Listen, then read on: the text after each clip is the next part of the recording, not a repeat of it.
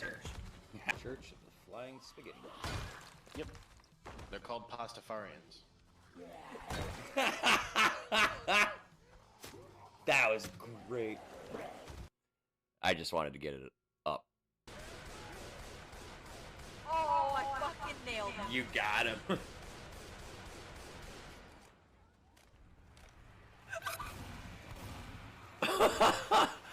they fucking spawned a whole fucking... Dude, I watched that happen.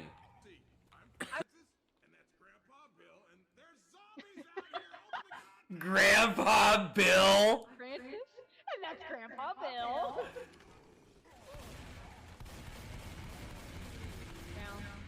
Eat shit, Tank. I hope somebody's in chat to clip what I just did there. God, the light.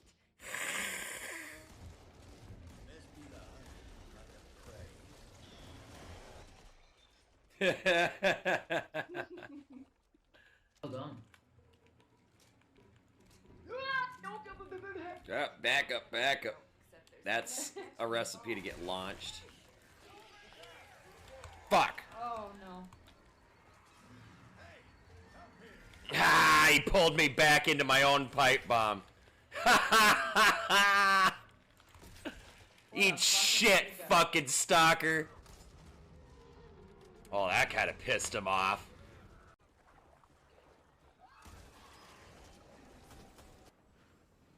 Look out, move. Tried to warn you.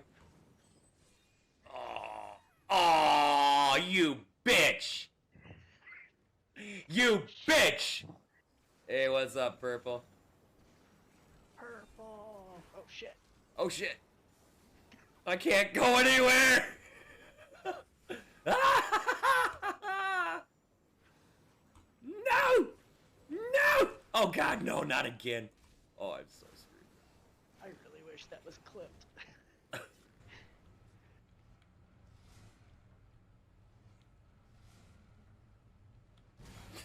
Jesus. Hey, you bitch. I bought tons of arrows from you. I know you have money. Can you please buy some of this crap from me, please? Looking to protect yourself or deal some damage? I'm here to deal some damage to your pocketbook, bitch. Open up and say it. Well, happy marriage. Don't eat. Don't. That's my horse. Got attacked on the base stage. Right. Ah, motherfucker. Did you just do what I think you did? Yes. I don't want to fucking talk about it. Yeah, Nanu's armpits almost killed me. The brummy brummies. Oh. Woo! My trick truck.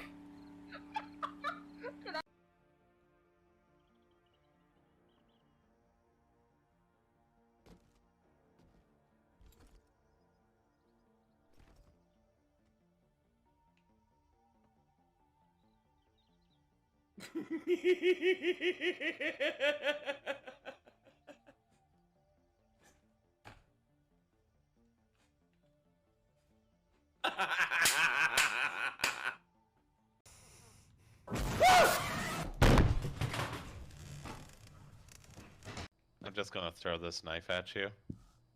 Because you can't do anything about it. Wait. Who's carrying a cup?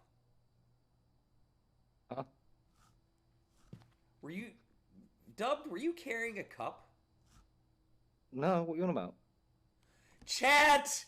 Clip! I'm coming. No, no, no, no, no, no! Please. Patricia. This isn't fucking funny. Dude. Dude. Ooh. Patricia, fucking talk to me, bitch.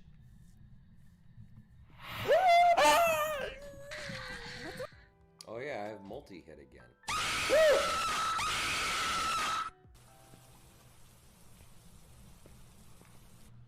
Whisper in my ear.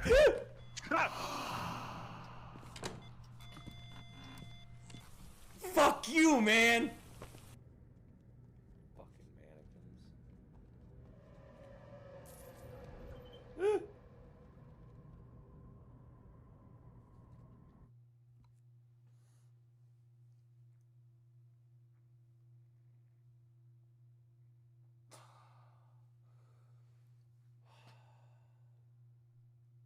Fuck. Yes, yes, yes. Get out of there. Fuck.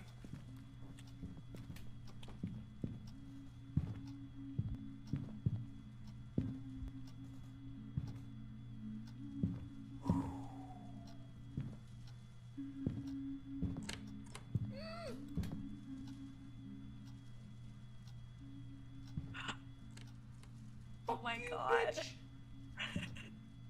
Oh my god.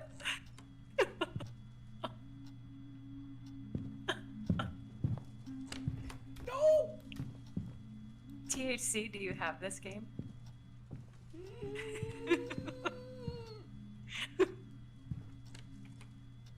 Go away! Dude, you should play with us. No!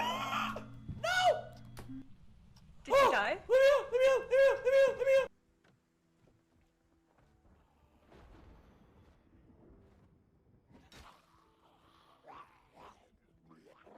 Oh, fuck. Oh, fuck you. Fuck you guys. Holy fuck. How did you all get in there? That was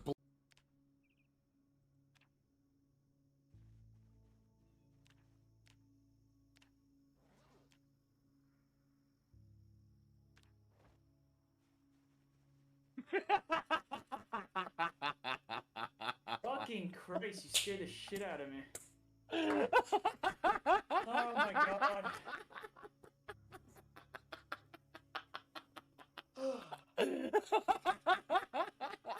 God, you and Purple have a problem, I swear to God.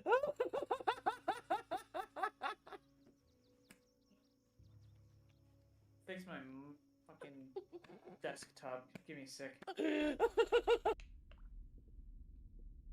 Why? Oh god. Could you please stop? Oh, for fuck's sake, stop, please. This is okay. So, I can't. click, Come on, come on. click, click. I have a feeling part of the reason why we're still alive is because Nope, that was it. I'm dead.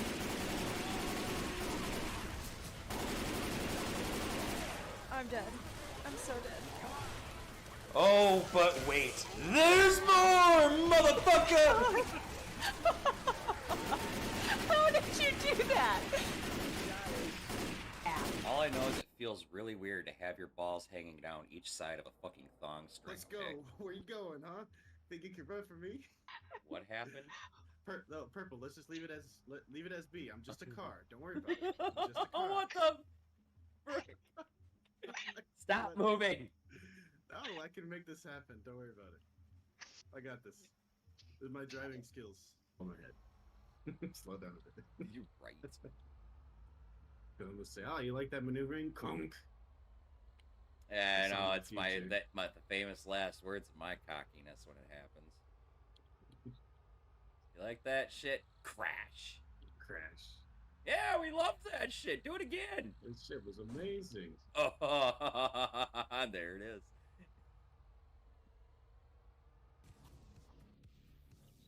Oh, fuck off. 42 seconds left? Fuck.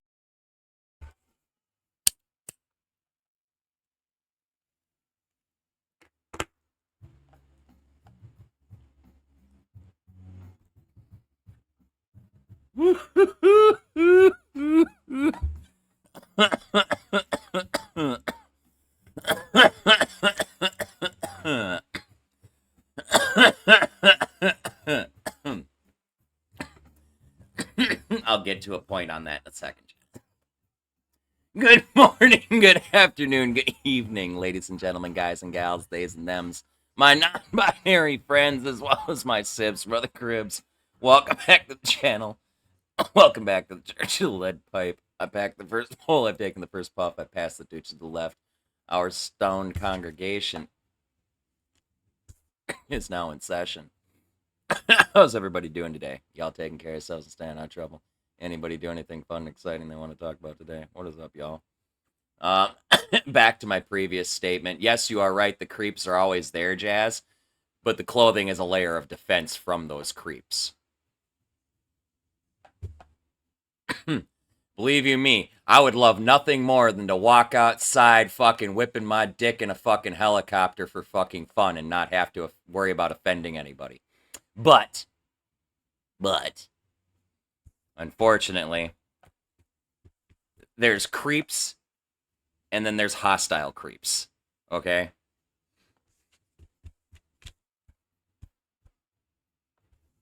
Well, that's fair too, Jazz. I just have to look at the reality of what the world is, though. As much as I try to change it. Okay, well, in my case, it would be like the little rotor propeller, so it'd be like a mini copter, but still.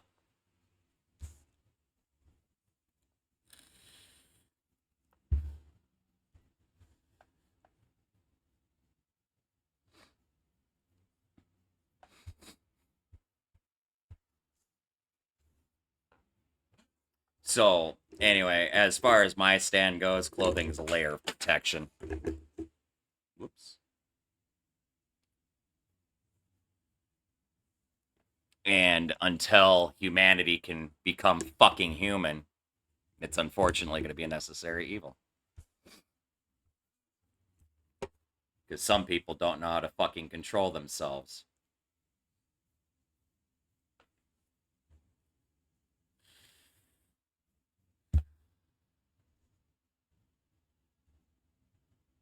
I know, I've got it right here. You did it while I was in the middle of my intro, Holmes. I'll get to it.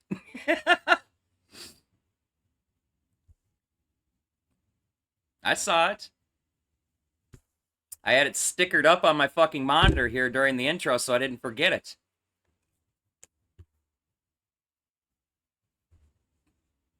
Psh. If you think that's vengeance, I'm just going to torture you even more.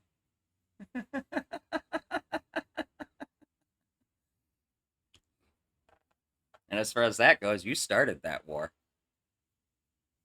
You're going to have to deal with the collateral damage now. Anyway, as for your Puff Puff Pass card, if we were in a horror movie, which one of us would die first? Probably me. This is no way I'm going to be the fucking protagonist.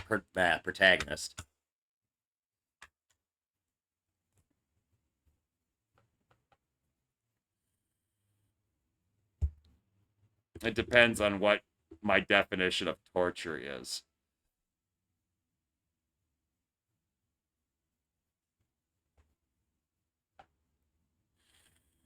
I said torture, not kink. They're two different things. From an onlooker's perspective, that looks like the same fucking thing, but torture and kink are two different things. I just read it! If we were in a horror movie, which one of us would die first? I said not me. Or actually, no, I said probably me, because I'm not going to be the protagonist. Not that lucky. The guy without a gun? Nah.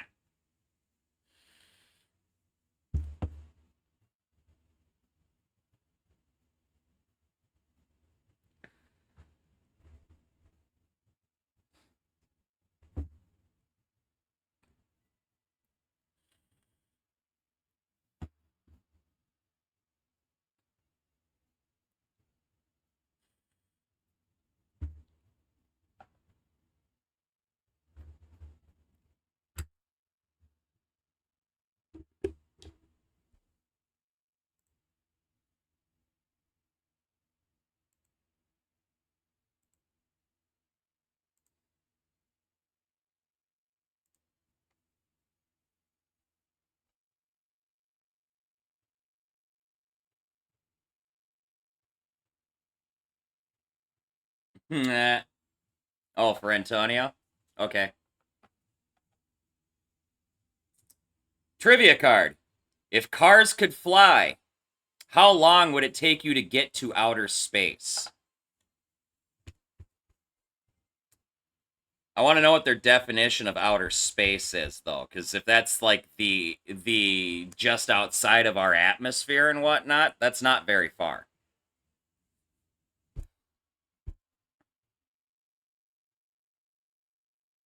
Right, Duke. Not to mention, what speed is the car traveling it at? Is it at highway limits? And if so, which highway? Which country is this highway in? Because those speed limits are going to be different.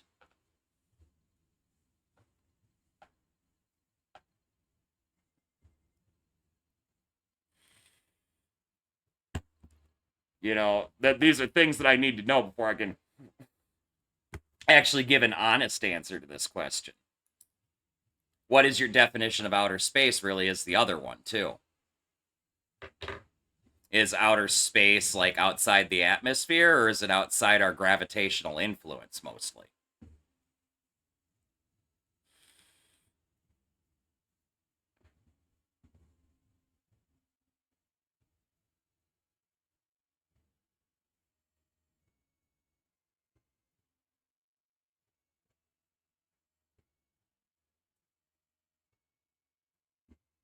But yeah, Duke is totally right. The speed of the flight, the angle of the trajectory, these things all matter. If you're going straight up and down, that's the shortest distance, you know. But if you're leaving at an angle, you know, you've actually got a longer route. Yay, geometry. Well, I'm assuming this is just saying if cars could fly. This is assuming gasoline could propel the vehicle. So really, the fuel is kind of irrelevant. I'm just going to assume the vehicle's traveling at about 60 miles per hour. You know, because that's about your average highway speed limit.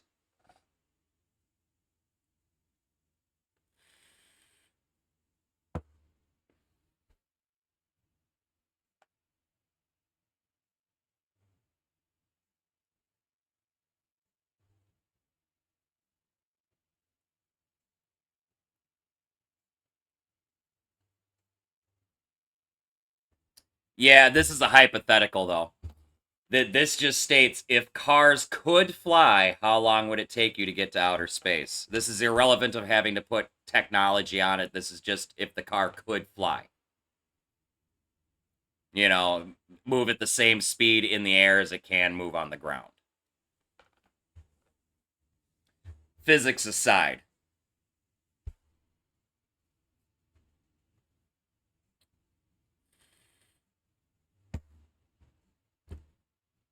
Yeah, well, the Fast and Furious universe doesn't follow any kind of scientific fact whatsoever.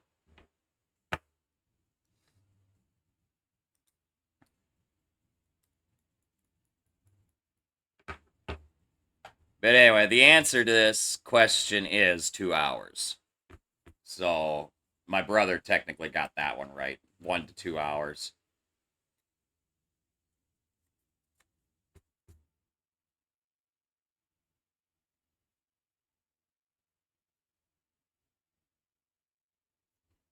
You're right. I'm just going to assume it's a vehicle traveling at 60 miles per hour. It's going straight up. And it's probably just outside the atmosphere itself, is what they're defining as outer space. And that would be actually about 2 hours.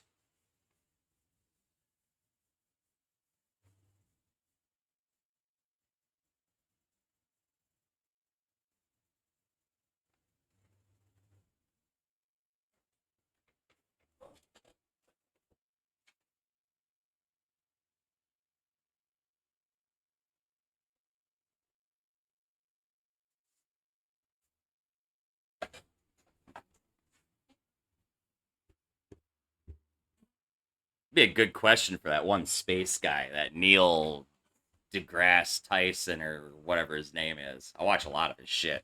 I bet you he would have known the answer to that question in like 2 seconds. Would be an hour at 60 miles per hour.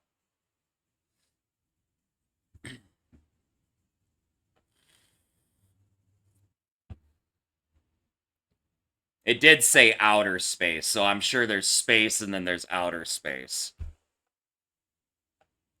Oh yeah, that's why I said it's not that fucking far. It's really not that far a trip to actually get into space. Outer space is probably where that extra hour is coming from, though. Because I'm going to assume outer space is probably like... Oh god, who the fuck knows?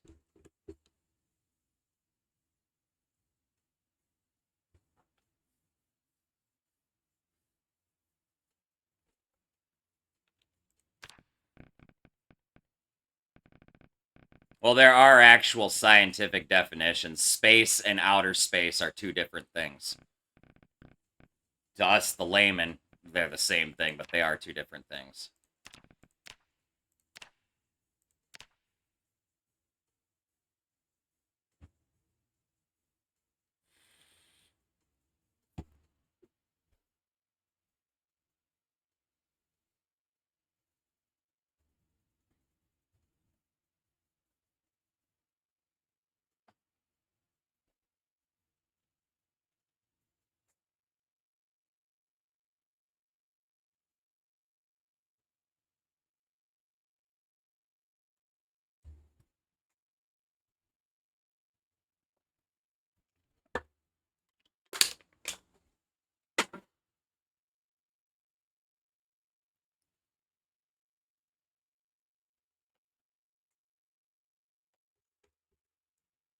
Nice, Jazz.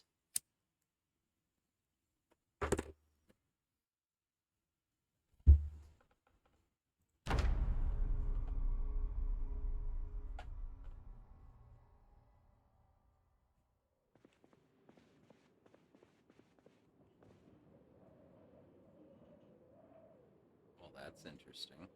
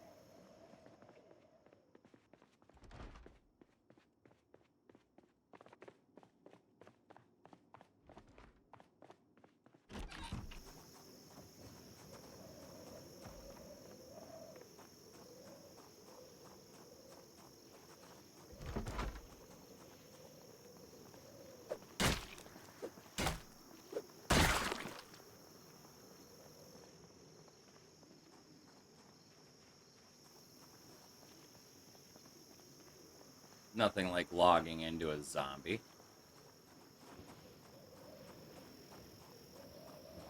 Beating on my fucking door.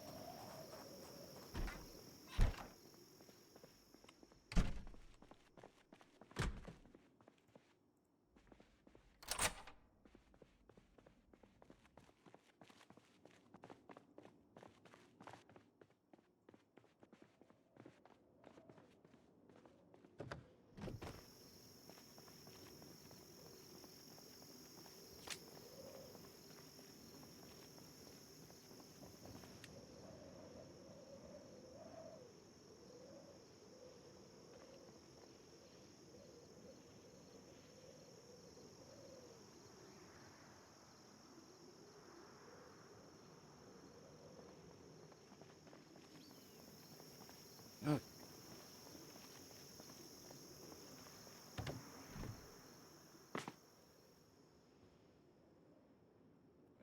just kind of place this on the counter here.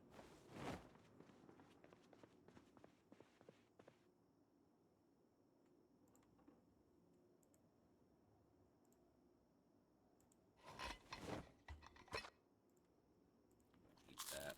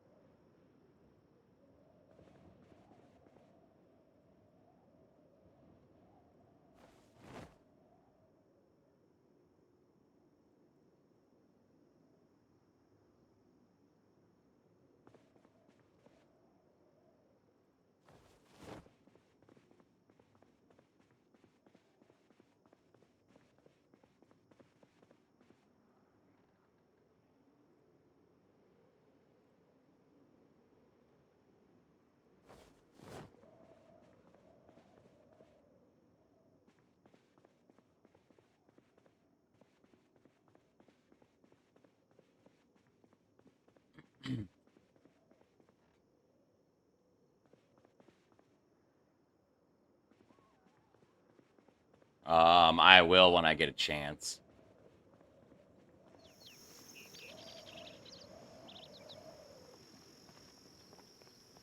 Let me just get to a relatively safe spot really fast, and I'll take a look.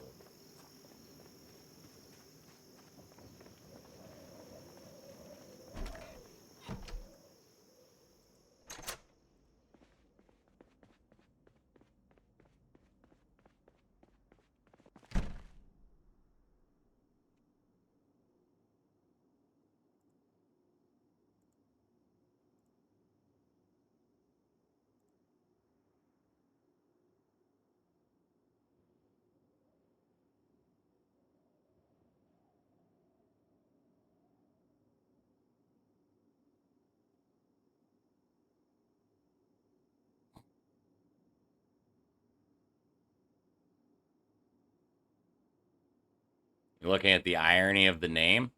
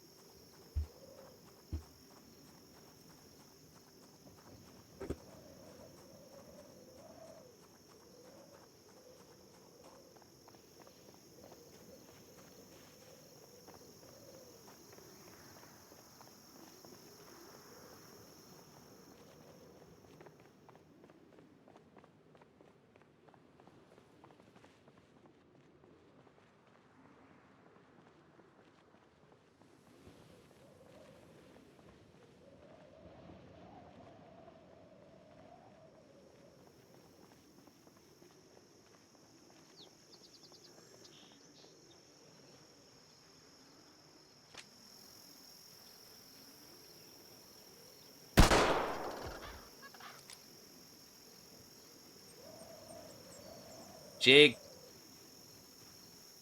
Killer, thank you very much for the follow, my friend. Welcome to the Church of the Lead Pipe. If you partake in the greenery, please feel free to have a seat in our rotation and take a puff. If not, never fear, we always pass the doochie to the left, but most importantly, do have a good time.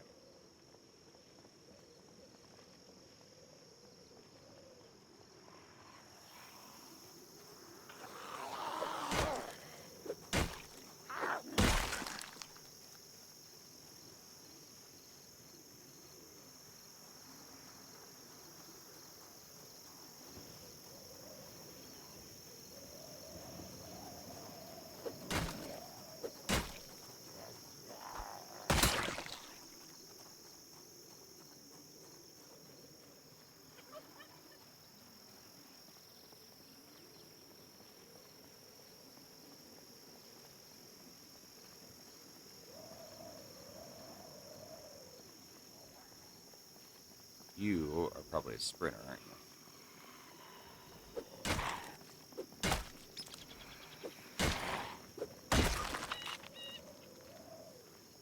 No? Oh, hi.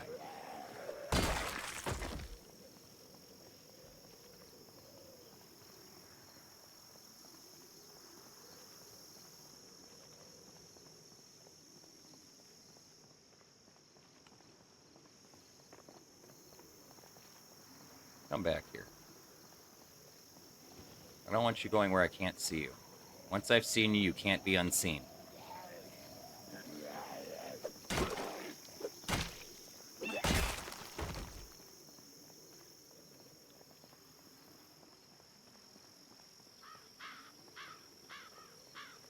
Looks like another good Overwatch position if I can get up there.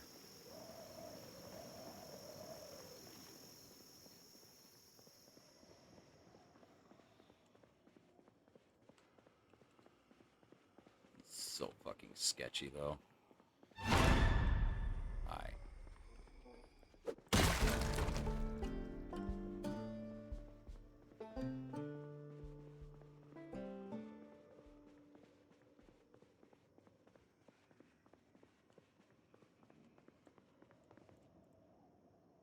Fucking toy store. God damn it.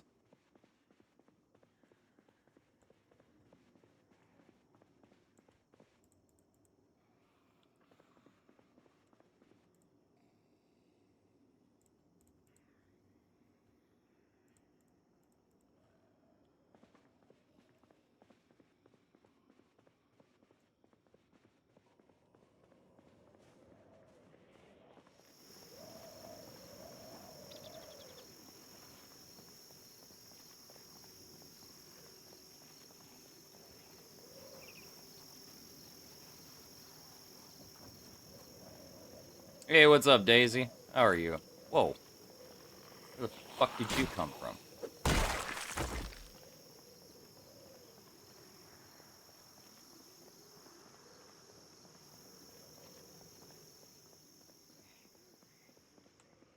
Oh, apparently upstairs.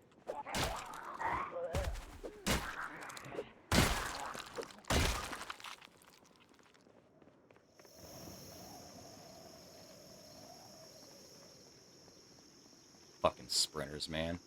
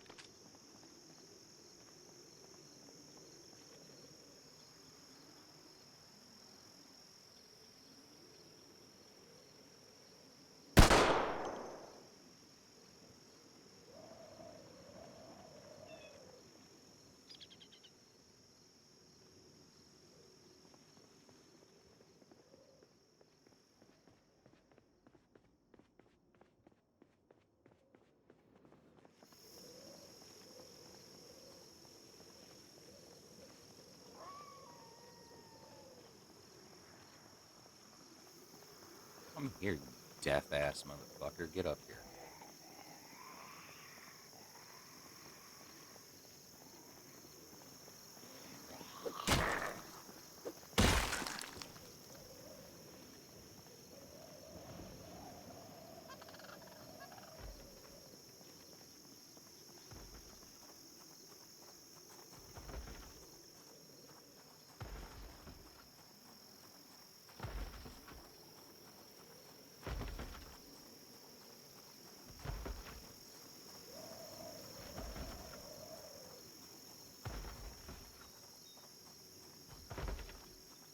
There is a door in this building that's about to crumble.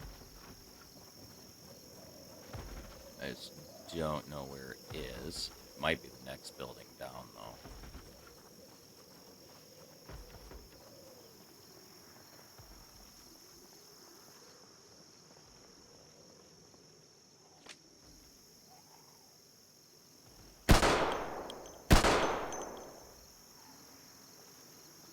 Fucking shit is that, man? You come back here.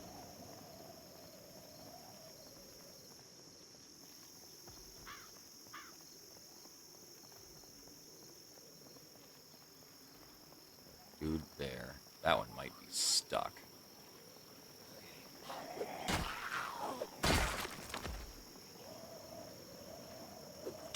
Yeah, that one's stuck.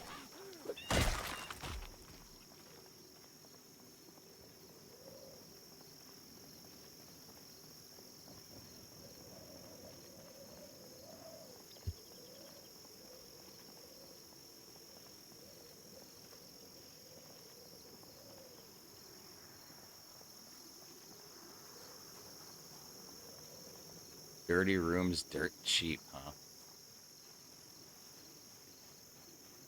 This is like a fucking motel type deal then. That is blocked off. Really don't care enough to try and get inside. God, this is getting sketchy. Oh god, that's a sprinter.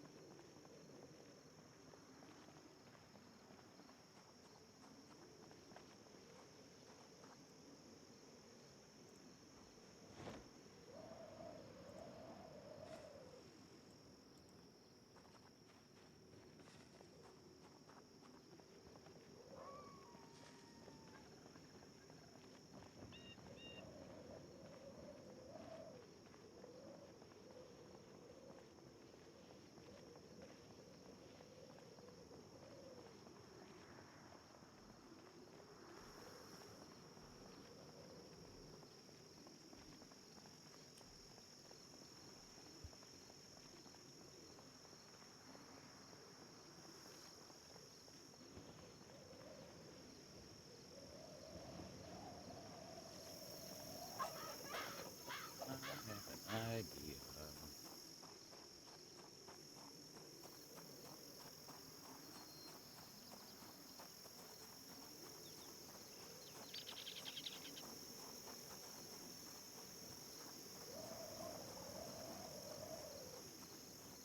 I have a fucking bombtastical idea.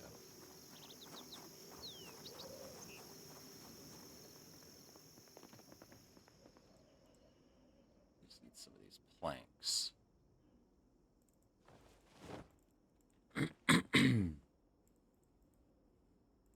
Some of these nails too.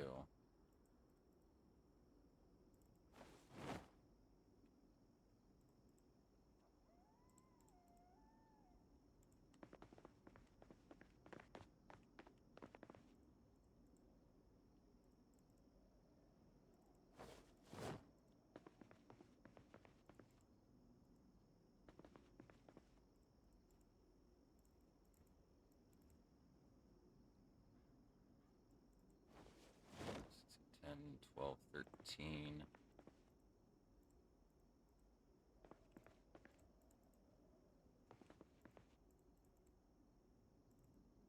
There's the stairs.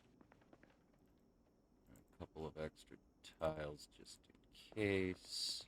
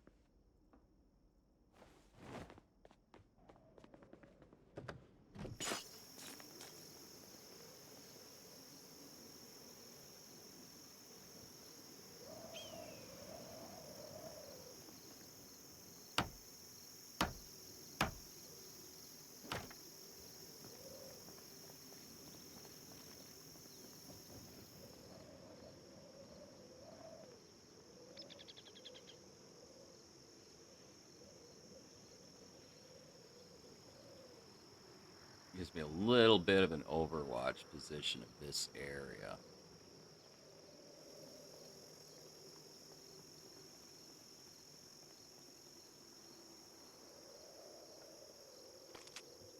I think I can make that shot from here with this gun, but we're gonna try.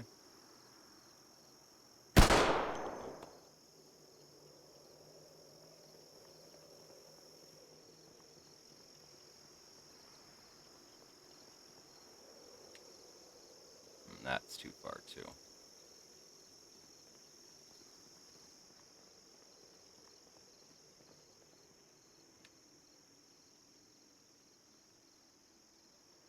like I got another one way over there.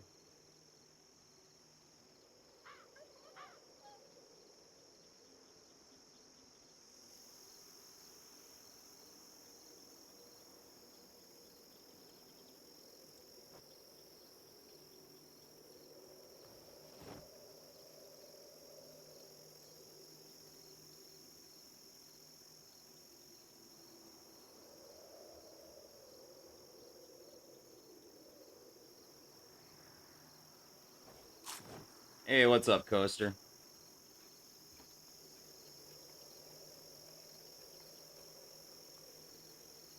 Yeah, it started to itch and I had to get rid of it. I can't stand it when it gets to that point.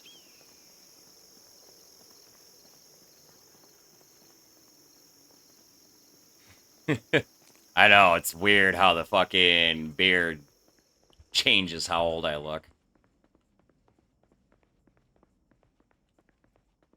It's mostly because I got a shitload of gray in that beard, but...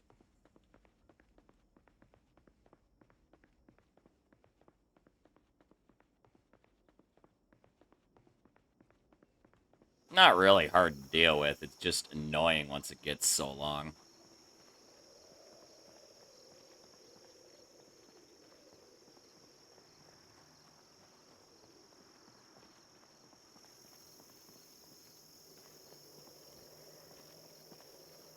Oh, you're a sprinter.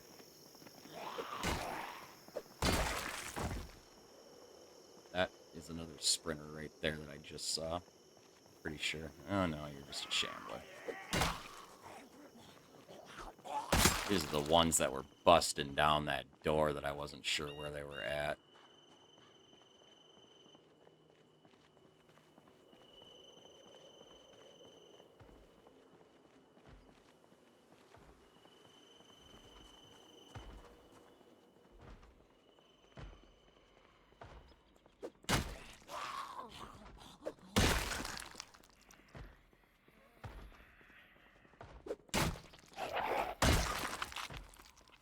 Okay, what do we got here? Sweet new shovel. Perfect. Let's go ahead and get rid of this one.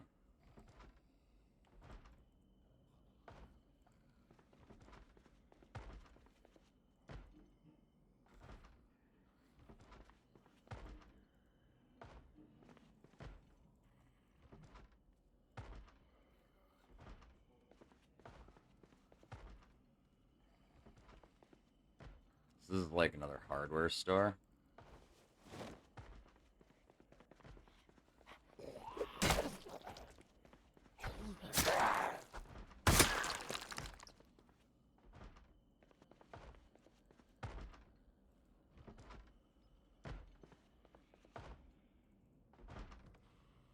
Oh, there's like lots of fucking shoes. Like shoes, like shoes I can rip up into leather strips shoes. Like going to rip up into leather strips shoes. Like right now.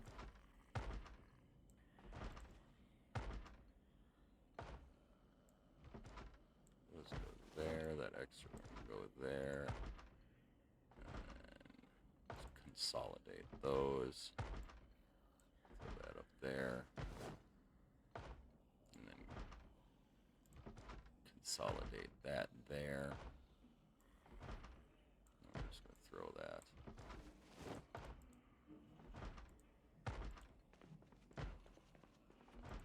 Oh, now I know where to go get some leather strips if I need more.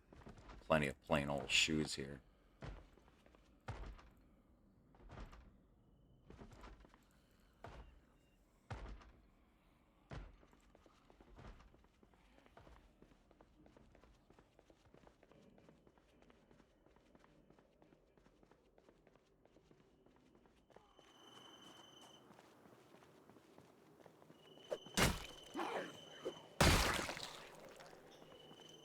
Are you a sprinter?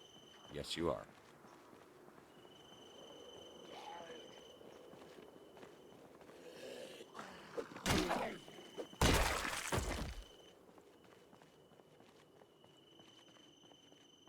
So much fucking clutter, man. This whole place is just a fucking death trap.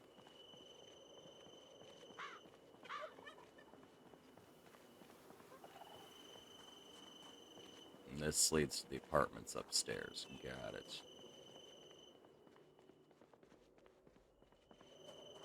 Hi, Sprinter.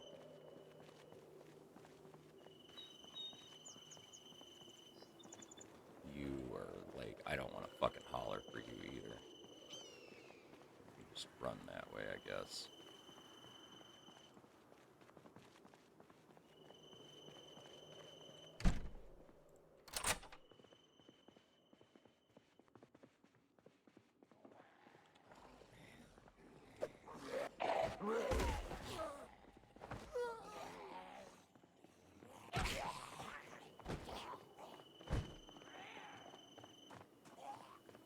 Fuck you. Mistakes were made.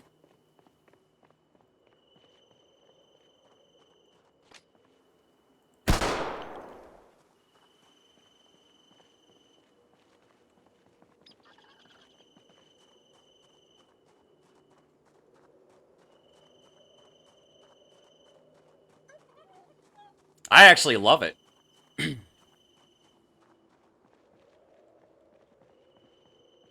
It really reflects a bazillion years into the fucking apocalypse, man.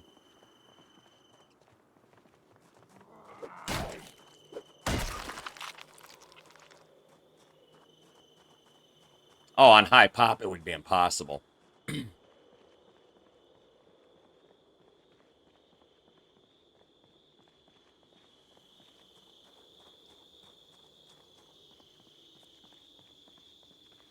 It's kind of the beauty of the map is it's a challenge.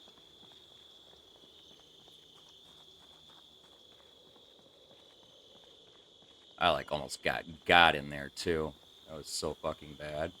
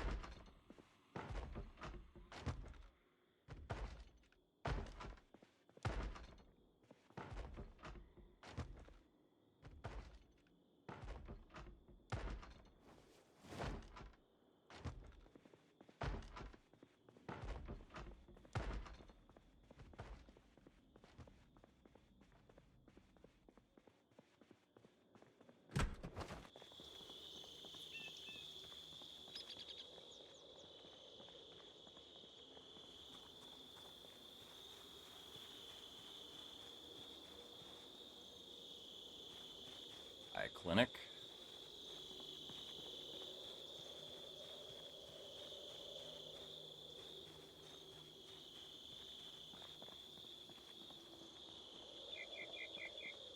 This is my big problem with the map. Is it's not that everything's all barricaded off, it's like I got all these half barriers that I gotta jump over or vault over. And those are gonna fuck me up so bad.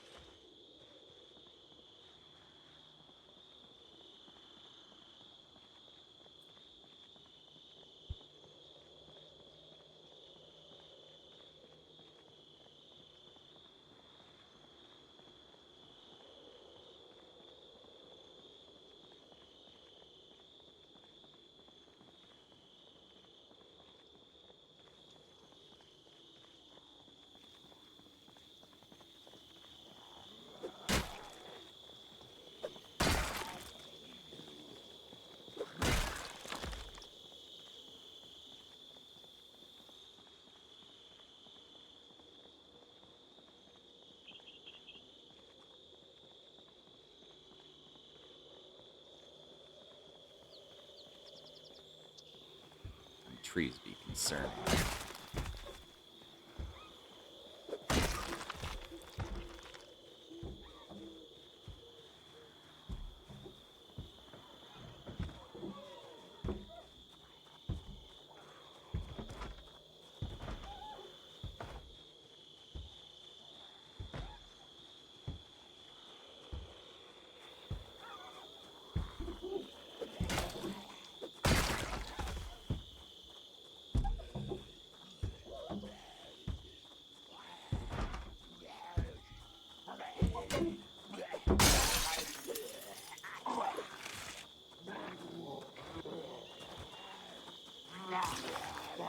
Fuck.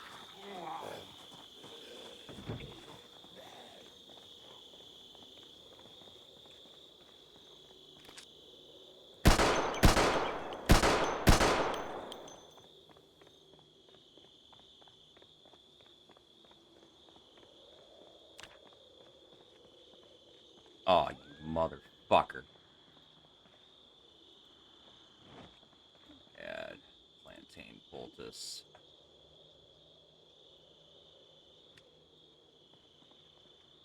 Bandage, sterilized bandages.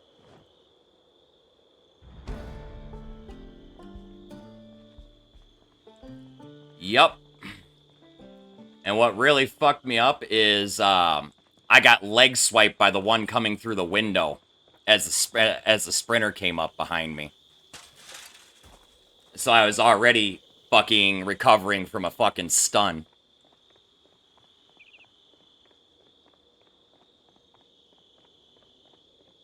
That injury's gonna put me out for like a day though. Maybe 2. I've got poultices to help with the healing process, but I'm down. That's not good.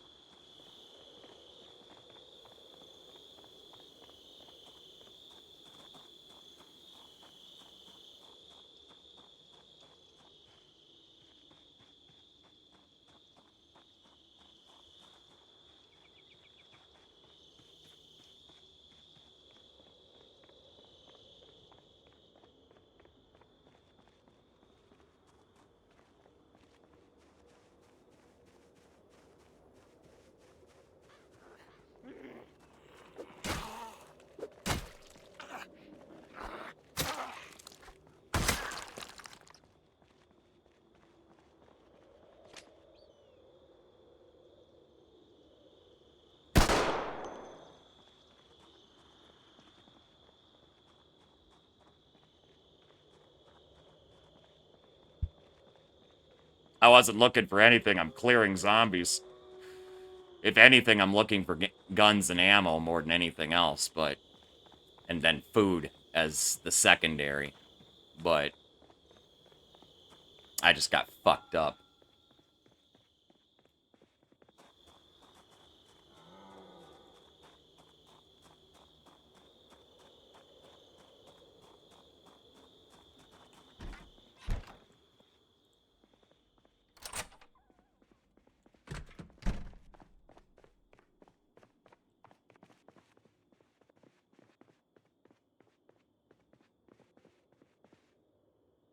Okay.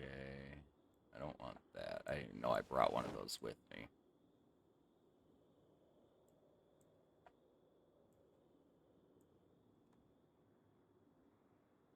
We're gonna move that up there as a placeholder. Oh, you took out all of my armor on that fucking arm. You bastard.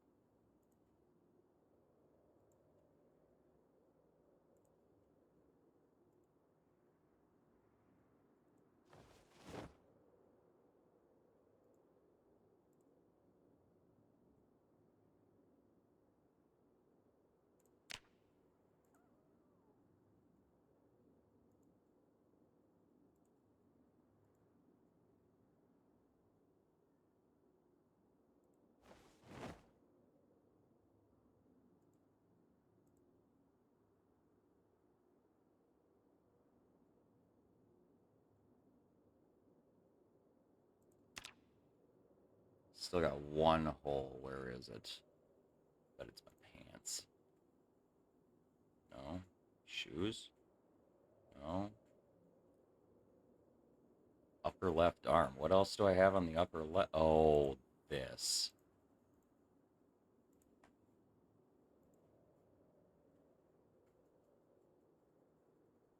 Of course, that's got to be repaired with denim.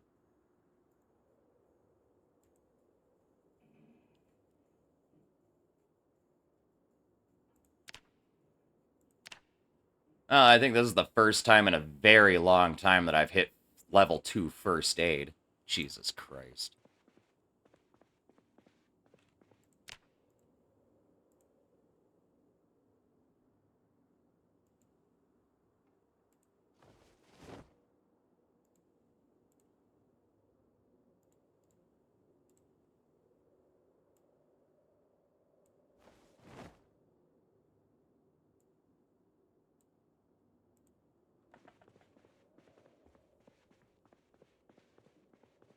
Dude, that sucked.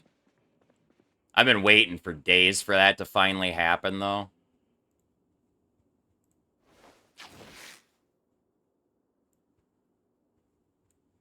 Like, that's literally been a long time coming. I've been skating by and getting fucking lucky for a minute.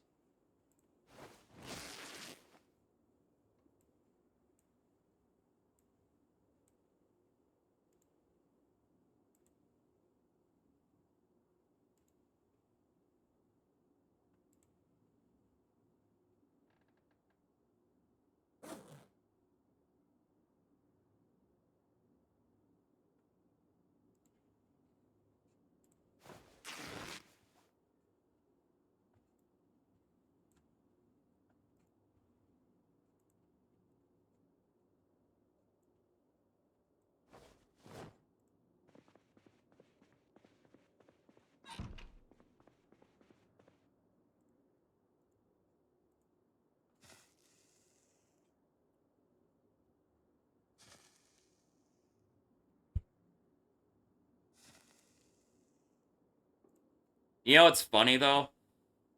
Where I got is, like, the one place where I don't have any armor plating. I've just got leather strips on all of my clothes throughout that entire region.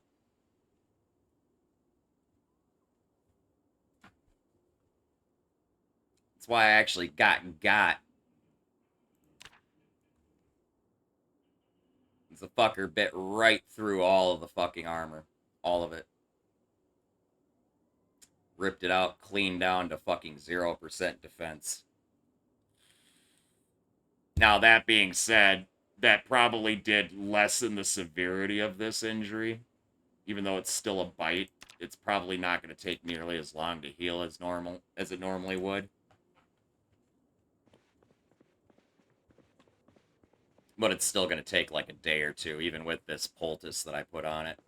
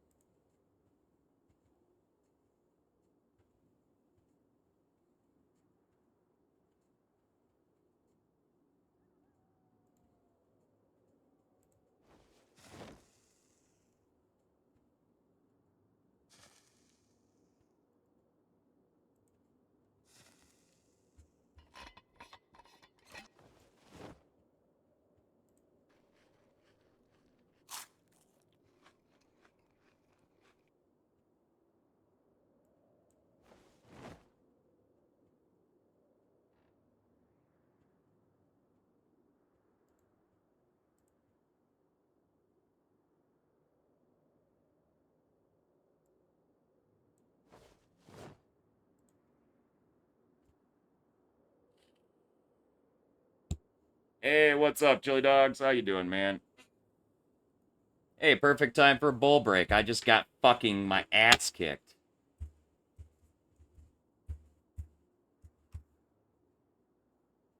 All I gotta say is, thankfully, infection is turned off. Because we're dealing with sprinters and random zombies. Because otherwise, that would have been a game-ending injury.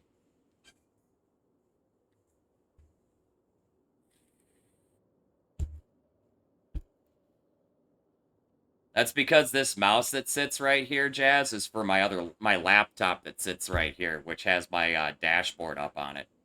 I see everything that pops up, and I can one-handed type my shoutouts.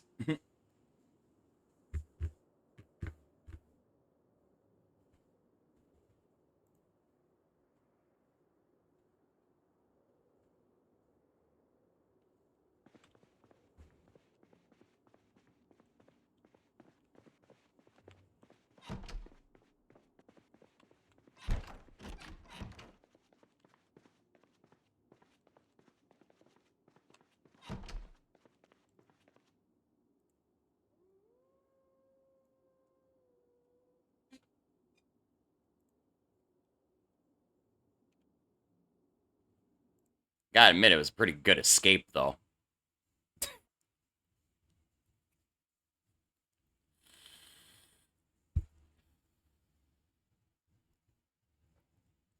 I just needed to get distance between me and them, and fences help.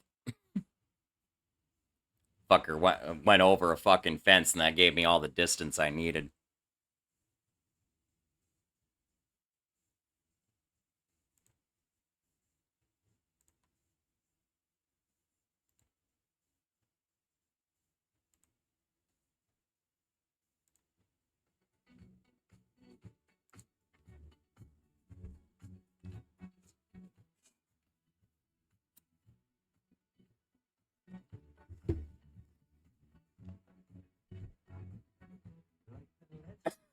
Sprinters are no joke.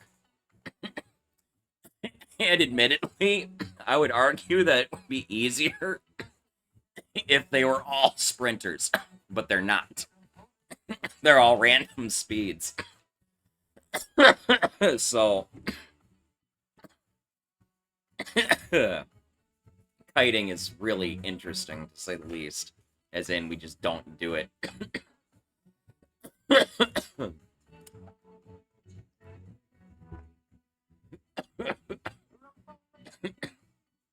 I love this version, man. It's the best one.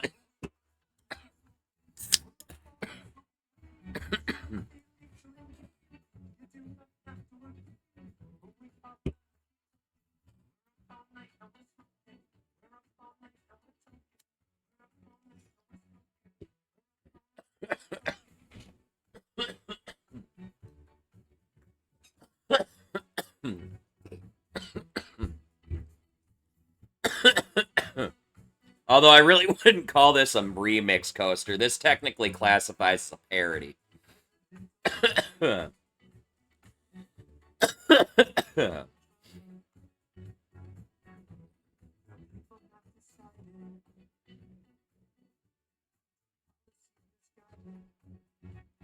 Which is why they get away with it.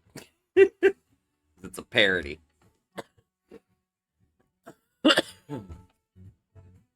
Otherwise, it's the same fucking song.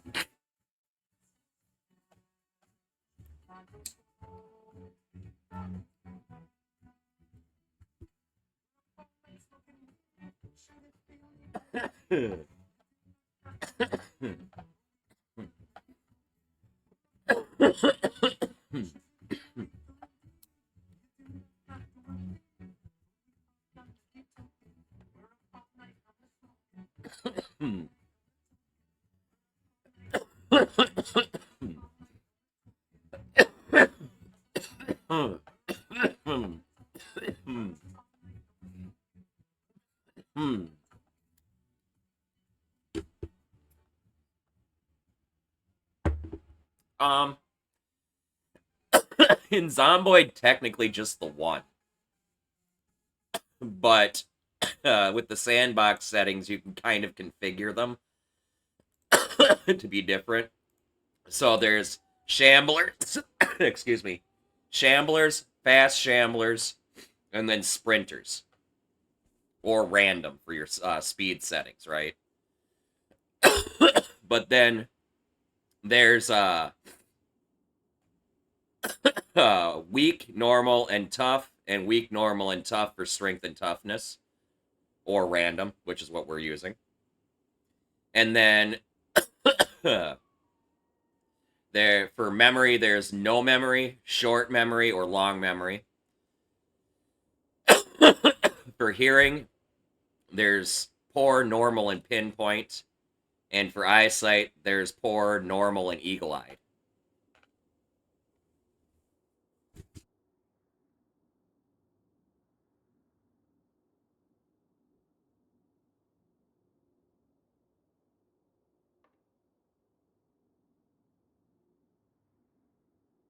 For us, speed, strength, and toughness are all randomized. So every zombie feels a little different. But as the blessing and the curse at the same time, their eyesight, memory, and hearing all fucking suck.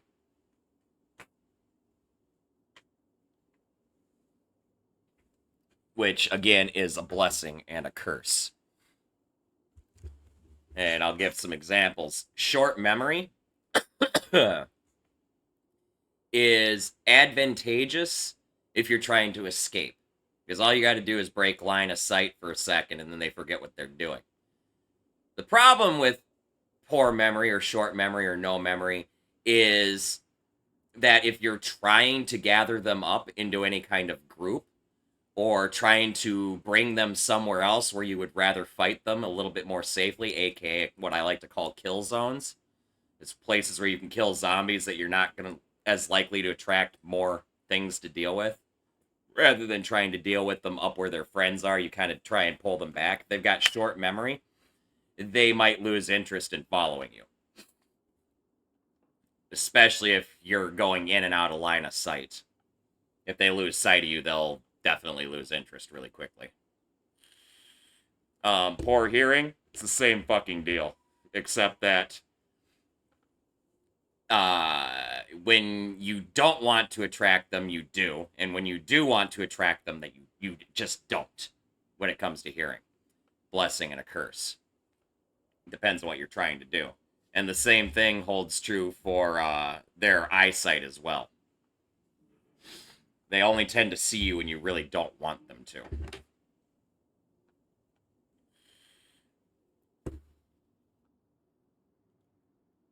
But then to complicate things a little bit more, normally this game has what's called a horde mechanic, where the zombies will cluster up into a designated size of group of zombies, you know? And then those groups can only be X tiles apart or something like that, or they can only be X tiles close to each other. I have that turned off, so they literally all do their own thing. They don't really cluster up, they all hide in corners and all sorts of shit and just come out of fucking nowhere. When the horde mechanic is turned on, you can see a horde of zombies and you can know that X to the next large group of zombies, or any zombies for that matter, are going to be X tiles away, right? You can predict kind of how far away the next zombies are. With the horde mechanics turned off, you can see one zombie, but that doesn't necessarily mean there is one zombie. Because zombies with horde mechanics turned on will naturally migrate to form hordes, right? But the hordes are forced a certain distance apart.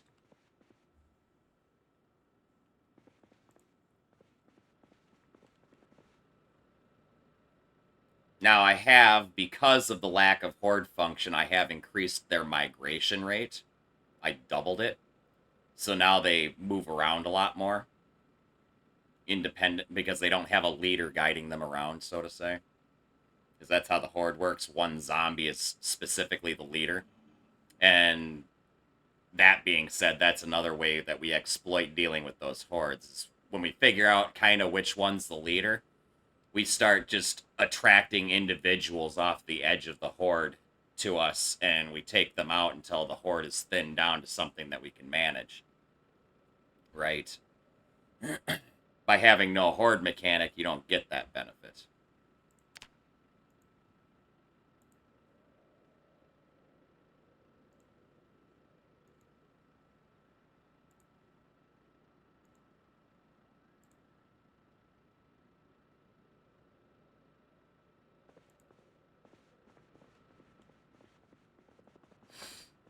Ultimately, Project Zomboid was designed to be played however you want to play it. It was designed to have a very customizable difficulty.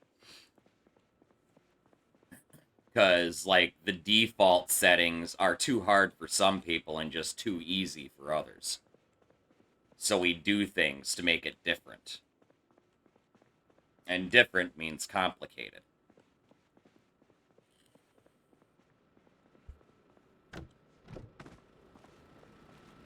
And if it's complicated, it keeps us relatively interested. Especially those of us who've been playing for a million years.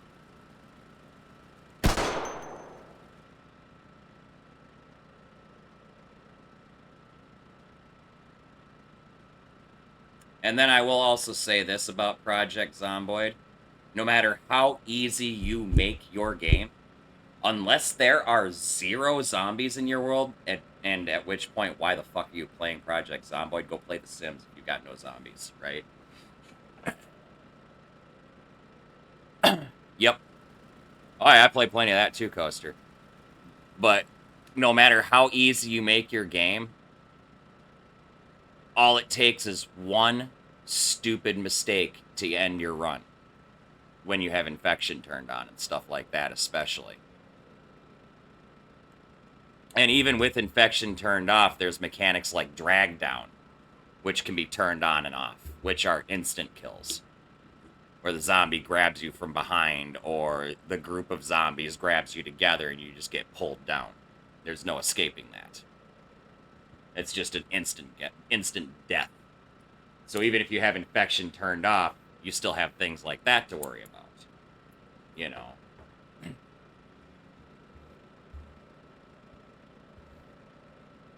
And yes, PZ is literally... Well, I wouldn't say it's a direct ripoff of CDDA. Its concept is, probably. The game itself really isn't, because... Aside from that, it's the fact that it's Apocalypse Simulator, and they have the really bad day challenge here. in Project Zomboid, that's pretty much where the similarities between the two games actually end. Project Zomboid is real-time, CDDA is turn-based. Project Zomboid is isometric Mach 3D, whereas Cataclysm is default ASCII or with a top-down tile set if you download tile sets to translate the symbols. You know, additionally, Project Zomboid really only has one type of zombie that can be configured in like 3 or 4 different ways, really. Whereas Cataclysm has hundreds of different types of bad guys. Everything from fucking zombies to the fucking black ooze to fucking aliens from outer space.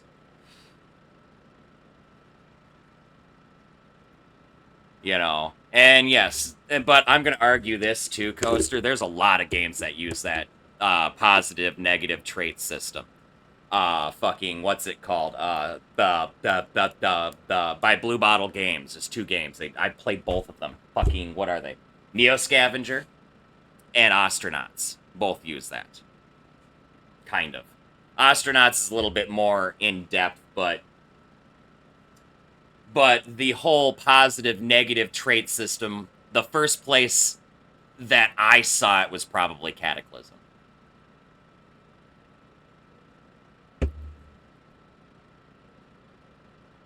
Oh, yeah. The Really Bad Day Challenge from DDD or CDDA is what inspired Project Zomboid to begin with. It was that challenge right there. They say that.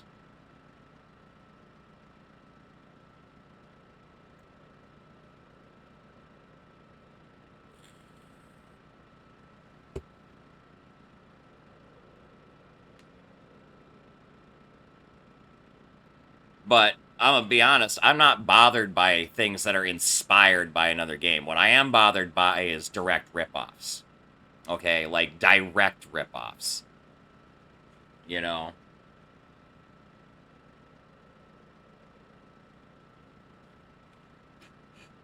Well, there's that too. There's been not a lot of development in the game world. I mean, like, this cluttered fucking mess is only because of a map builder.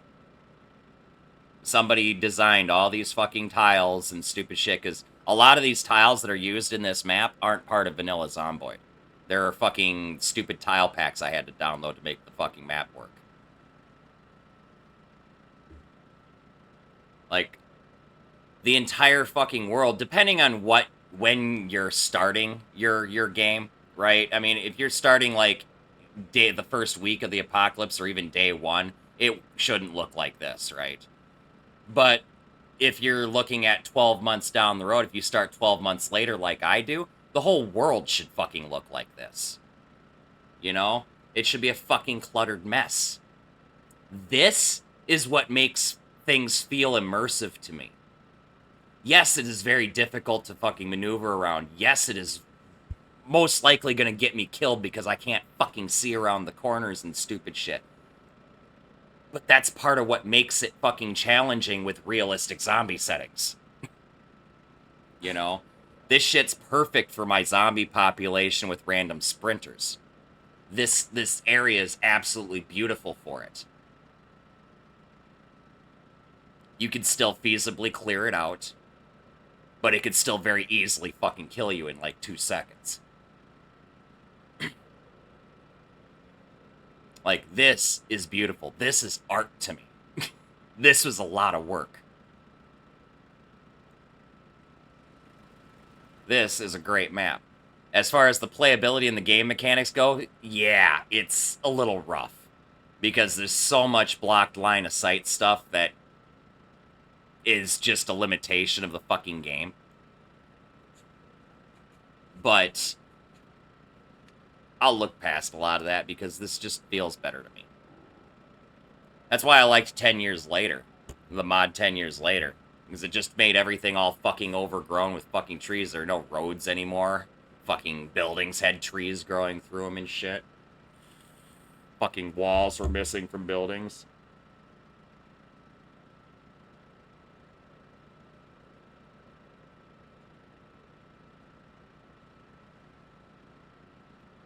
Yep, you're totally right, Jazz. I'll have to check that out I'll have to check that out when it releases.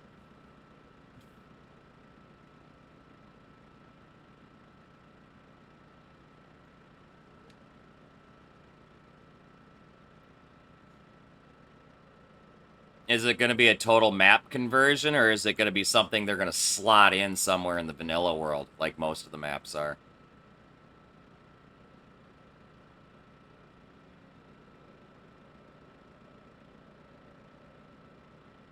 No idea. Because if they're just going to slot it, or, I mean, if it's a total conversion, they need more than just Paris. They need a few other locations, too.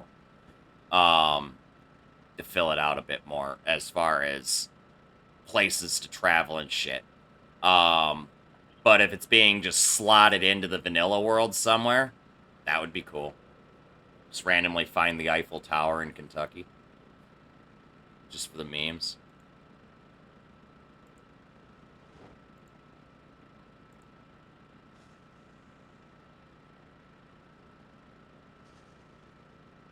Yeah, it's probably something they can add to the map. I don't mind that so much, as long as it... as long as they take the time to make the roads fucking match up and shit, I really don't care anymore when it comes to map mods. You know, as long as it kind of, you're looking at it and it kind of, the road, like, you don't have to do any fucking janky shit to get to them. You know, like, a lot of them are kind of on the way to something, you know?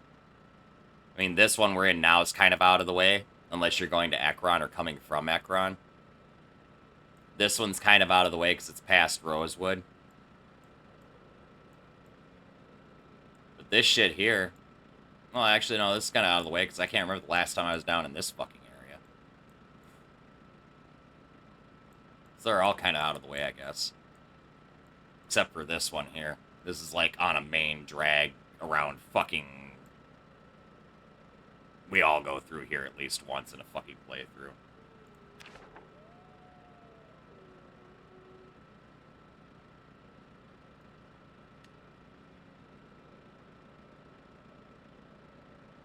I got you, Coaster.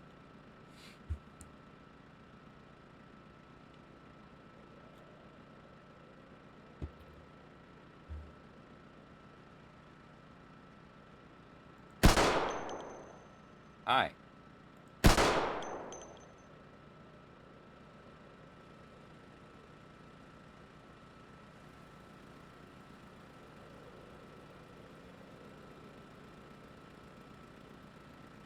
I can't shoot that one.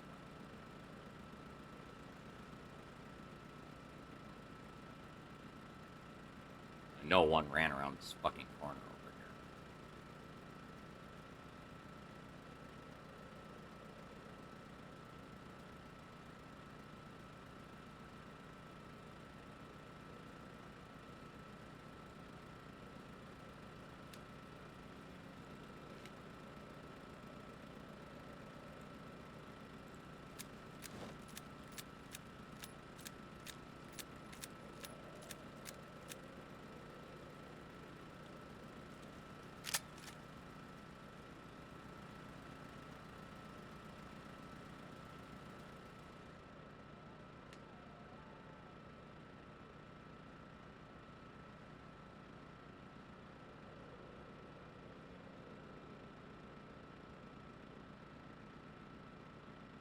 Alrighty, Daisy.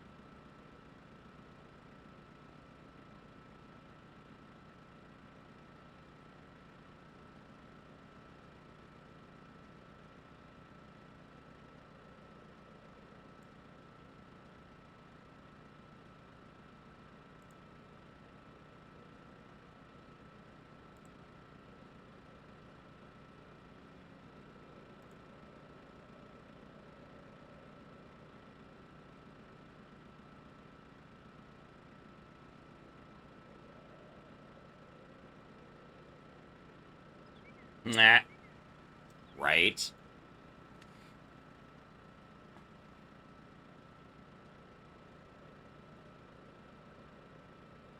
I'm curious as to how many of the modded maps are going to end up breaking, too.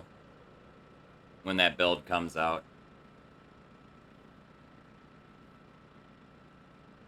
'Cause I know the new area expansion's gonna obliterate Raven Creek.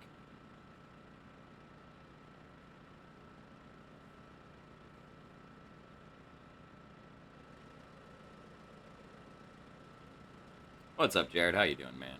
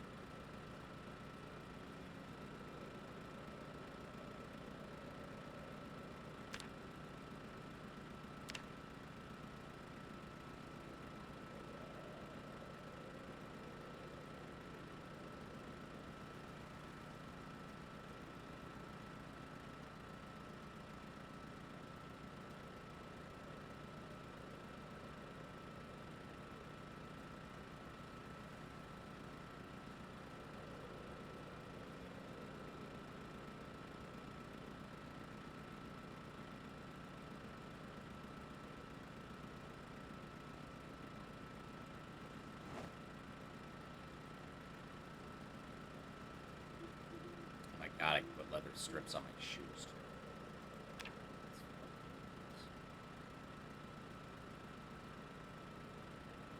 Pretty sure this. Wait. Yeah. Okay. I thought I couldn't. Weird.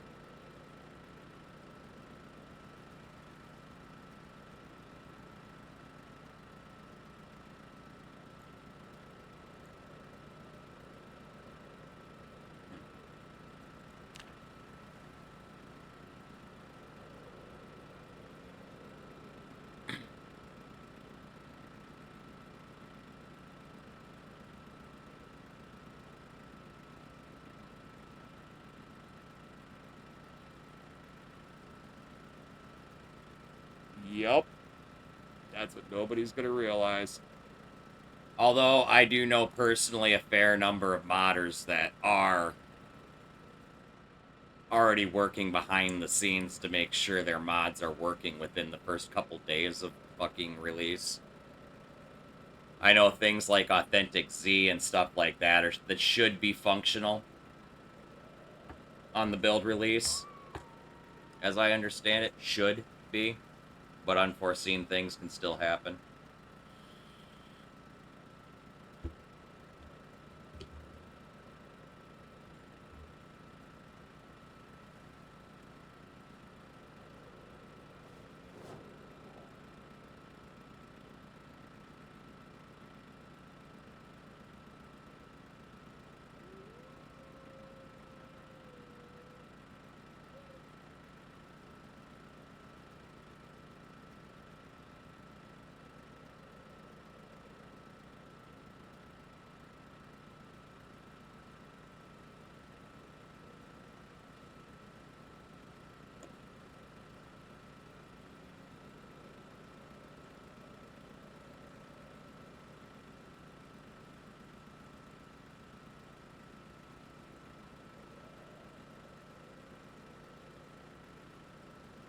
Yeah, that's going to be the big thing. While there are a number of creators that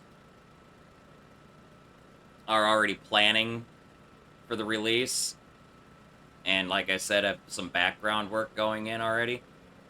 There are a number of creators that have gone AWOL due to the lack of meaningful updates to this game.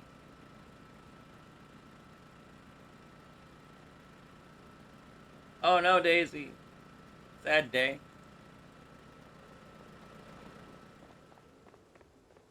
It's okay, it's not required for you to come hang out and chill with us. I'm not one of those freaking weebs that freaking puts his freaking chat on subscriber only, okay? Well, actually, I did do that once, but it was to stop some scum going on in chat till I could ban some people. But, you know. I don't just leave it on that.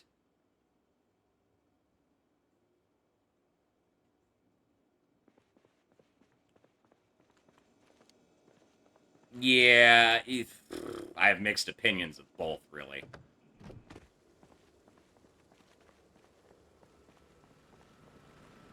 One's for clout, one's give me money. So in other words, one's clout and one's greed.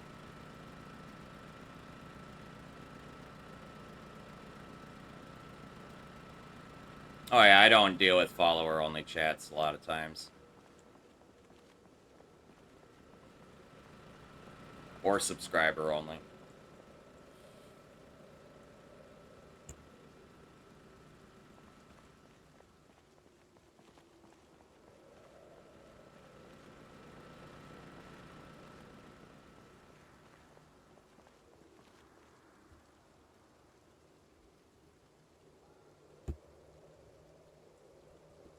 My whole thing is follower only and subscriber only chat really defeats kind of my purpose of using Twitch.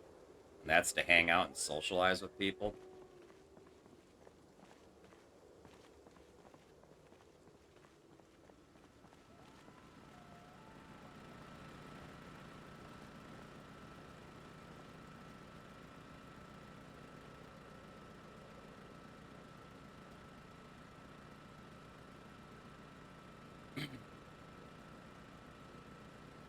Yeah, but you still chat once in a while, Jared.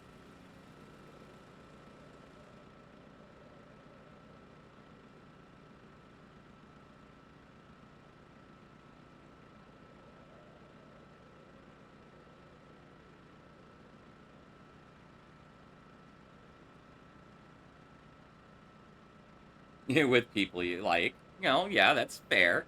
But isn't that all of us?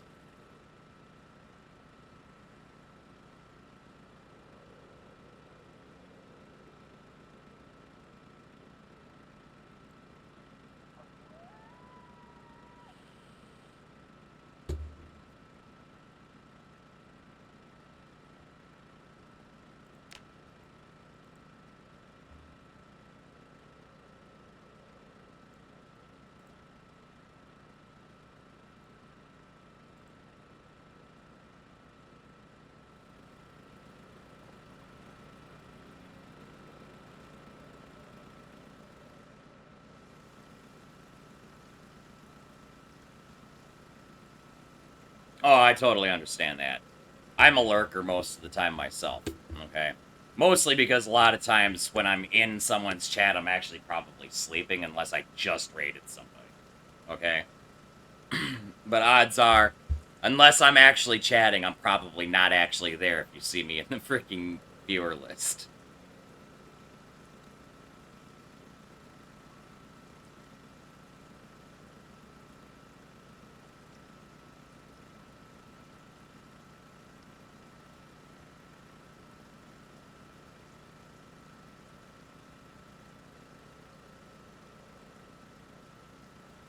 Yeah, the follow only and the subscriber only are defensive tools. I have used them before as such, but it's only been on a temporary basis until I can get all the scumbags that I need banned. And then as soon as they're banned, I drop it. You know what I mean? If I have to stop a conversation that's, you know, coming from somebody who's not a follower, it's the easiest way to do it. So. But usually on an individual basis, I tackle that one-on-one anyway. I've only ever once or twice been hate-rated, is what we called it back then.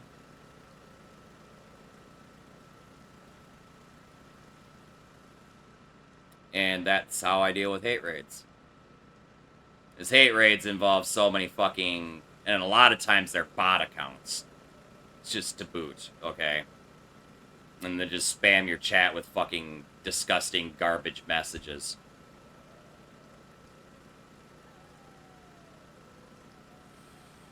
And a lot of times what happens is... even if you turn it to like... Or even if you ban them, they just come in under a new bot and start spamming more shit. And after a minute, you just gotta fucking turn on the defense mode. And it puts a total stop to it. You know, and subscriber mode is especially powerful for this. Because now if they want to spew hateful shit in my chat, it's gonna cost them $5. And then I'll ban them anyway. So they just wasted their $5, and I got $5. Well, actually, I got $2.50, but close. You know, you get what I mean.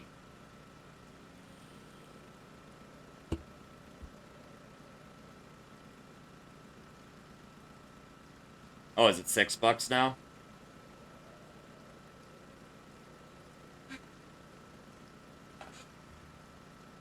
I don't know, I only ever use my Prime sub most of the time. I'm too broke to pay for subs nowadays.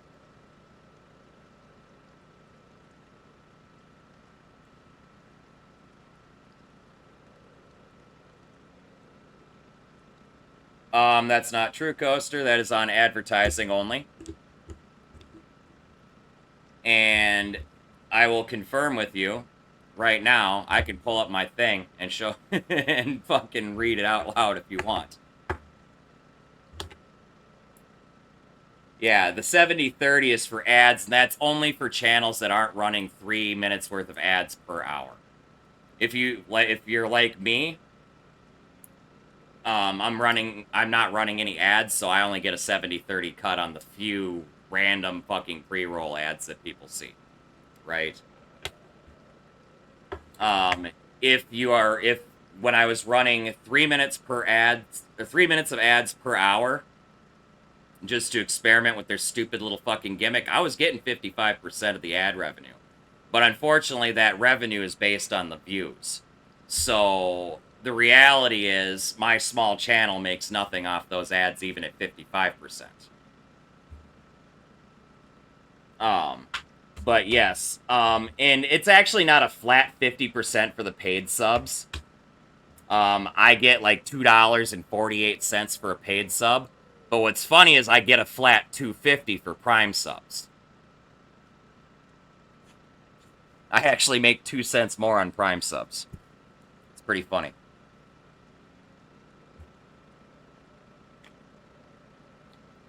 I think that's just Amazon rounding up numbers to make their fucking math easier. Or to increase their loss leader in Twitch. Jazz, would you rather call your first love and tell them you love them? Or have very obviously hideous kids? I really don't like this question because hideous, like beauty, is in the eye of the beholder. So, you know. So I guess that would be hideous to your definition, not necessarily the world's definition.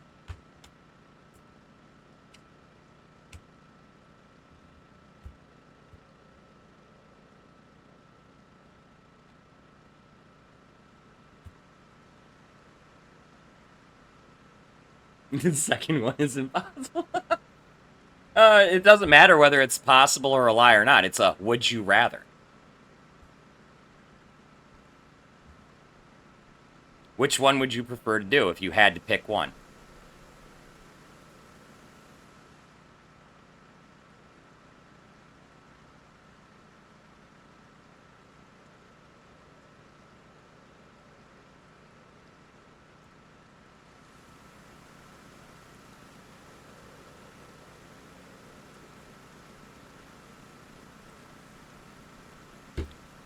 No, man, dude. Fuck that shit. The fucking whole question's a trap, because they're both terrible. I mean, depending on the circumstances of your first love relationship ending, of course, you know, it might not have been bad. Or something. What now? 1 second, chat.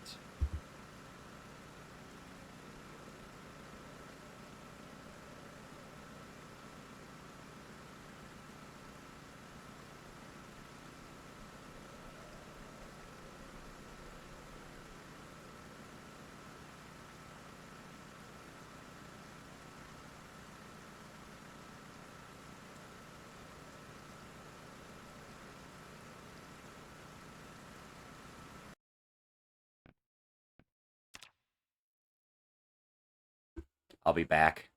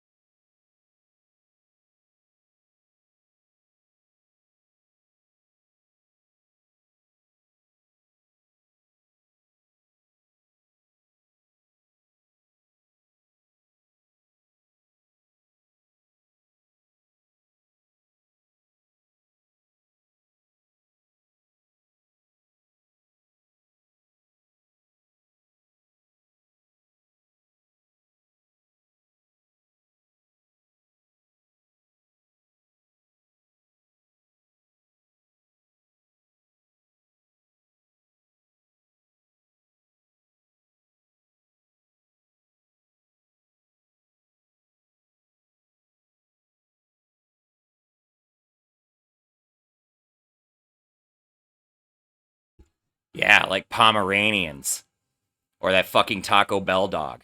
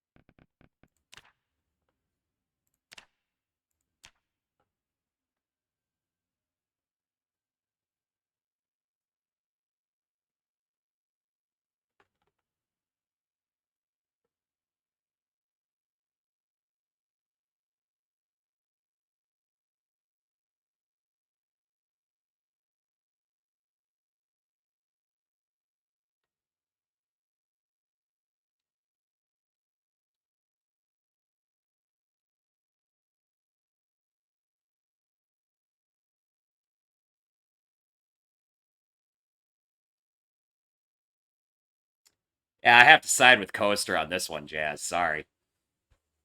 When your friend shows you a piece of artwork that is very obviously fucking hideous or something like that, and asks you what you think, you're going to be polite.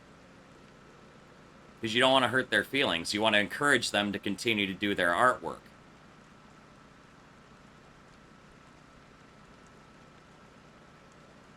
You know? That's that whole white lie thing that I keep talking about.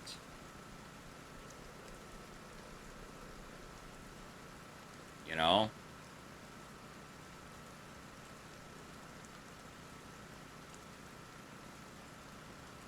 In some cases, we do it so that we don't discourage people from doing the things that they love or the things that they're dreaming of.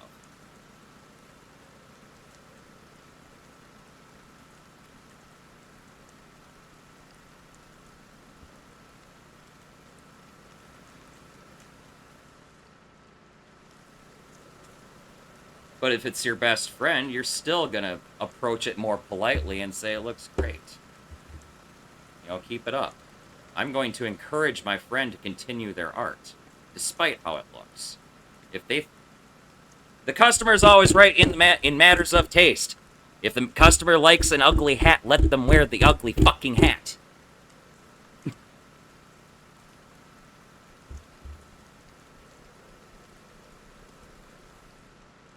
It applies to this, too.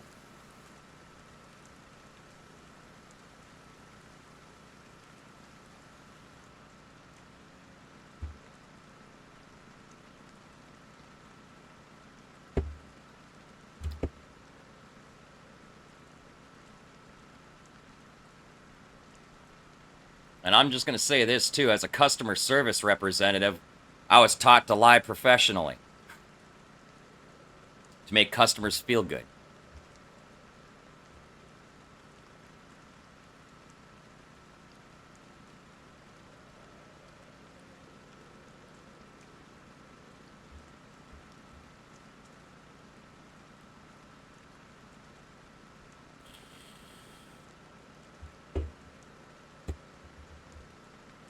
The thing is, Jazz, in this instance, like the instance that Coaster's describing, your friend is showing this to you looking for approval.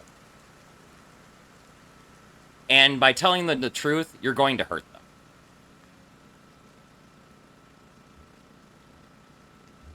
Especially if it's your perception versus theirs. It's things like this that crush the creativity out of people when they're really young. Or when a child walks up to you with a draw in the lines picture that they've scribbled all over with a crayon, you're still going to tell that child, this looks great, I'm going to hang it on my wall.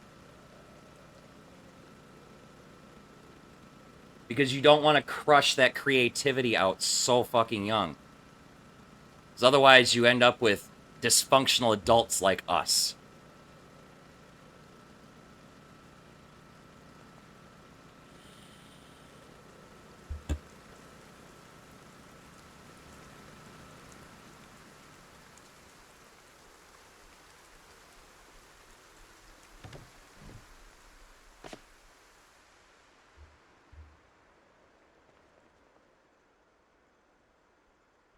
Always say it looks great. Even if it's fucking hideous. You support them in what they think is beautiful. Because that in itself is beautiful.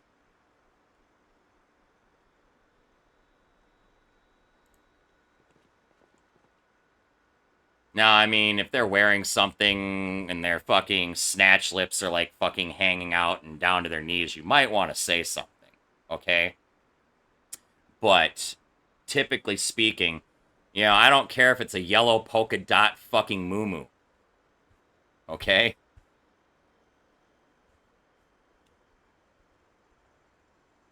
That's a trick question, Jared. They're both looking for reassurance and the truth at the same time, and they can't have both. That's a trap.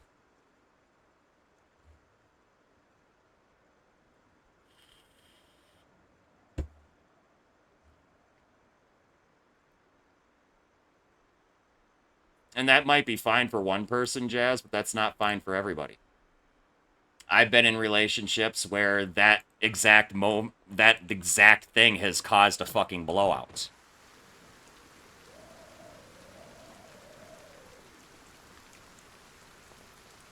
You try to do it in a sexy way, and they get all fucking mad because all they heard is, my ass is fat. But that's a problem with selective hearing.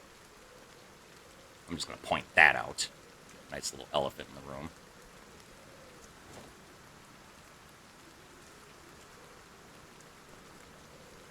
I used to smoke hash by itself all the time, man. It's just complicated to smoke by itself, and it's easier to mix it with weed.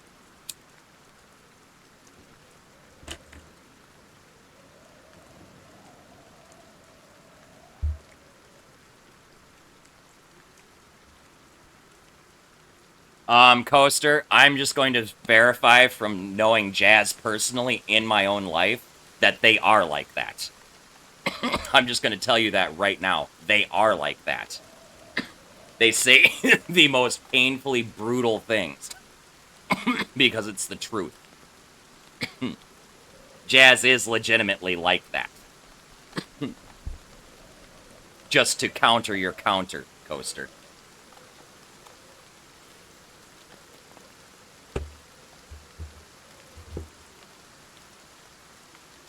And that is the truth.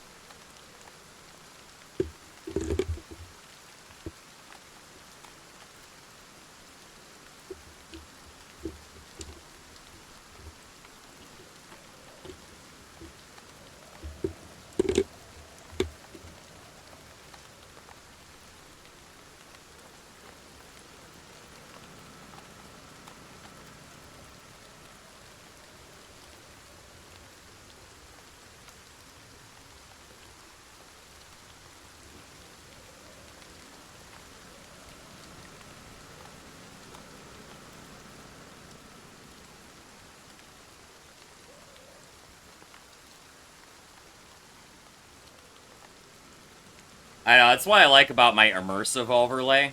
Like, right now, I don't know if you guys can see it because there's actually a bit of light, but if you look down by this door here, there's a haziness that fades in and out. That's actually reflective of the fact that I'm in pain.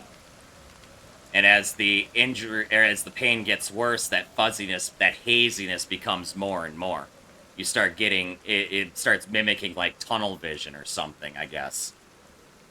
Additionally, if you're bleeding, your screen will slowly start to turn red, depending on the severity of the bleeding.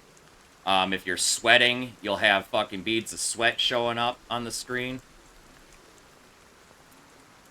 If you're overly wet, which I'm wearing so much water-resistant shit, I'm not wet right now, you'll see an overlay for that, too.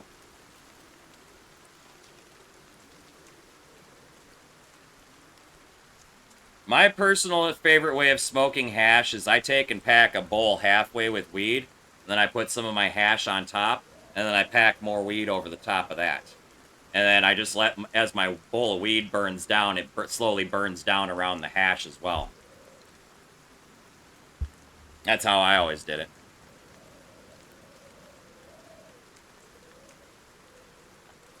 Oh, you only have hash? Is it bubble hash? Is it hash oil? Is it food grade hash? Is it like kind of like chunky stuff, like dry? Or is it like a sticky resin? What is it?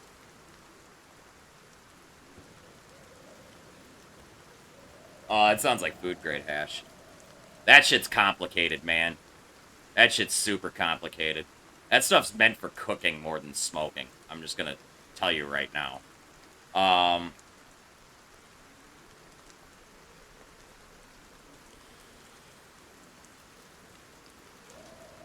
Always got. I need to have all the information, Jazz. When it comes, especially when it comes to THC-based drugs, products, you need to have all the information. Yeah, that sounds like food grade hash, which is a pain in the ass to smoke. The way I consume it is literally the easiest way I found. There are other ways. You can take like a pin or a nail and you can put it on there and heat up the nail and like put a glass over it and let the smoke fill the glass, and you take a straw or something and you inhale the smoke out of the glass. But that's such a fucking complicated pain in the ass that it ruined my high as I fucking got high, okay? It really wasn't worth it.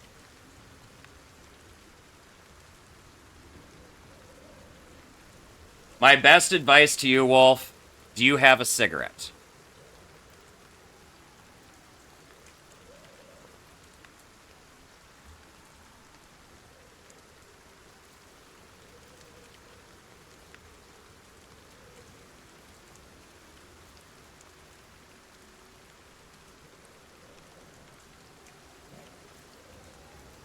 Okay, you don't need the tubes. You actually just need the tobacco. You do the Romeos. That's awesome. That's actually perfect.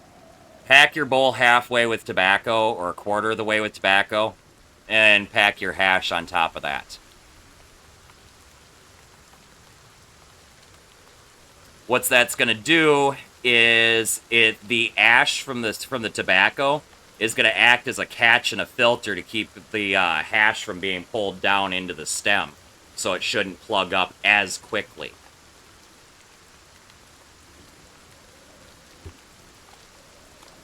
All you need the tobacco for is just to act as a filter, act as a screen.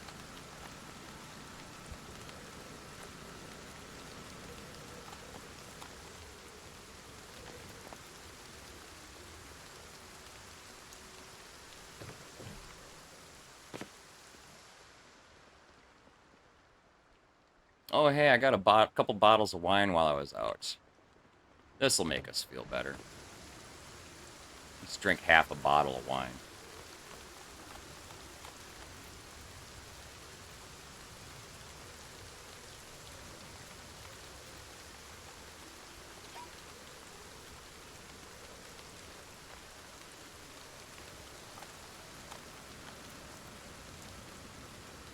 Oh, fuck the tinfoil, man.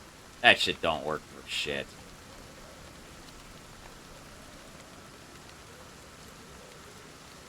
I don't know how people roll hash joints and actually get them to work. I've never been successful with it.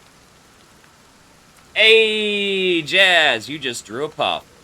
Everybody, take a puff.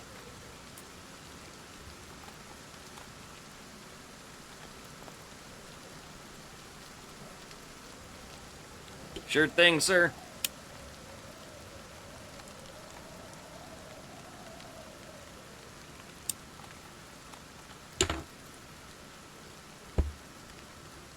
Coaster Daisy living vicariously through the rest of us.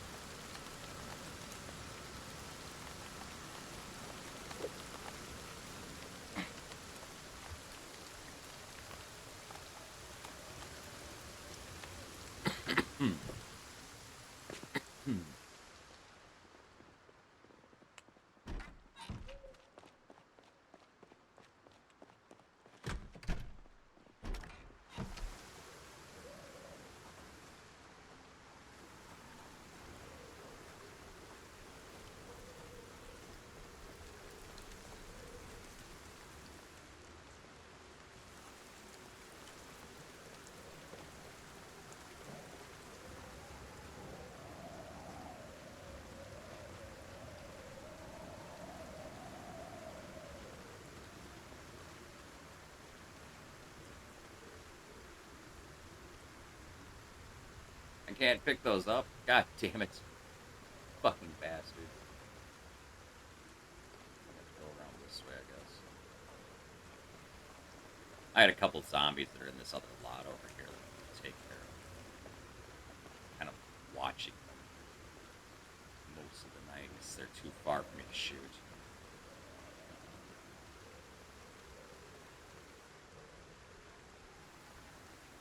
I think the one is in the tent there. Come on out.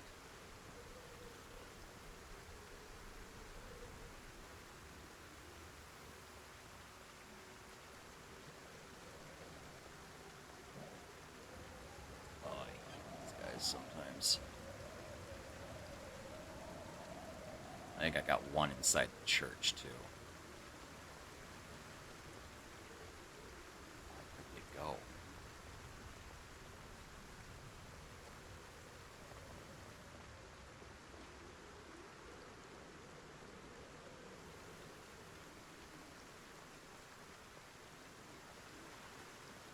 Nothing worse than knowing there's a zombie somewhere, but not knowing where it went. Especially when it could be a sprinter.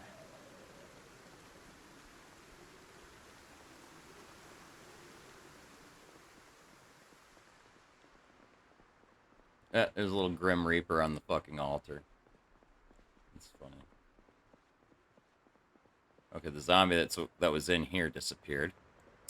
That's concerning. That's 2 zombies I've got that are AWOL at the moment. That's concerning. Very concerning.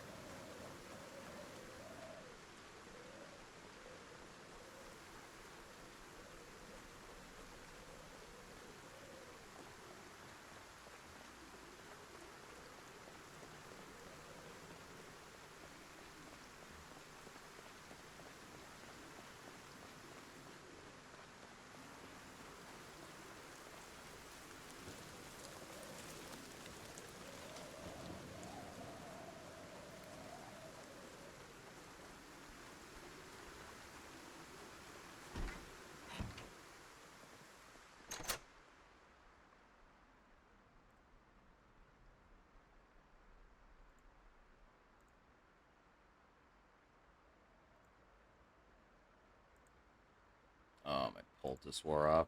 Fuck. Damn.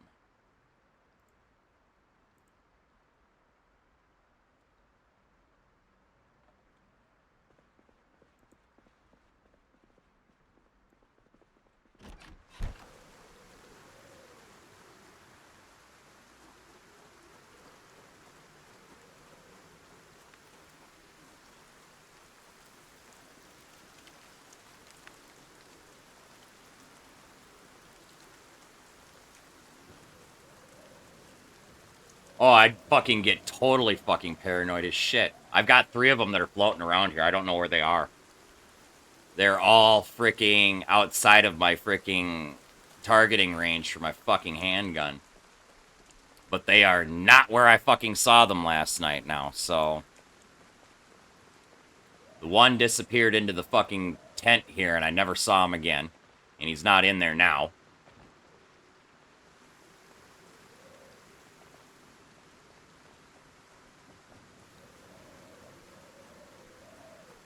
And there was one that went into the church that I never saw come out. And then I had one that ran around this corner here.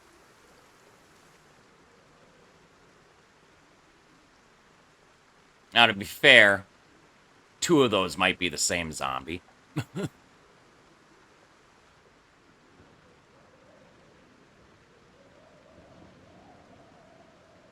that's still 2 zombies too many.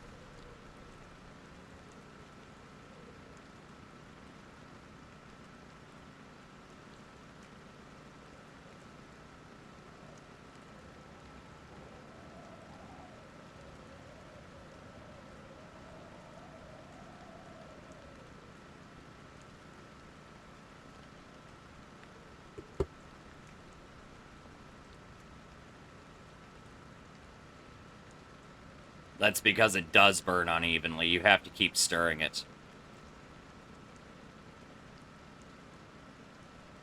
It's not like ground up weed where it's a flour, you know, with fucking air gaps between it. This is like a fine powder. Or in some cases, depending on the type of hash, it might even be a resin. And air does not flow through that very well. Can I just say that? And holy Hannah, I am getting cold. I'm wearing long underwear and everything. I'm getting fucking cold. Holy shit.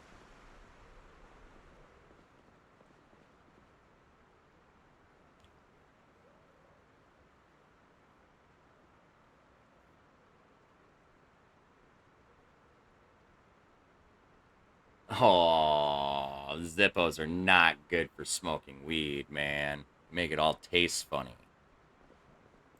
Like, almost as bad as a match.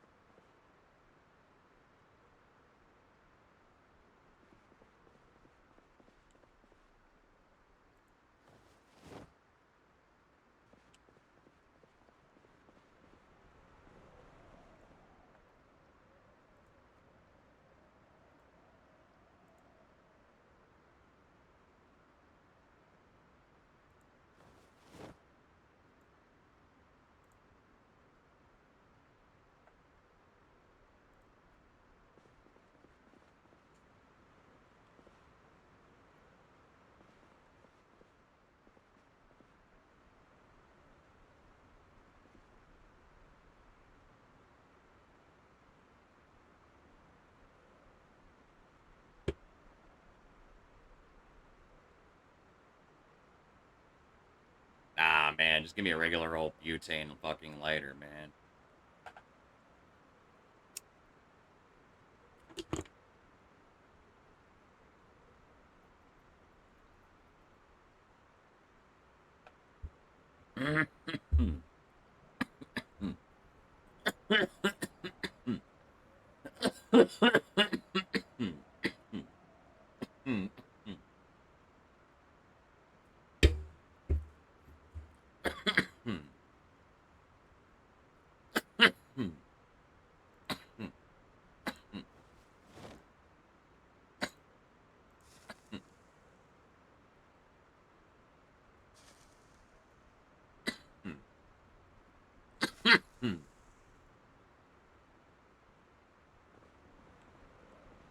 Oh, fuck, that's right. We got a fucking severe thunderstorm.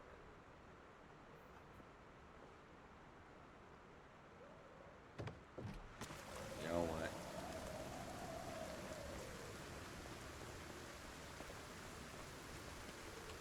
I have to go get food supplies. I don't have a choice.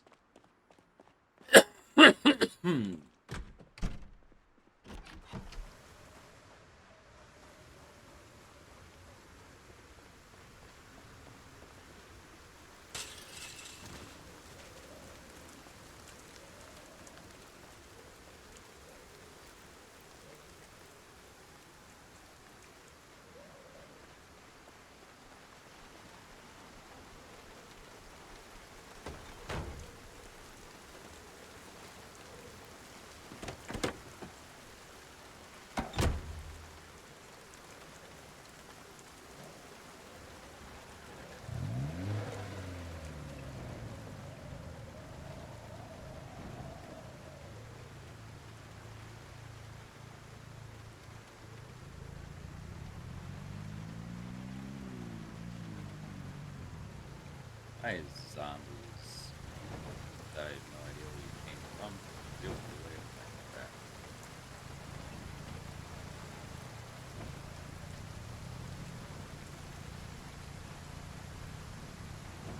I have to go back and check on the generator and shit.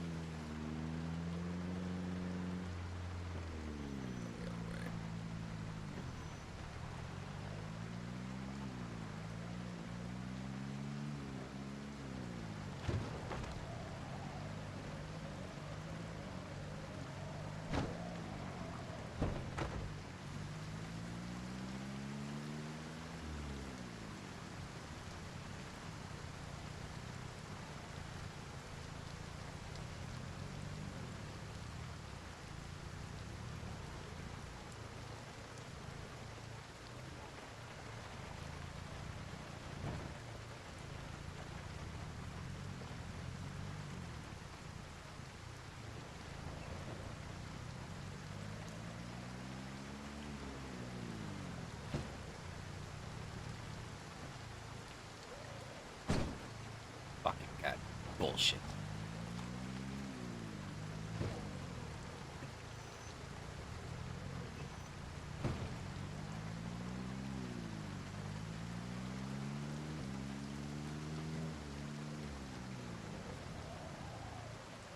Hey, it's Will Smith.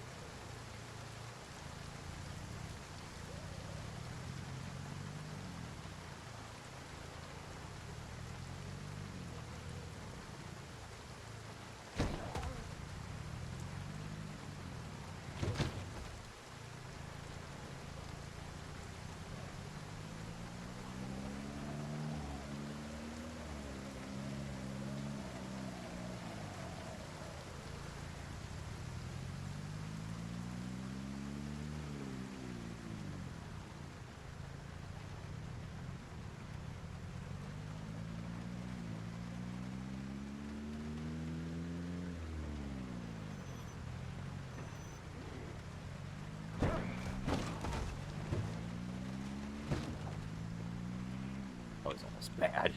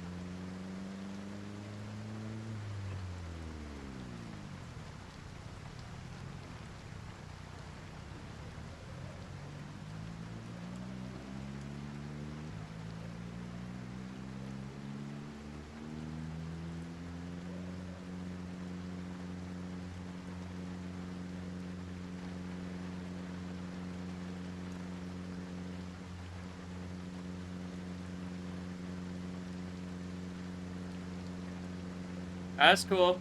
I can share, Jazz. Tell Stry I said hi.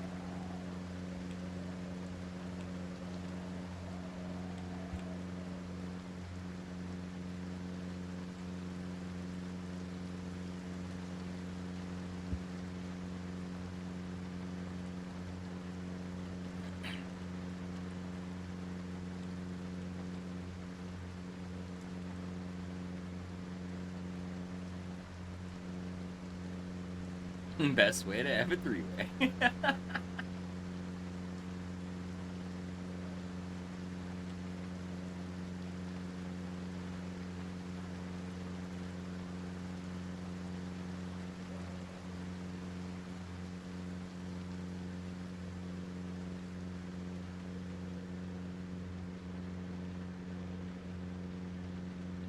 Just like any other THC product, it depends on your tolerance and the grade.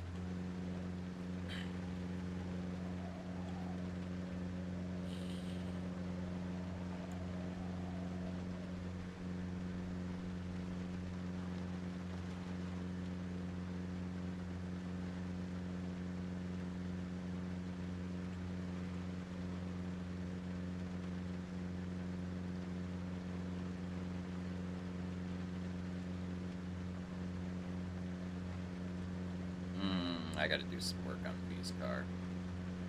There's something wrong. It's pulling to the left.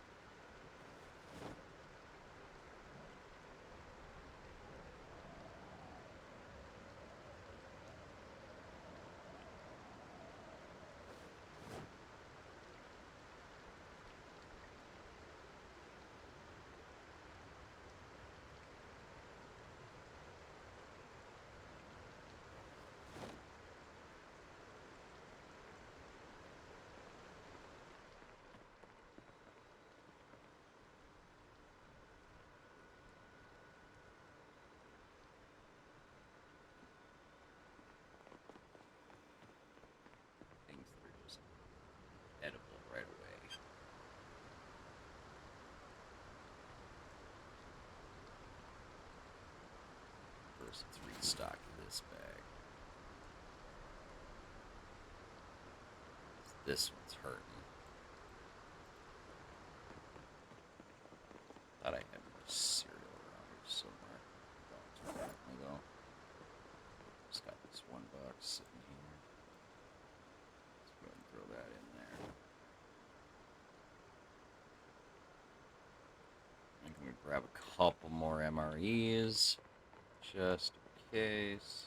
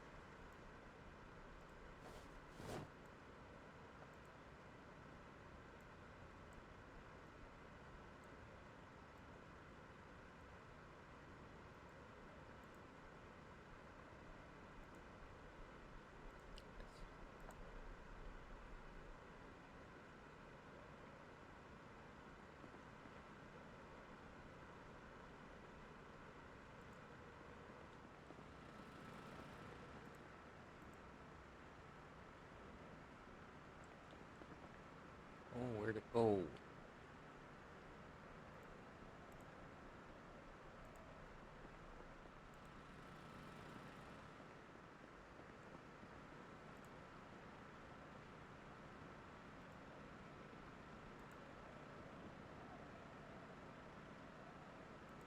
There we go.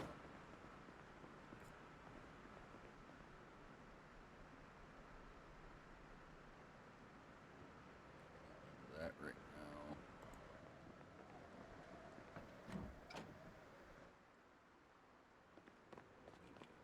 Food supply.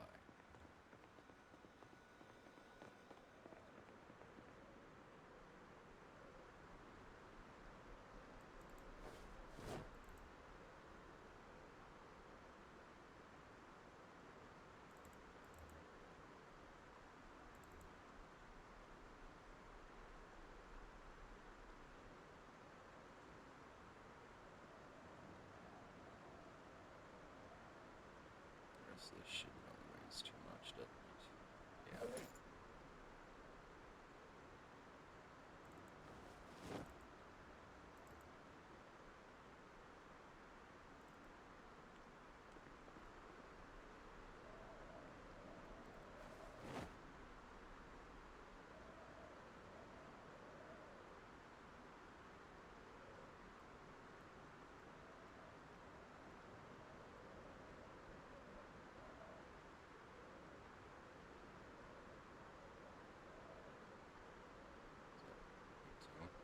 Mm.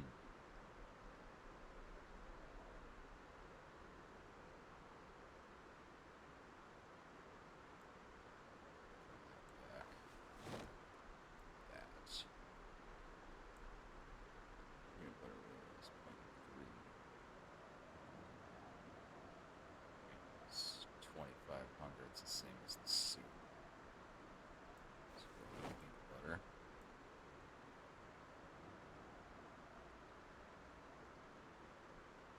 That's 30 hunger, and that goes 0.2, so we'll grab that.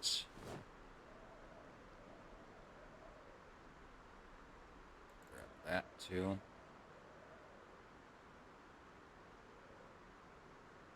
That was 0.5, but it's 40 hunger.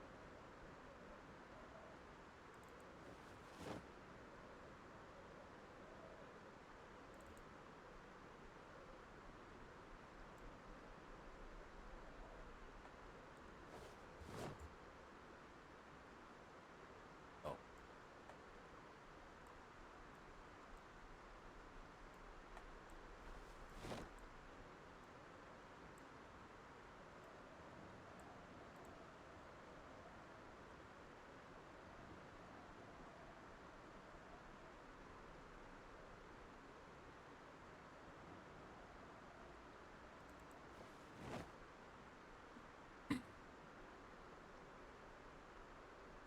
So that fills that bag up with food. Now we can go here. Start grabbing the rest of it.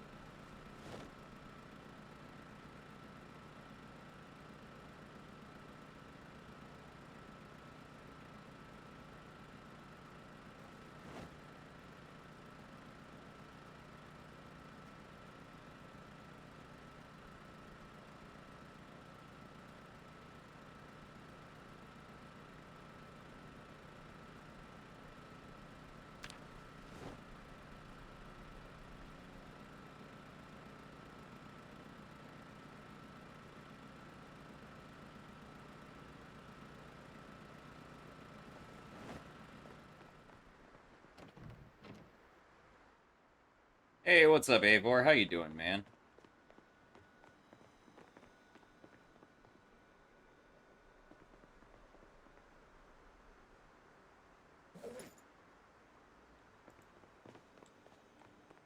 Did we never find a fucking rolling pin?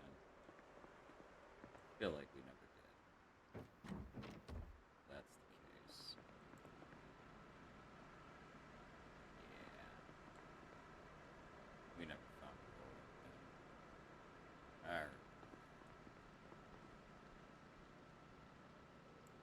Let's try to bring those with us.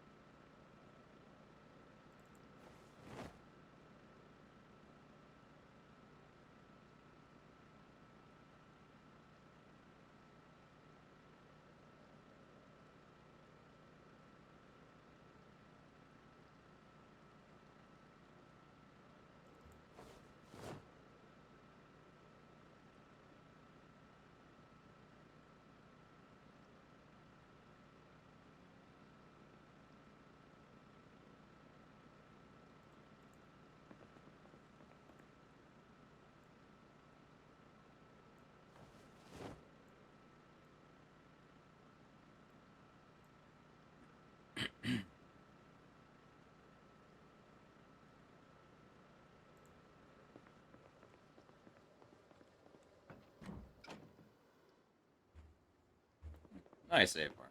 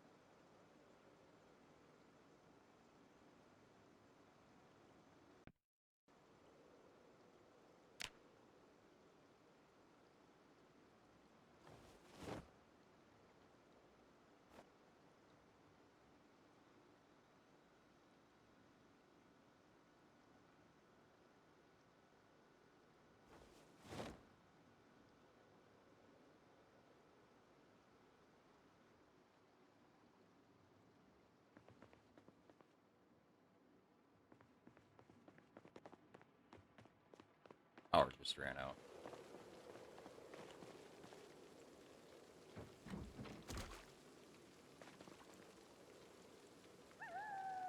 Yep.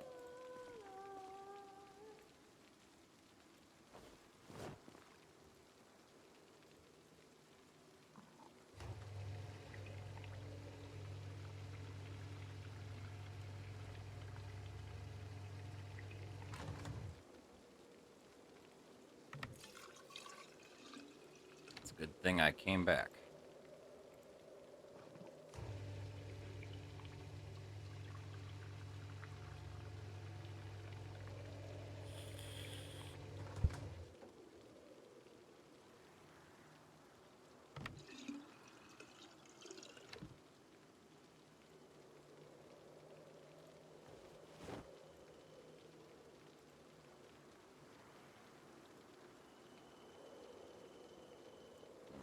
Should fix this one here too.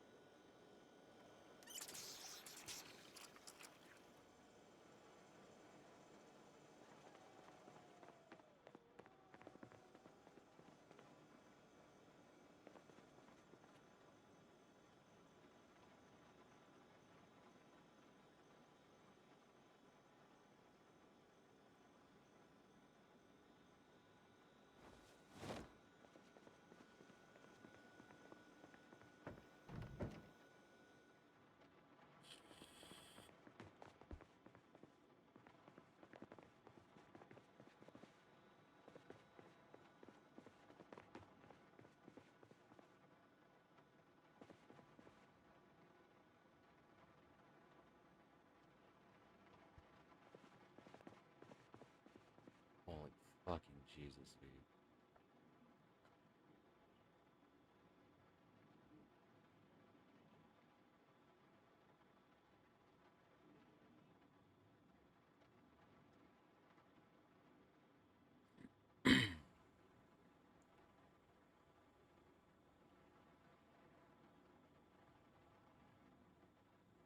I don't even know what ammo he needs. 223.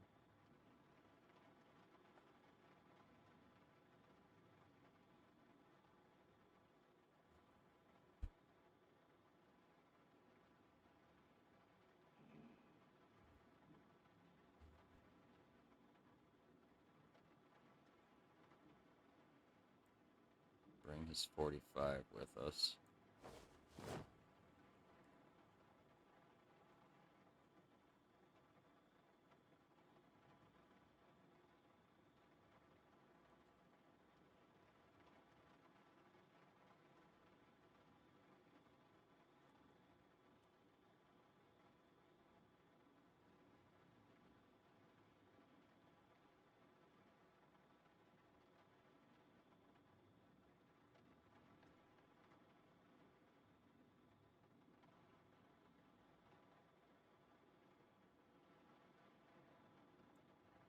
Grab that.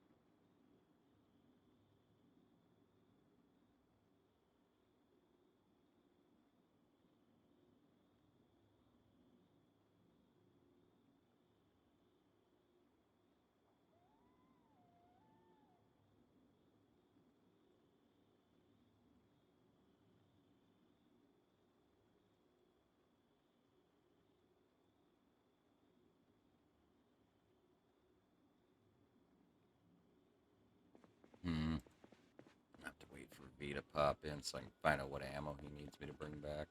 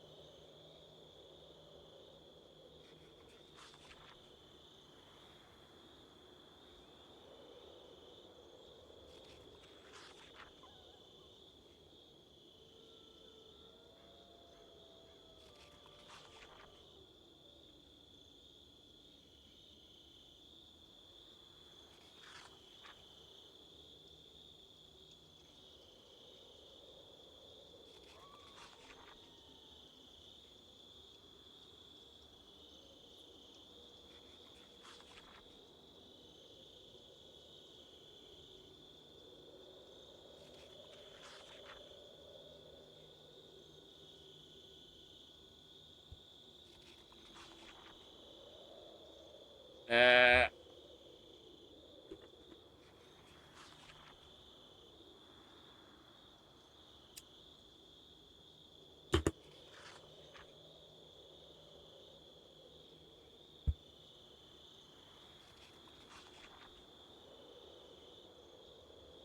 Ruth.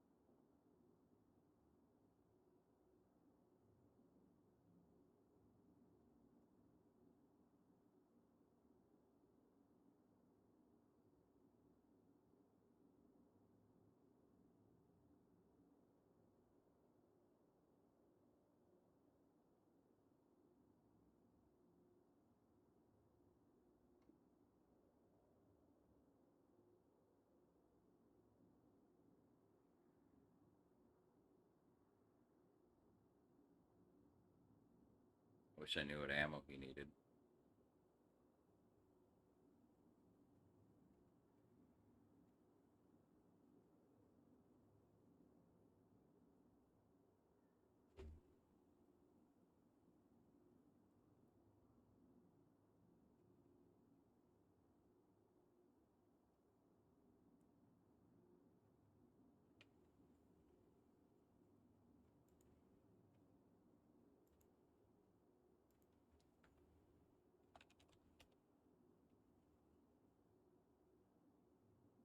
All the 5.56.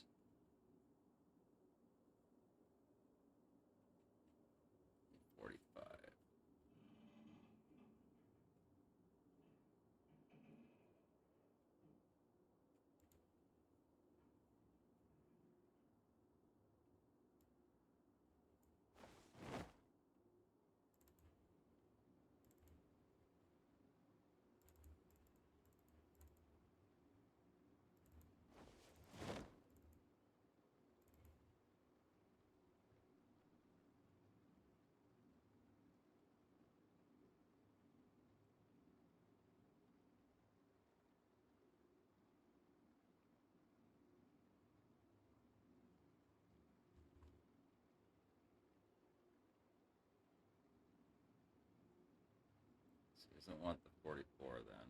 So put that back. He just wants this stuff.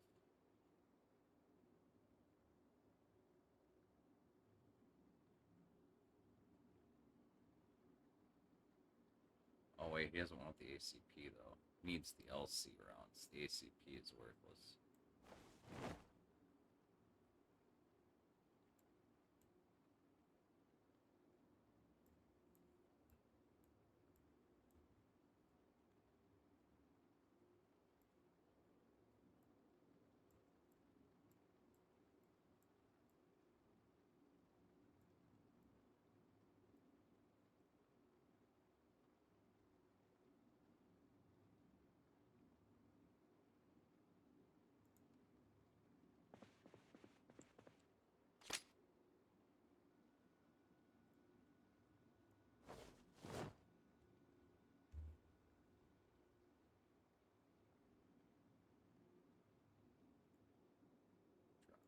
Second.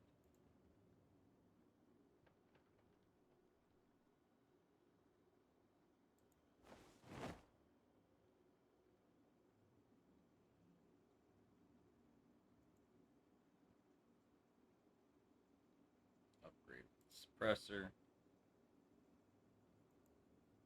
We're gonna... Oh, I can't put a compensator on this. That's fine.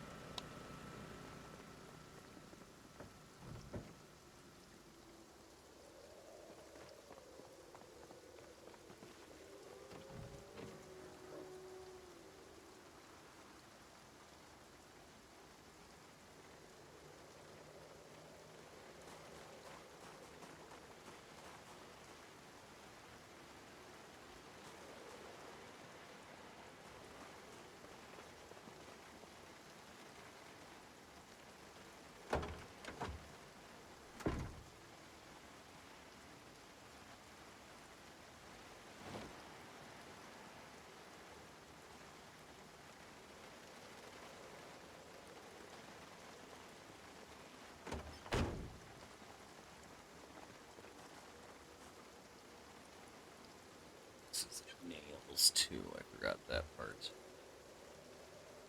3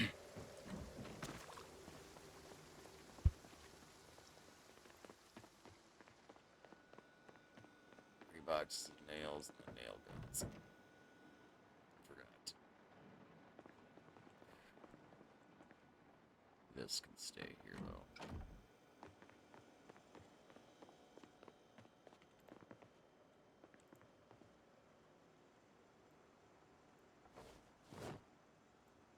Boxes of nails.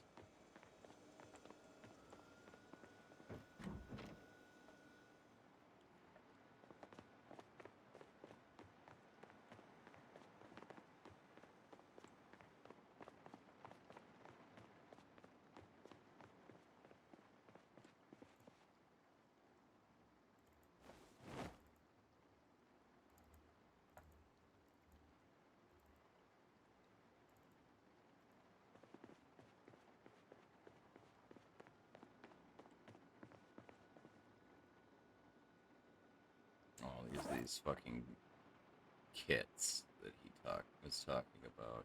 Okay.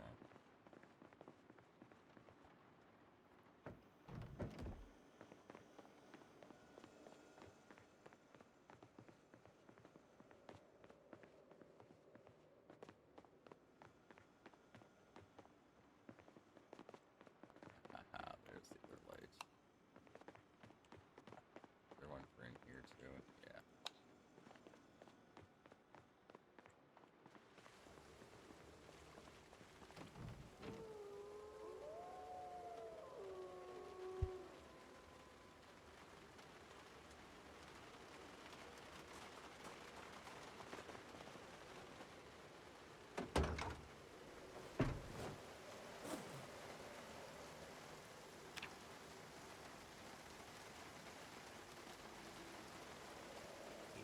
Does that.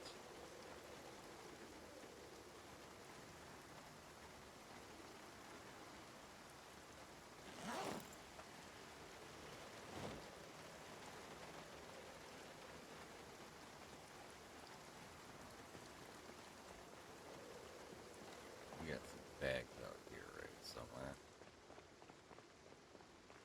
Like in a trailer.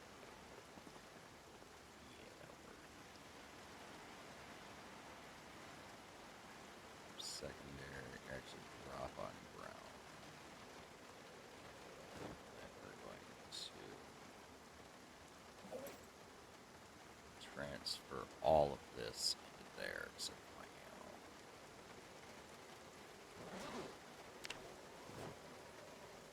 Oh, why would you do that?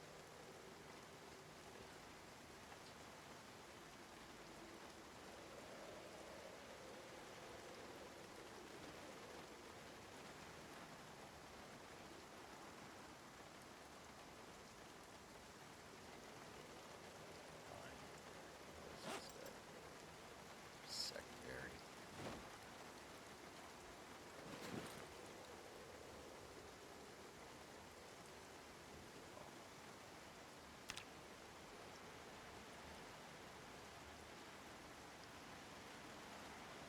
I forgot to search the bag before I fucking. God damn it.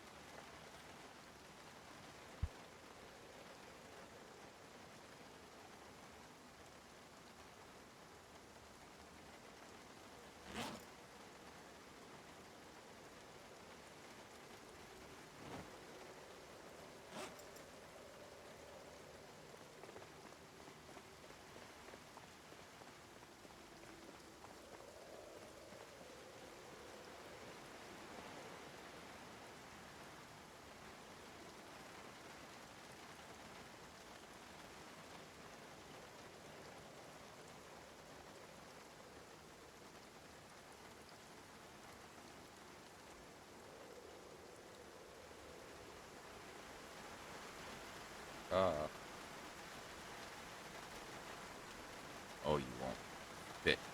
Fucking heaven. God damn it.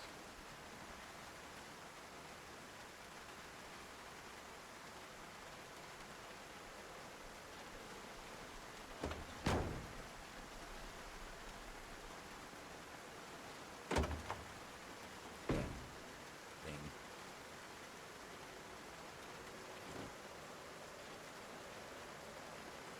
can go in there.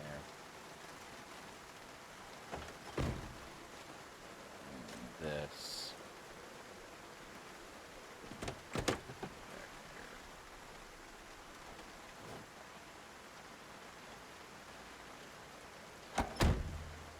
That's all there.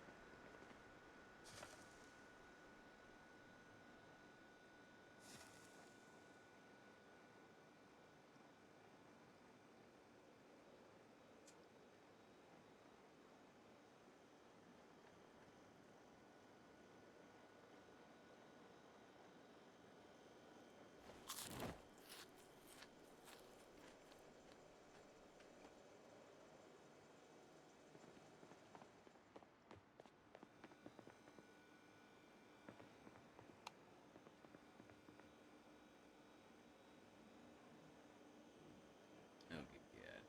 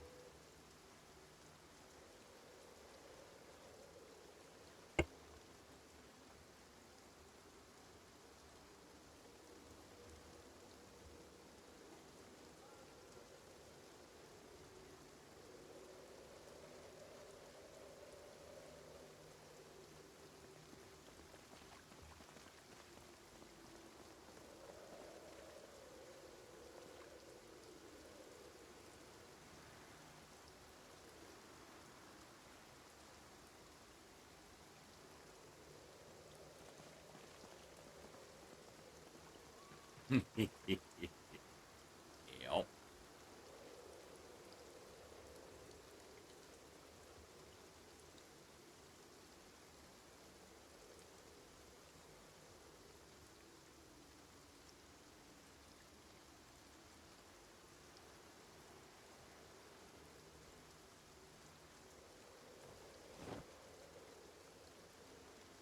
I think I'm not going to use that for now.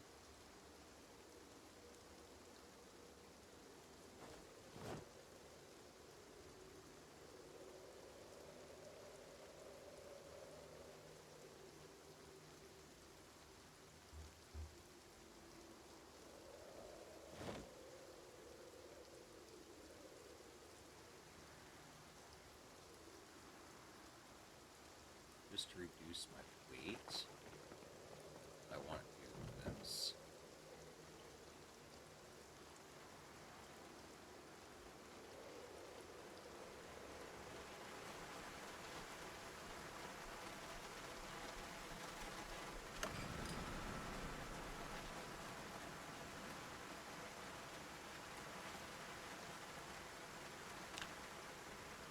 Some shields.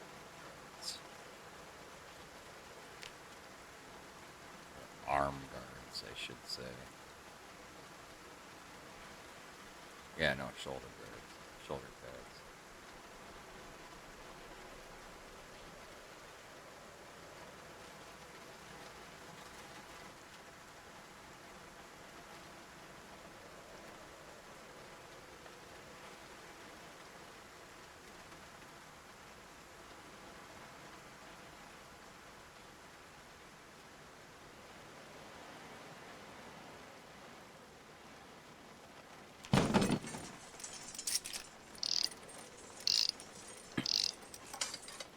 God damn it, I lost the game.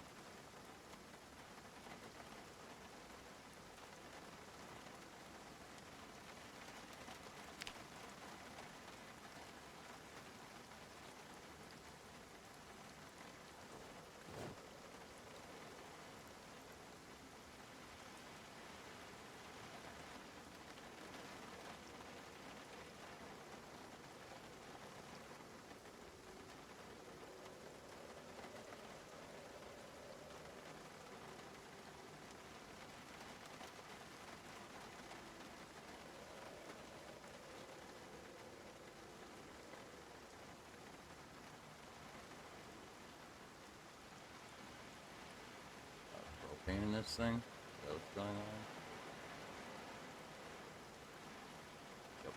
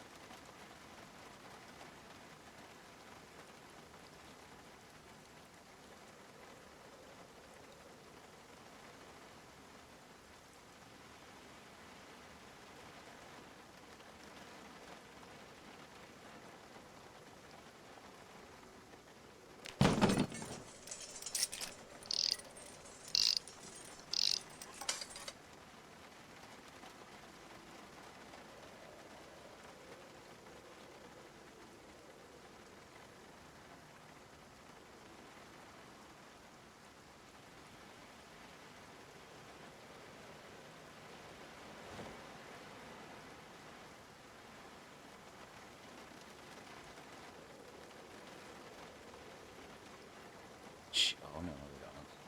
I just got that in my inventory right now. Get rid of that. And I'm at 19.24. Beautiful.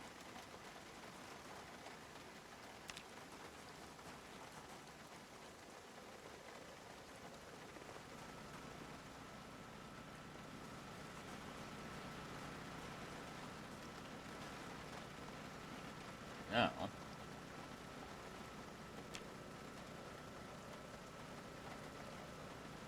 yeah, that's right. I can do this too real quick.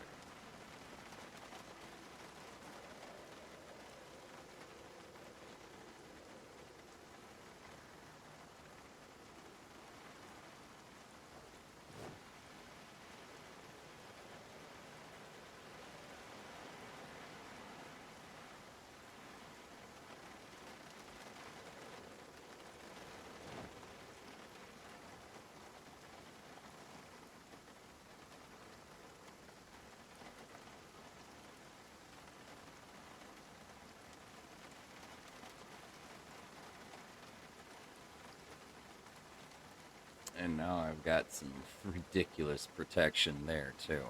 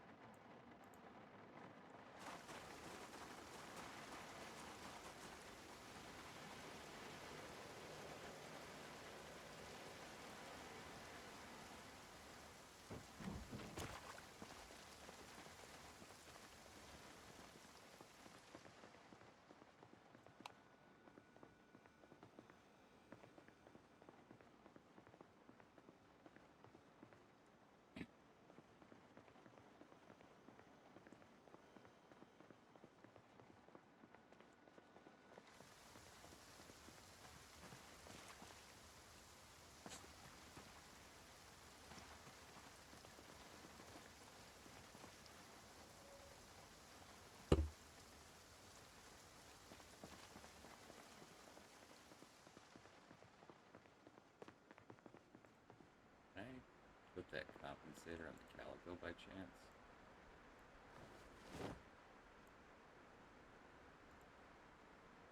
No.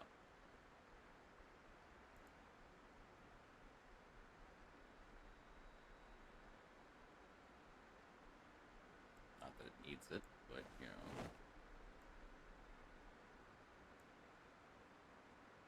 Oh god, there's another box of shells.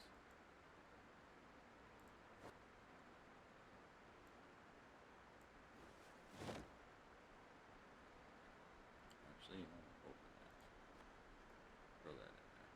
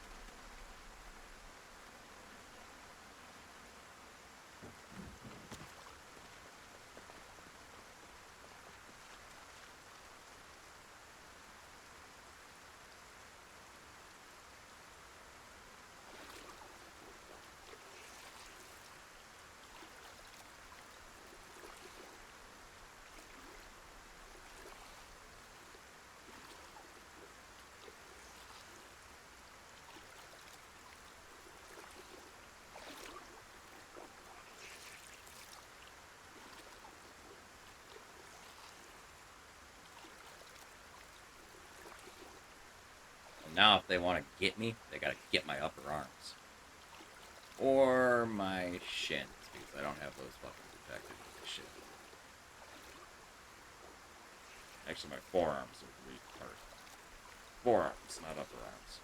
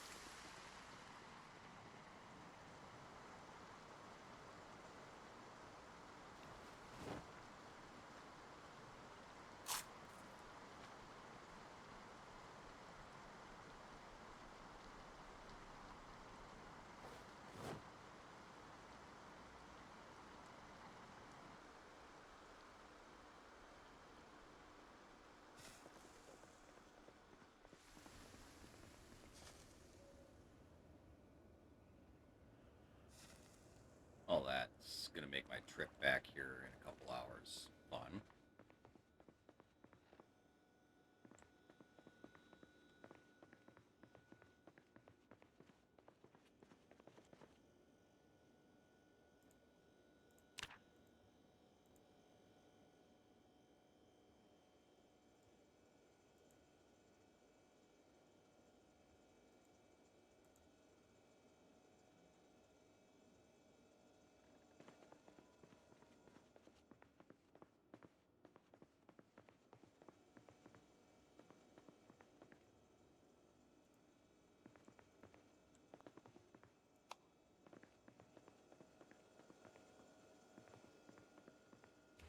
Alright, I'll be right back, chat.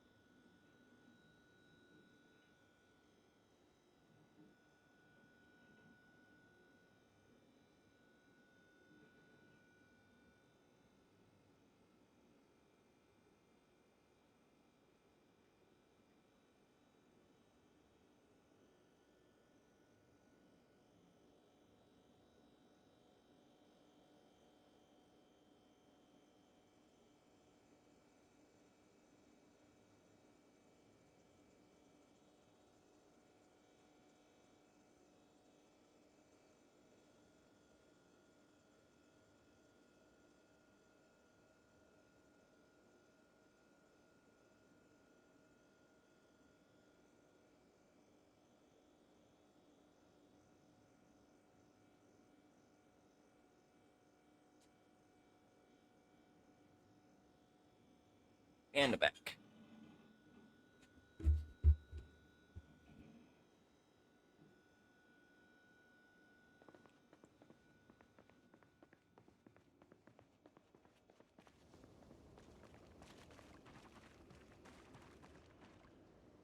Oh my god, I'm gonna have to fucking drive back in a fucking blizzard.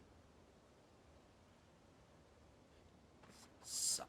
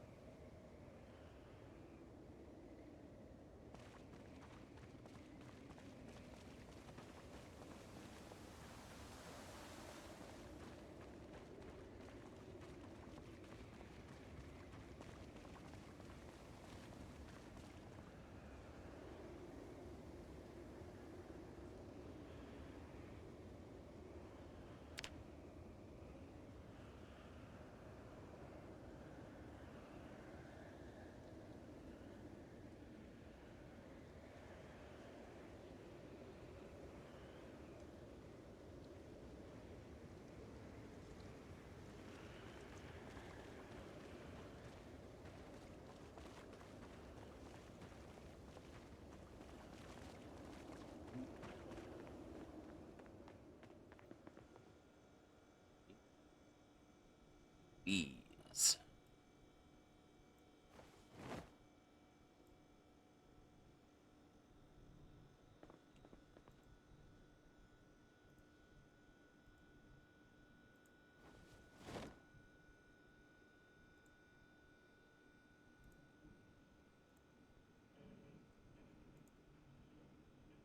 These are what I was looking for the other day. 'Cause I thought we found them out in the field, but apparently not on our trip there.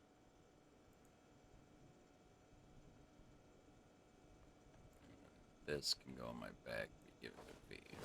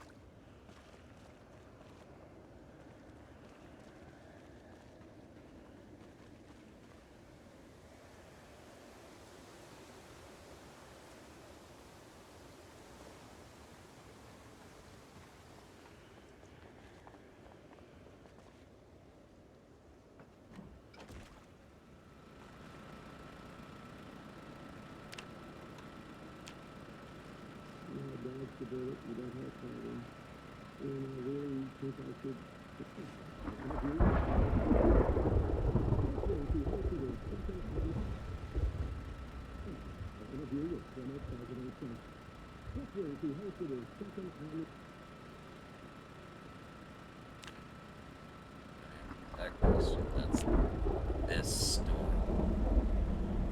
Fuck. This is going to be a blizzard, not a thunder. Well, it's a thunderstorm, kind of, right now. Thunder blizzard.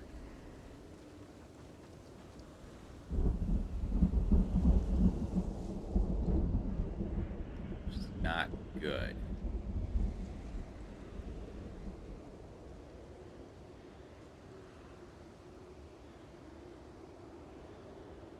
I really have to debate on whether I want to leave now or if I want to wait a couple hours.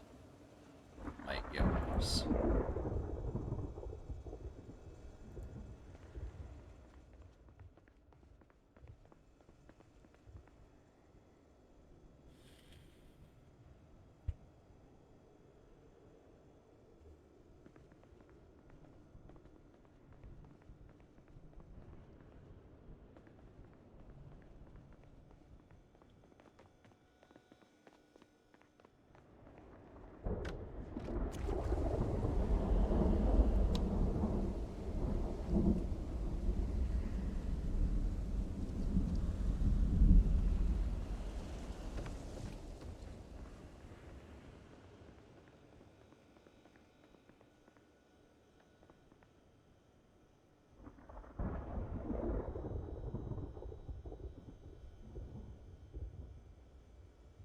Where is that scarf being worn?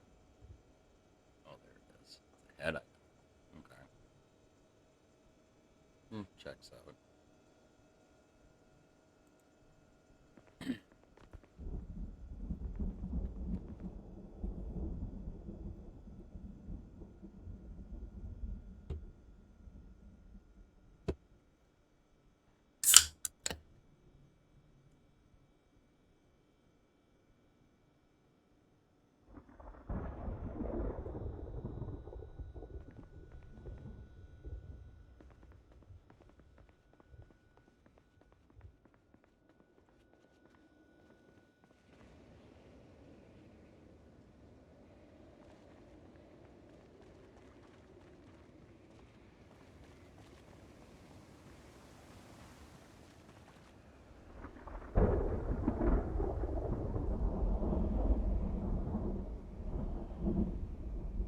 I somehow don't see this storm getting any better.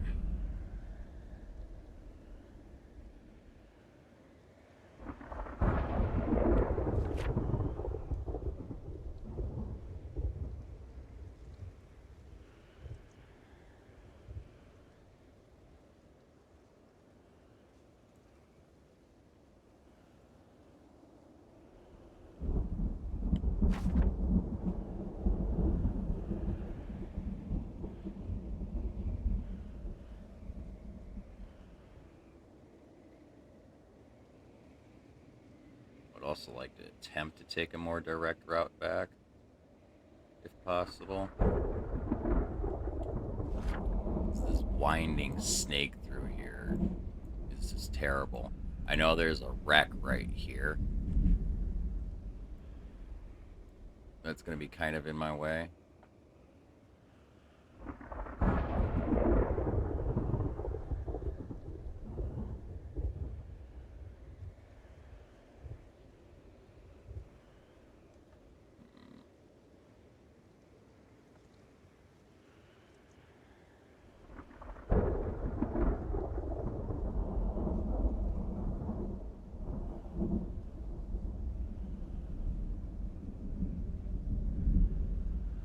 This road is so much more a direct route. But we also haven't been down this road, so I don't know what's there yet.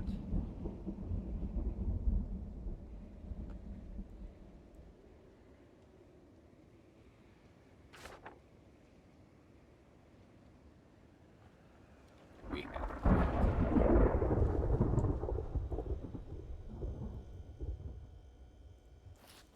First, put this empty pan back in the fridge.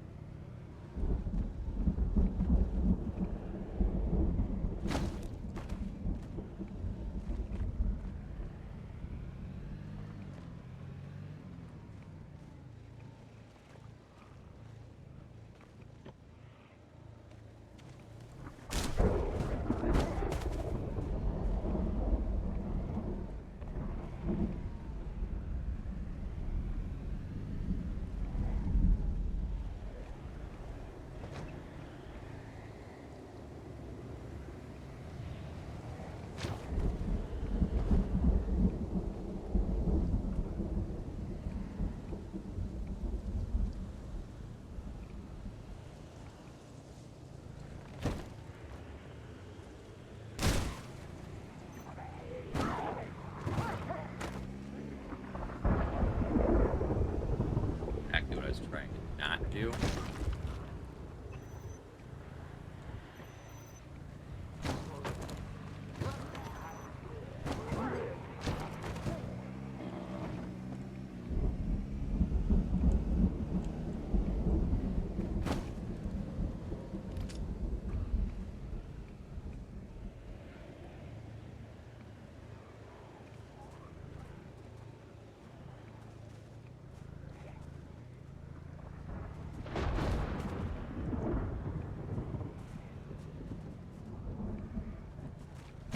I really hate this route.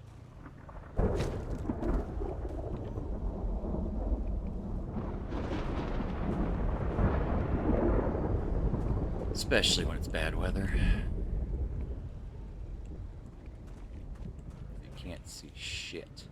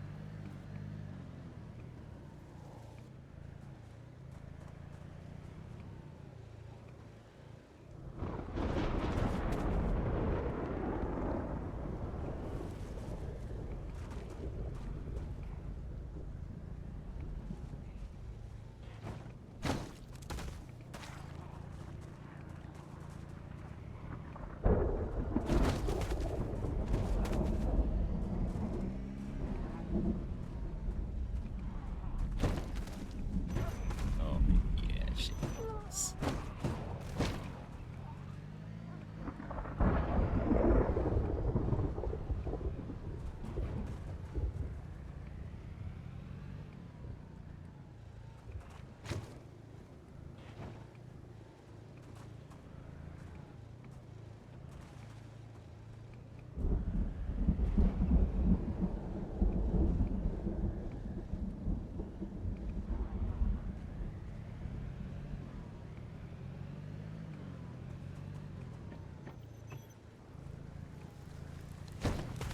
My way, Sprinter. Got time to give a shit.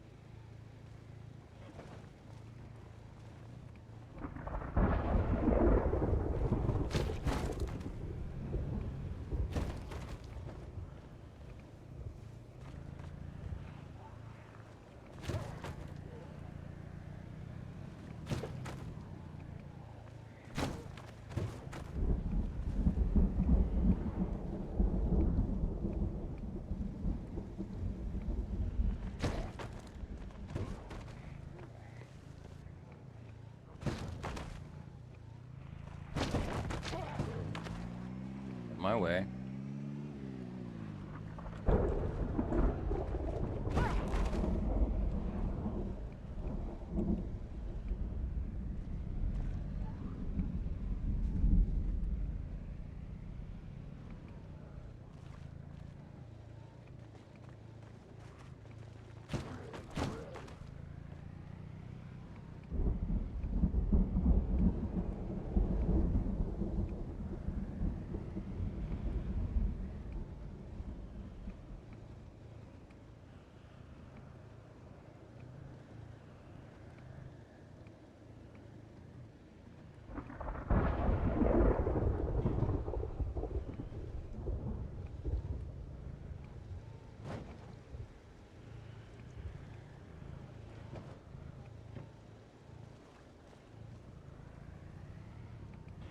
fucking smoked that tree.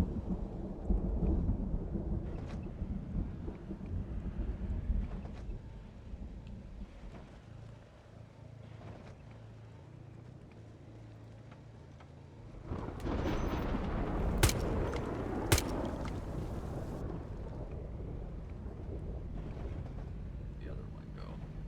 There he is.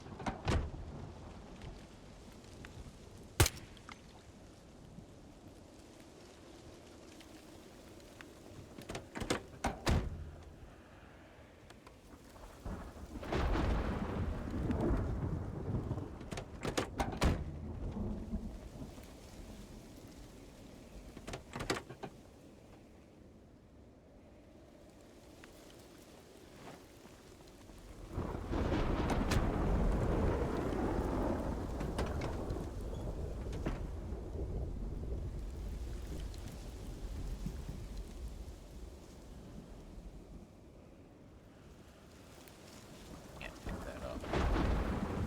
Son of a bitch.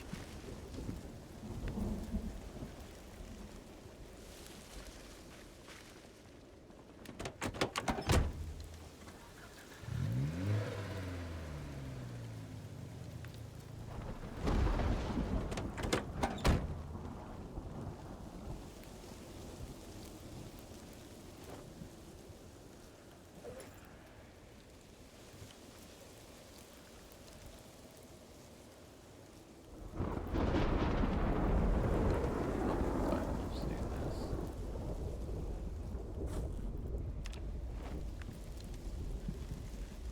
Oops.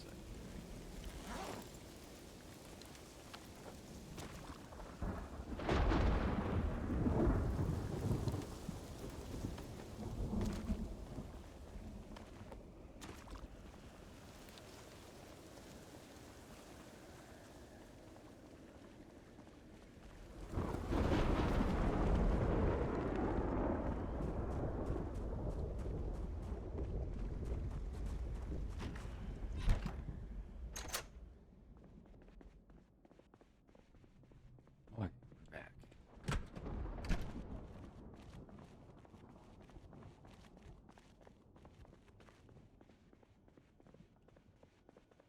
I'm just gonna drop this and then transfer.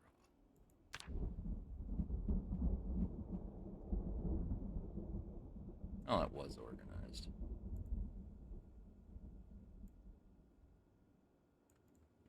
Place that right there. Now I've got to deal with this.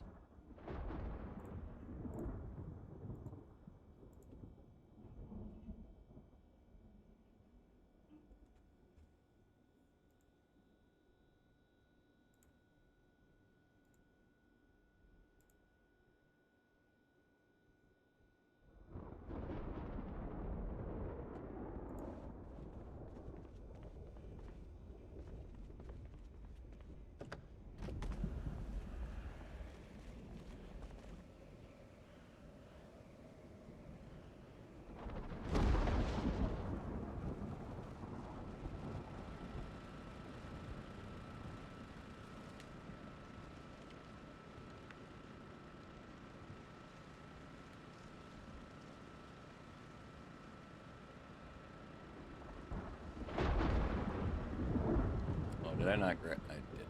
Whatever. I'll grab it for him later.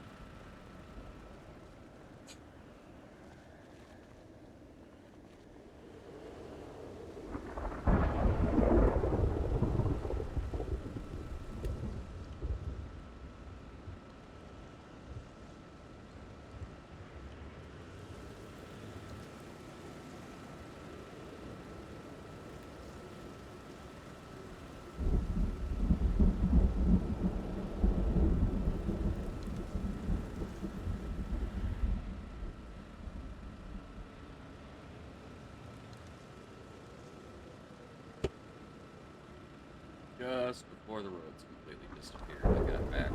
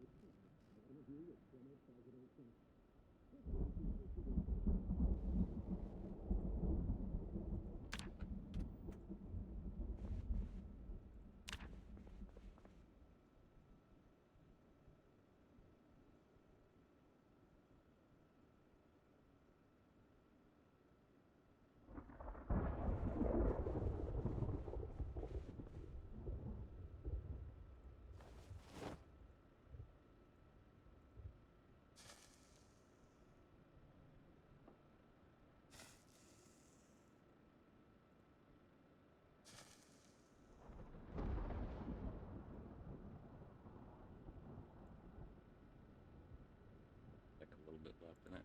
I got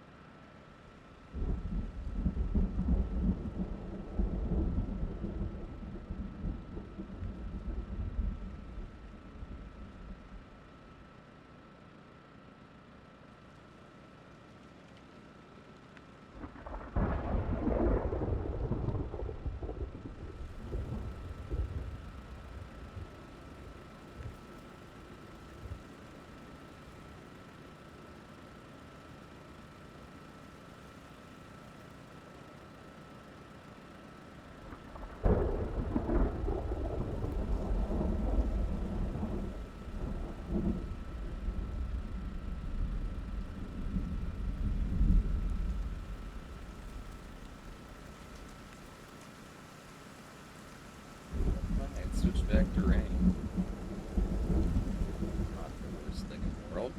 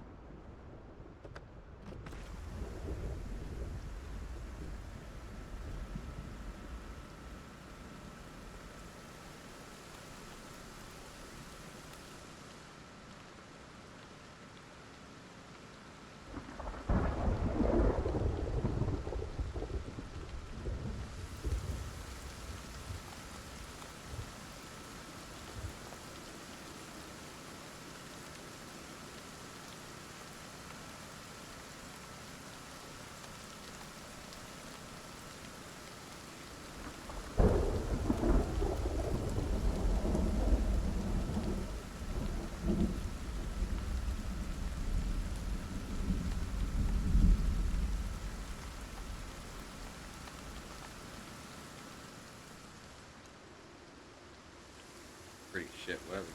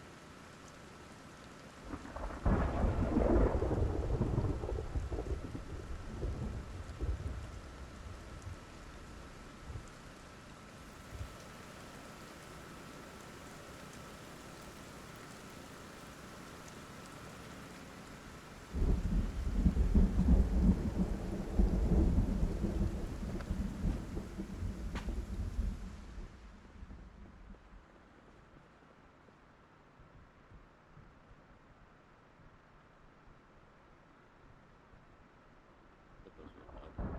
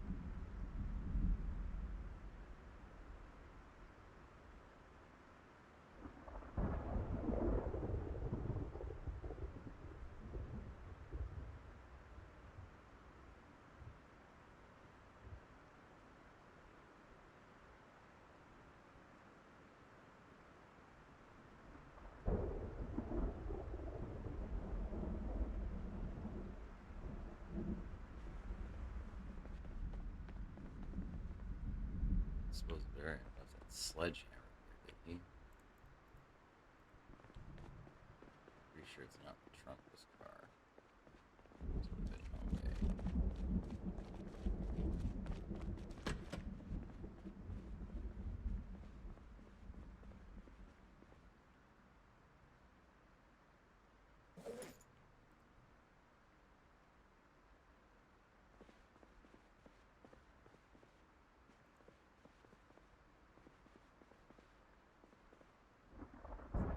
Axe. Come on, B. Where'd you put the fucking sledgehammer? Did you log out with it again, you bastard? I bet you did.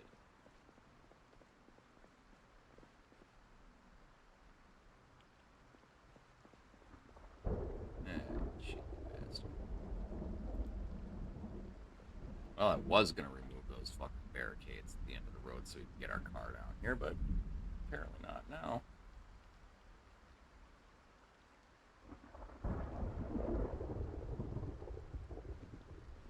Just double check. Oh, that's right. Here. That's why I need these fucking barricades.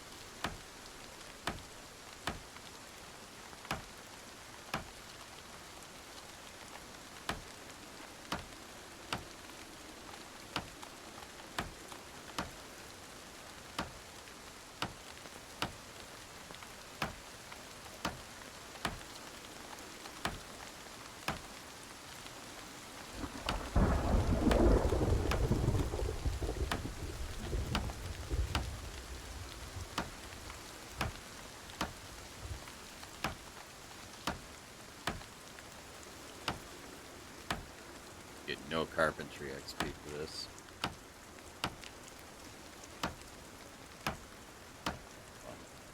I get it though. Not gonna be barricades. Just hammering them out.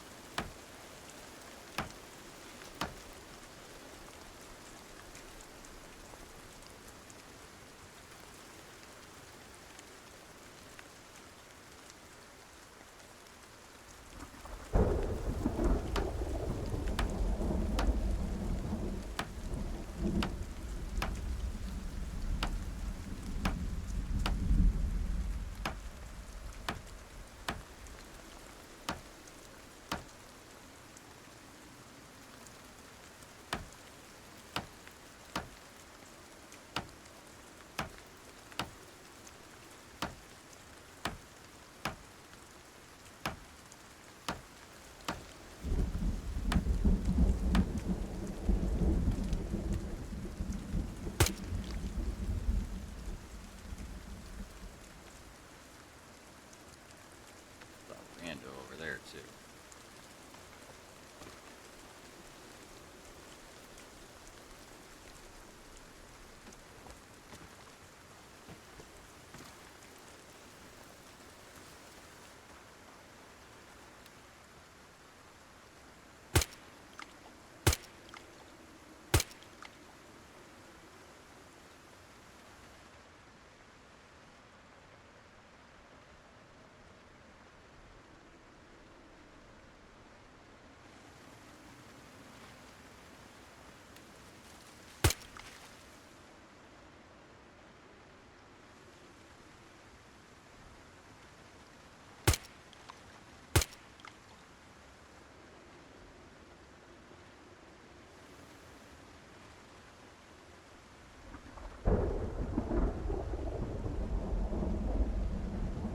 Welcome back, Coaster.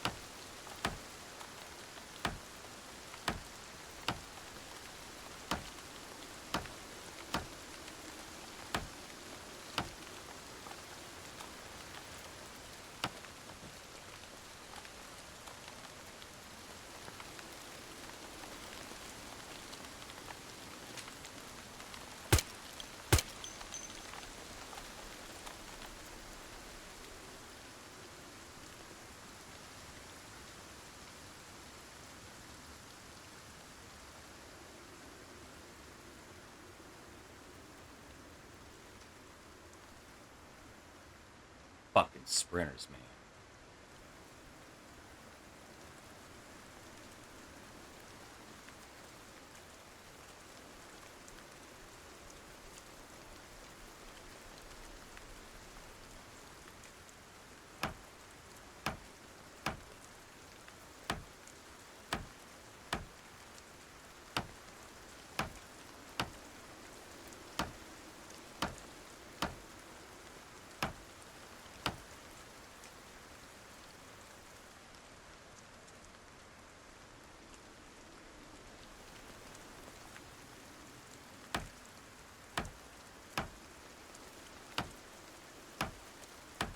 Ah, shitty coaster. Can't remember the last time I got shot of any kind.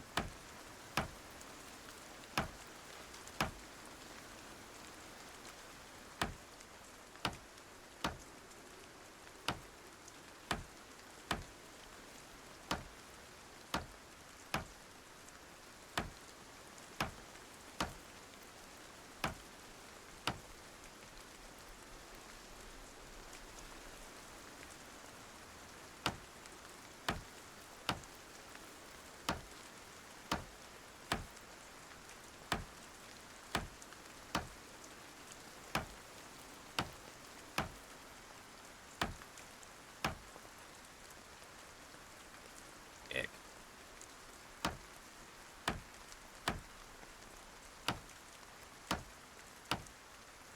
That's no bueno.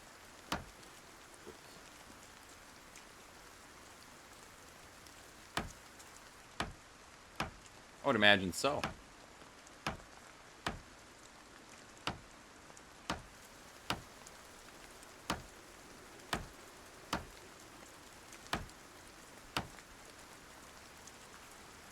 now we can back this up a little bit closer.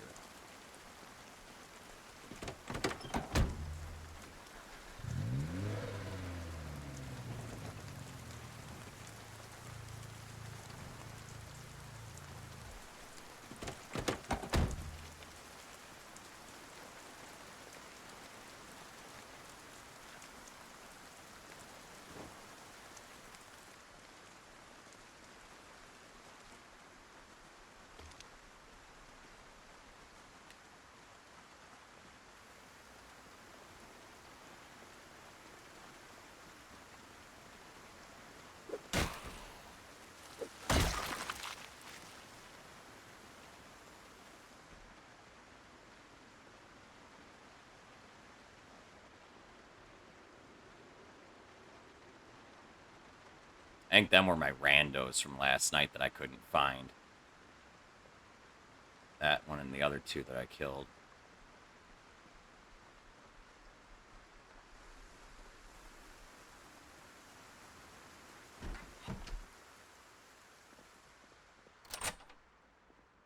I can't believe you logged out. Damn. Freaking sledgehammer again. I was gonna totally start knocking out all that fucking crap.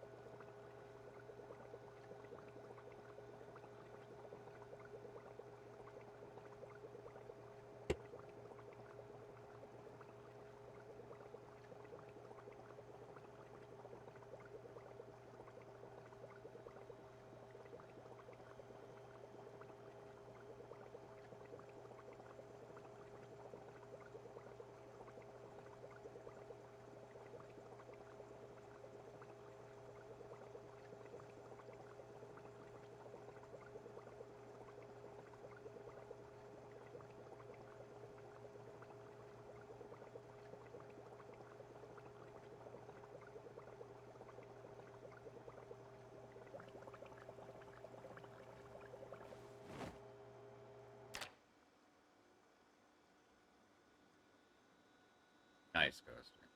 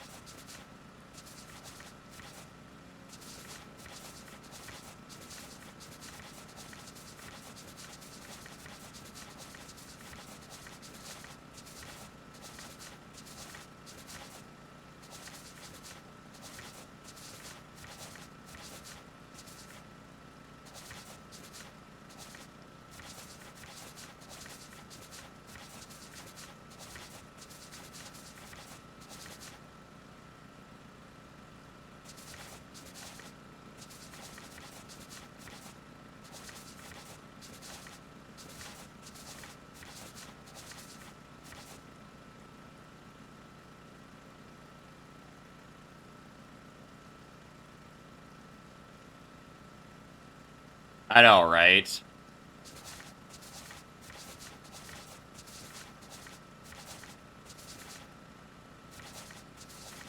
Like, this would be a simple function. Like, you could literally steal and incorporate fucking paint shop functions to make this work better than the mod is. Really. And most of those functions are like fucking publicly available now.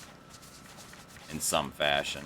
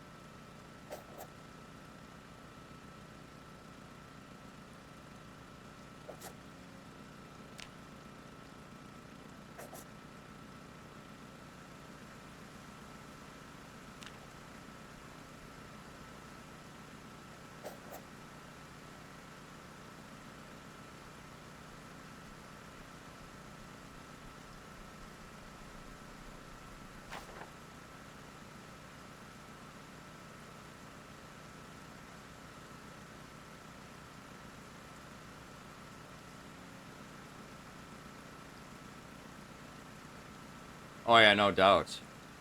No fucking doubt, dude.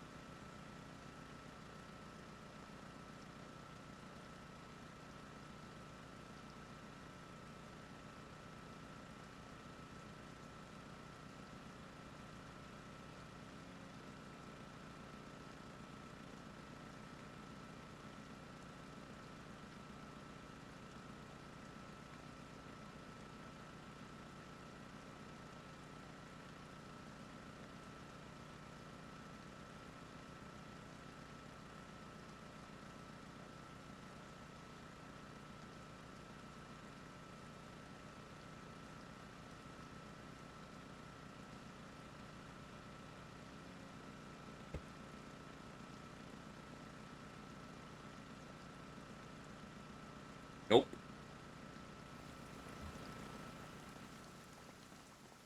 It's one more thing that I have to keep track of.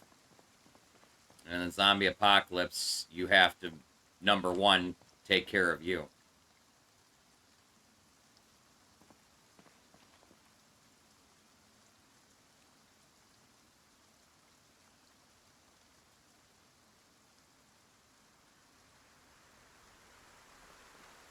Unless you had that motherfucker trained to not do a damn thing unless it was commanded to, it would be a liability.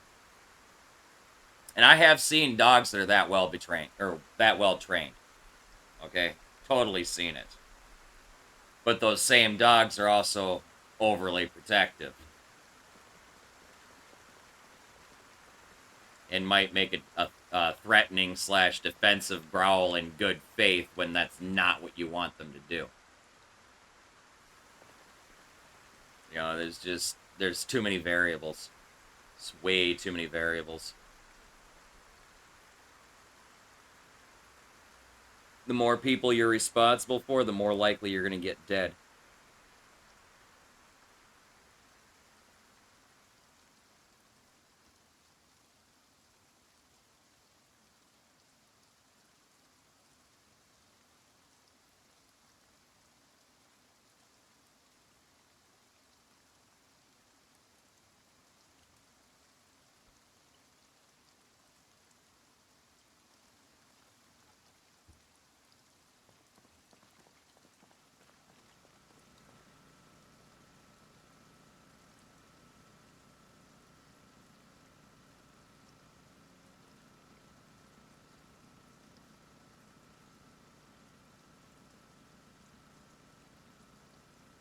Yep.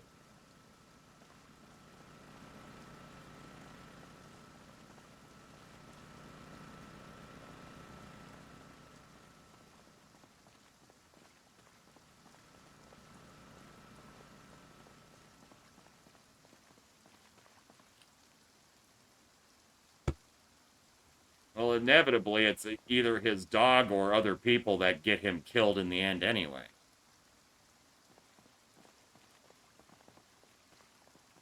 Your number one responsibility is you.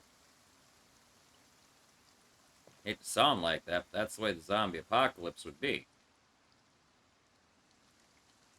Any additional person you take into that responsibility is an additional risk.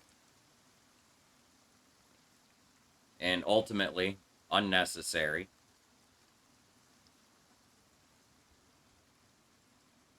Other people can also be a hindrance.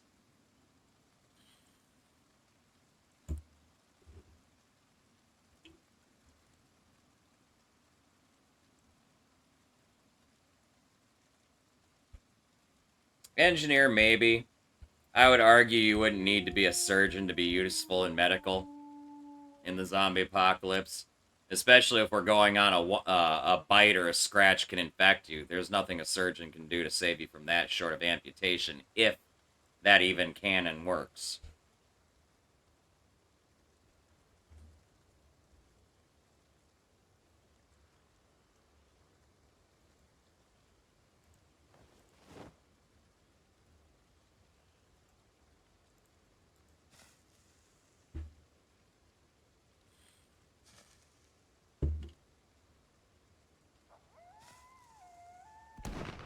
Fair, but the surgeon is also a fucking person you have to continuously protect, too.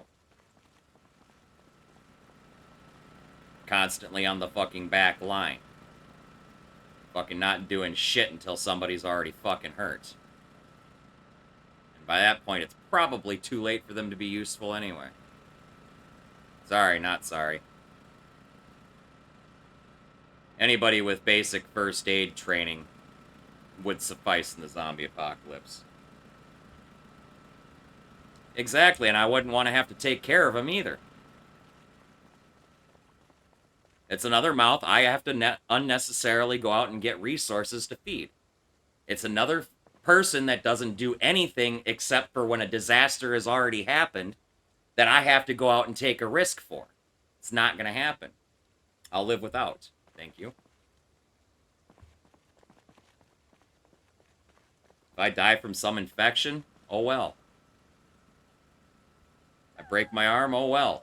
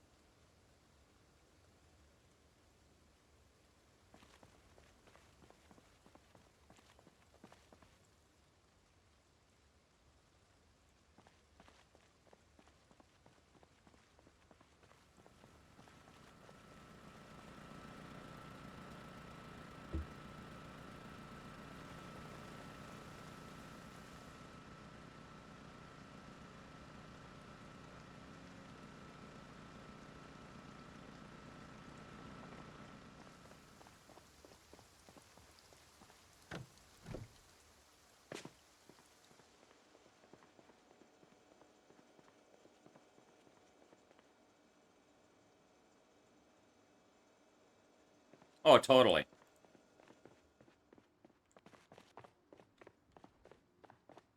How many people actually know how to build a circuit board from fucking scratch without the aid of machines?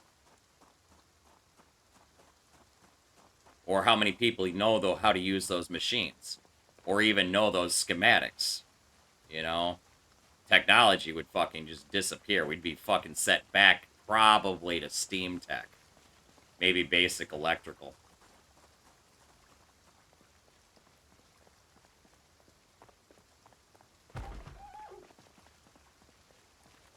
And I would argue the vast majority wouldn't even have that.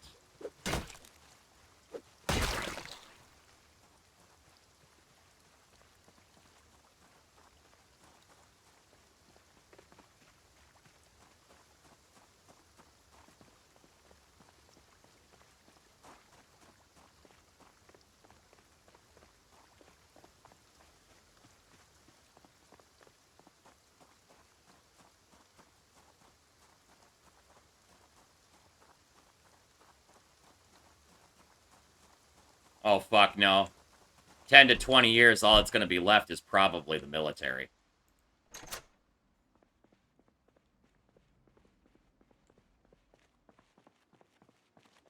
And anybody there sheltering.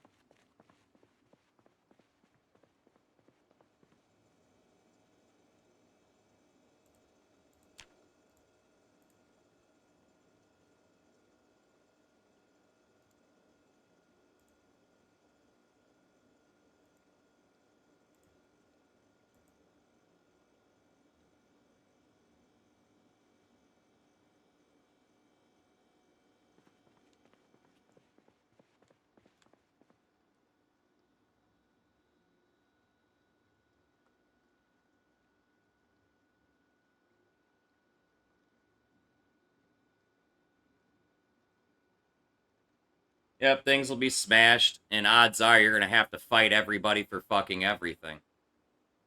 You're more likely, in the beginning days of the zombie apocalypse, you're going to more likely get killed in the stampede trying to get supplies than you are by the actual zombies.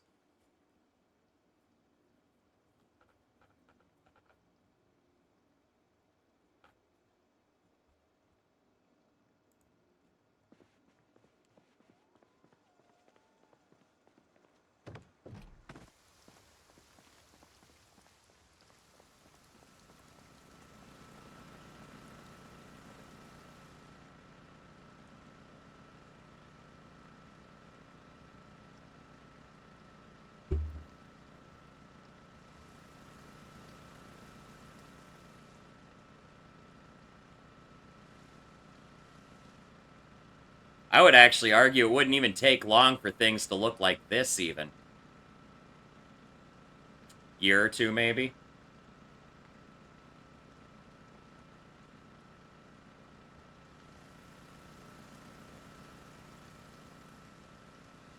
You know, just fucking shit everywhere. Piled fucking high and makeshift barricades.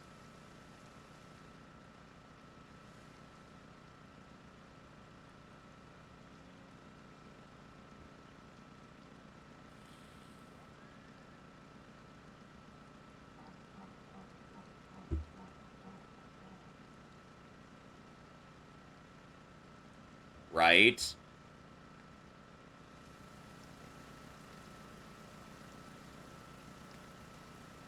In Neo Scavenger, things like fucking big abandoned apartments and shit are fucking hazards to go into. Usually pretty high risk, low reward, too.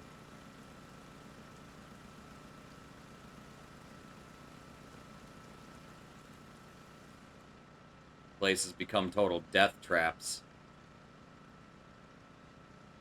In 10 to 20 years after the zombie apocalypse, the only things left standing would probably be maybe government facilities. Probably government facilities. And then anything built by ancient Rome. Because that shit'll still be around.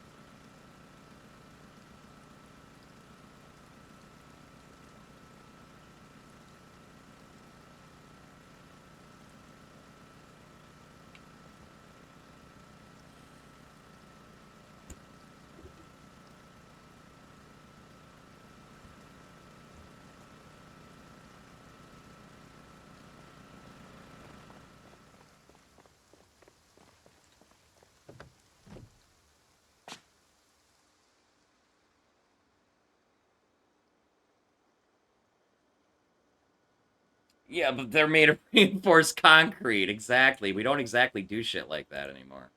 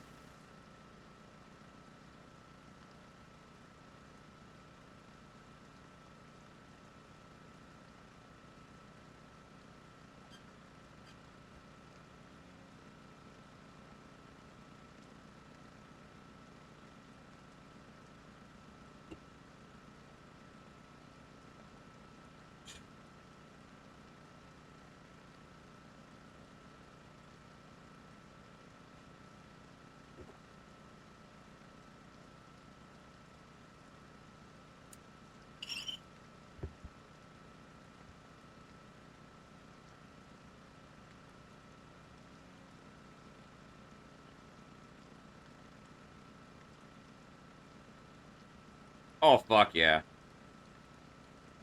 The main city structures might survive for a while, but anything like outskirt, any traditional buildings, quote unquote, like, you know, the buildings that we imagine when we see fucking Japan, not the fucking giant city stuff.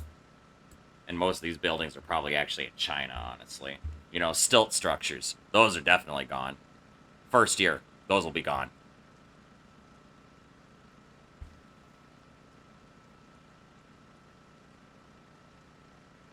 And yeah, you totally got to be good at fucking parkour, man. You've got to be able to be at least somewhat mobile if you're going to survive any length of time. Which is why I say I'll be dead real quick in the apocalypse. My fight or flight instinct is fucking strong, but fucking goddamn, my fucking back isn't.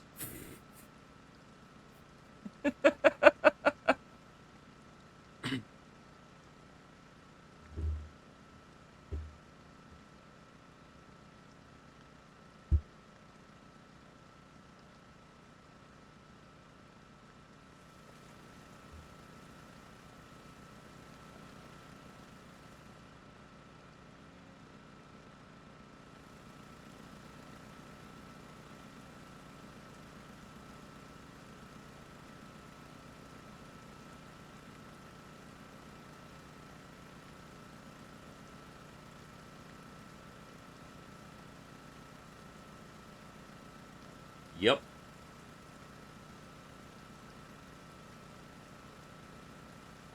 And then pray you have a way to get down the other fucking side.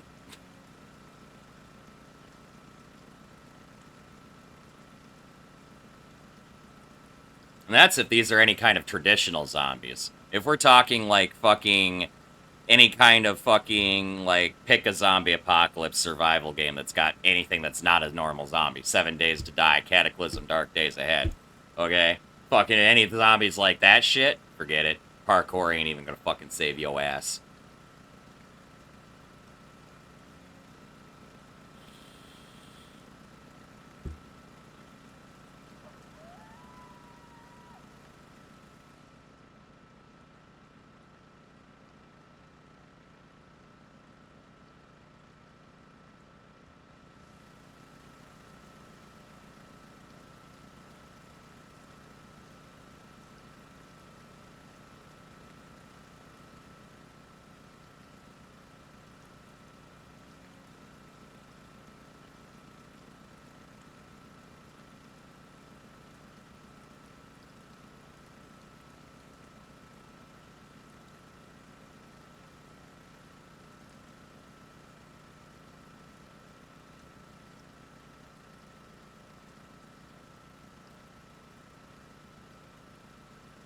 Yep.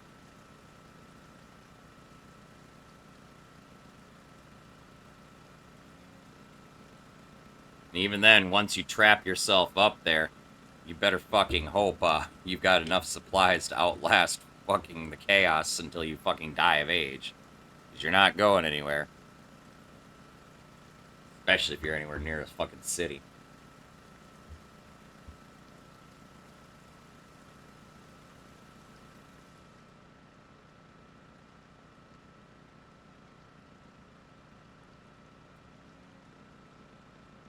You totally need alternate ways out.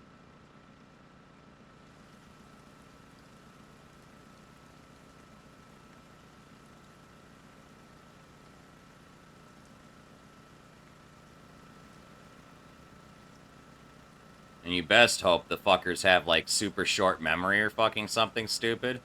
Because if you attract the attention of them, even if they can't get to you, they're all gonna fucking hang around the fucking bottom there and wait for you. Because they know you're there. You know?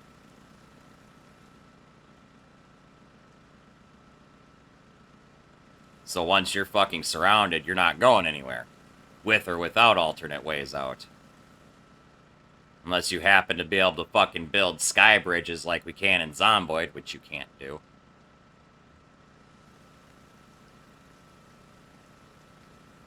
And even then, all your racket's just gonna keep attracting more attention.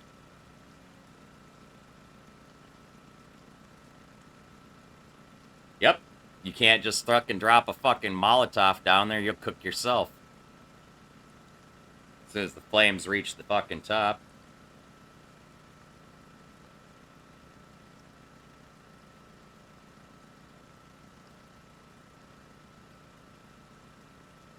Yep.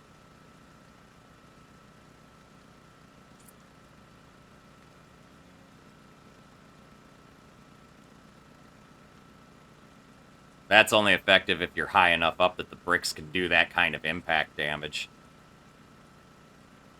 You gotta remember, zombies don't feel things the way we do, I don't think.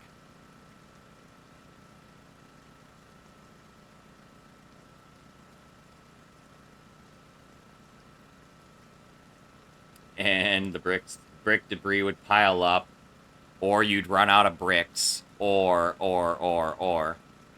Not to mention the corpses would pile up.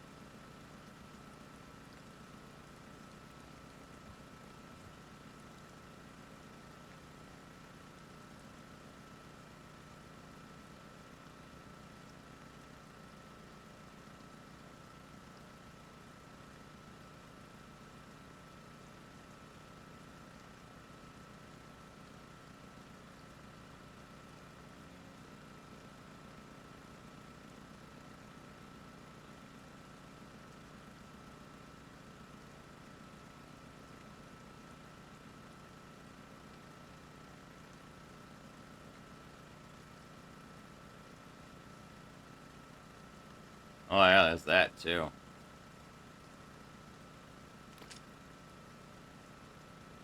Can't reach from here.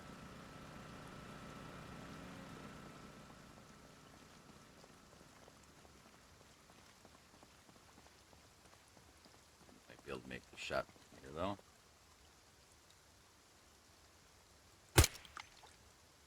There we go.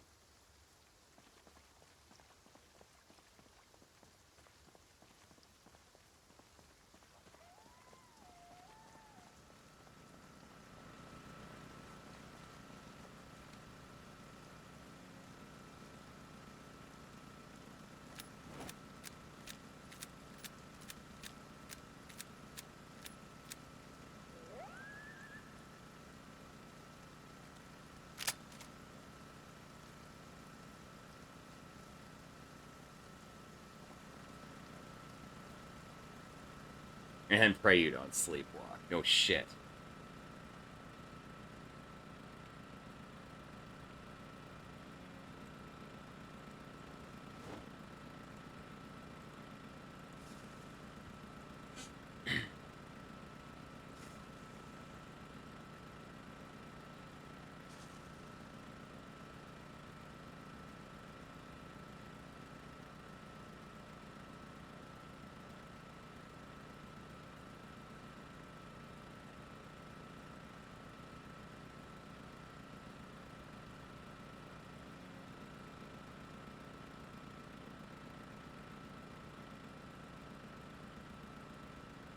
Oh, totally.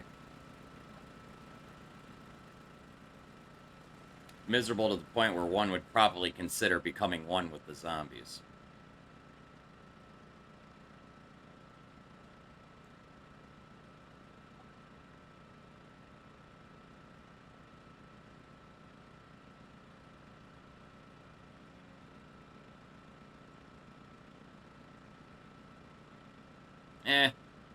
I've been playing permadeath games for a very long time. I've been training for this shit my whole fucking for at least the last fucking like decade and a half, okay?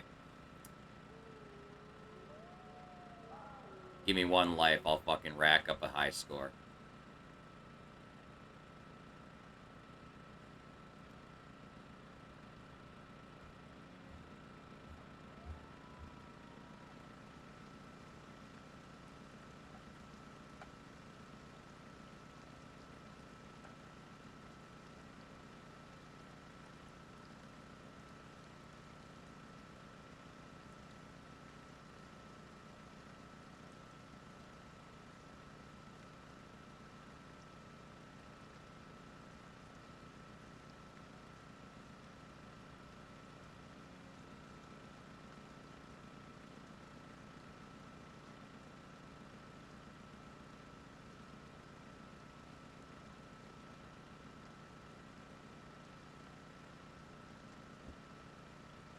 Yeah. Anybody, that's all boils back to the more mouths and whatnot you're responsible for, the more likely you're gonna get dead.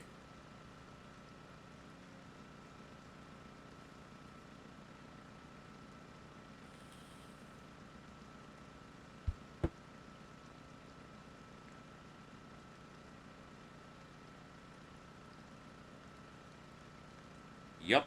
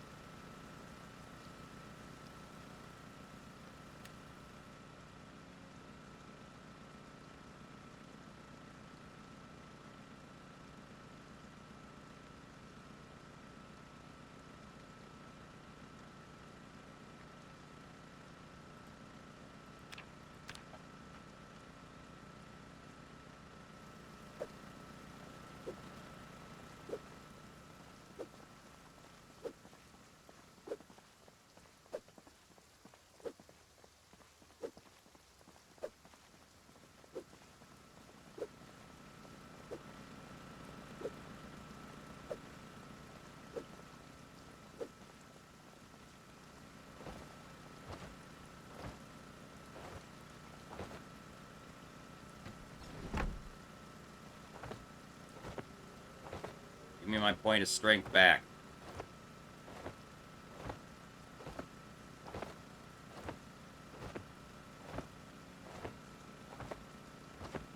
Fucking cheating game. Give me my fucking point of strength. Most annoying fucking bugs. Thank you.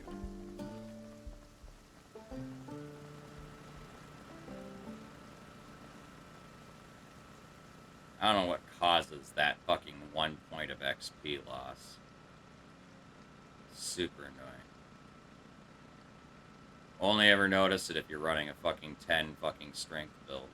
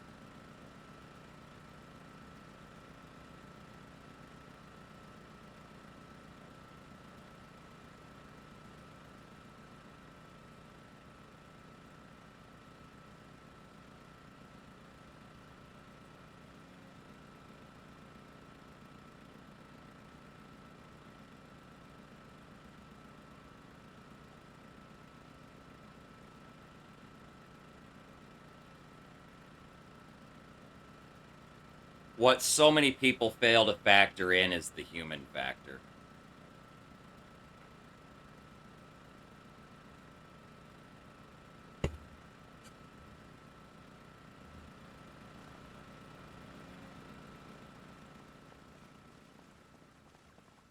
In the apocalypse, eventually the zombies would just become another thing. What you have to worry about is the unpredictability of humanity.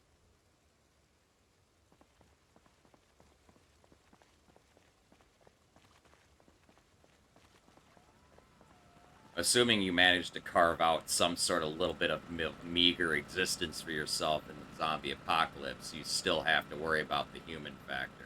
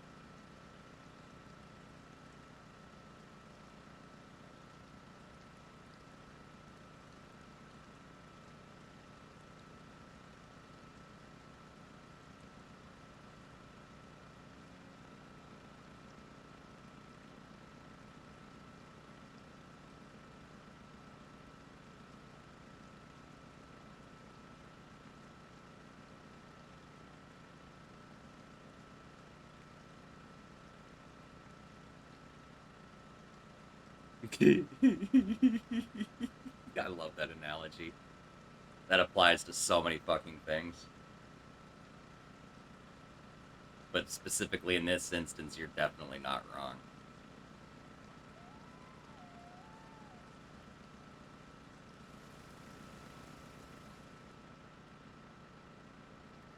People who are used to surviving with more, living with more, are going to be more greatly affected and more likely to get themselves killed trying to get that way of life back. The ones that have known nothing their whole lives and know how to survive with nothing are going to last about that much longer.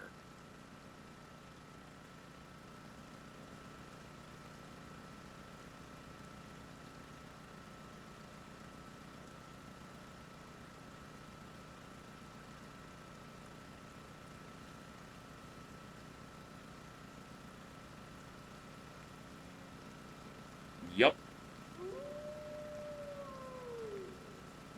Oh, yeah. Psychopaths do just fine.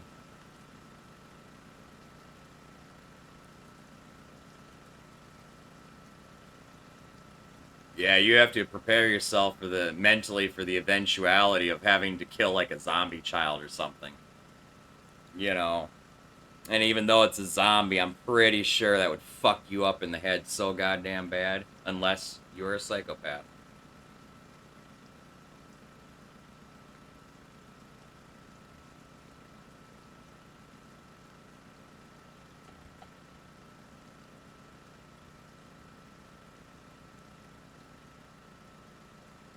Yep. It's true psychopaths will have no remorse in that. They'll wait till you turn your back and then just fucking break your neck. Or stab you in the back, or cut your throat, or any number of fucking things.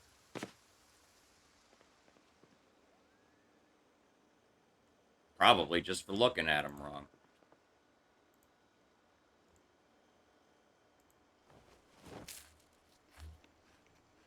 You literally almost have to become a psychopath to survive that kind of scenario.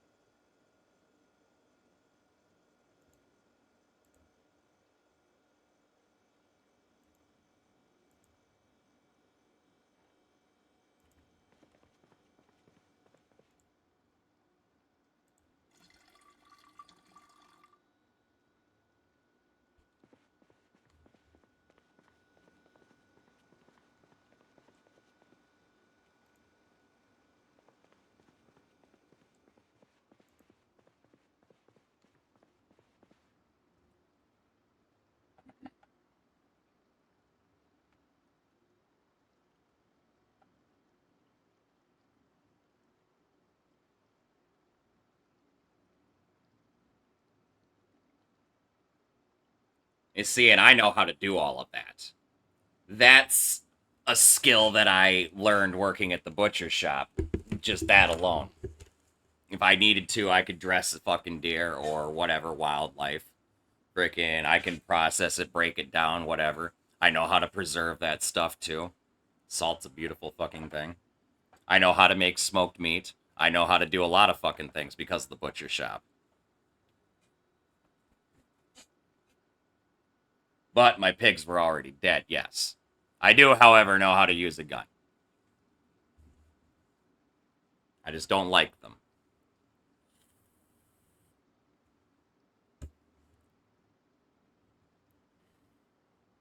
Nah, I used to shoot pigeons and squirrels and shit all the time when I was growing up. Wouldn't even faze me.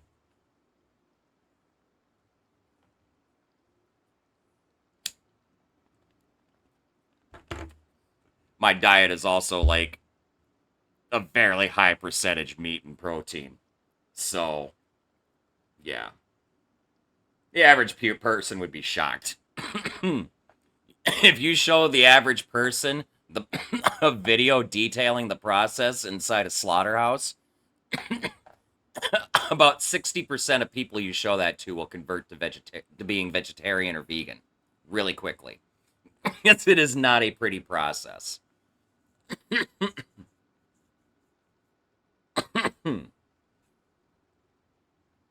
It's that process that has PETA all in an uproar half the fucking time. They think it's more inhumane than it actually is. The animal in reality does not suffer. It's dead before it knows it's even dead. But the process of breaking it down so that the butchers can then deal with it is pretty brutal. Like, arguably, I don't even know if I could describe the process here, truthfully.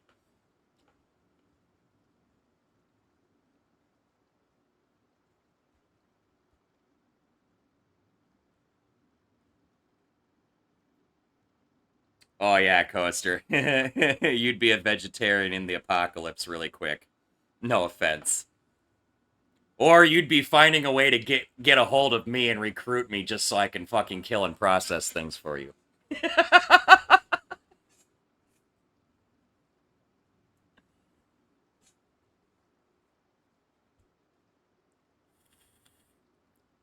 But you know, it's that little thing that I know that would give me just that tiny bit of an edge in a zombie survival scenario that would put me 2 days above longer than everybody else.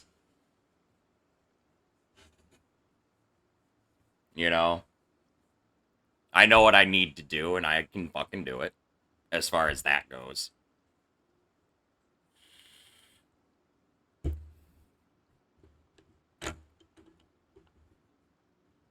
Blood doesn't bother me. I'm quite fascinated with blood, especially my own.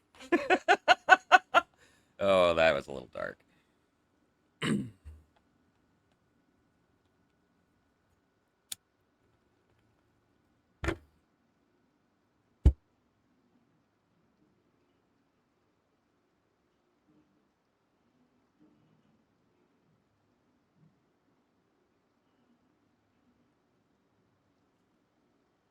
Man, from the age of fucking 12 or 13ish until I was 20, I came home from work every day covered in blood. It was great. And then the couple years I worked after the pandemic for them, I was coming home covered in blood. Psychopaths and military, totally. Military just because of conditioning alone. Conditioning and training and the ability to follow orders to a T without question. Psychopaths just, again, simply because no remorse. None whatsoever. They will do what they need to do for their own self-interest. If that means you have to die for them to get ahead, you will. You're only alive in their presence as long as they need you.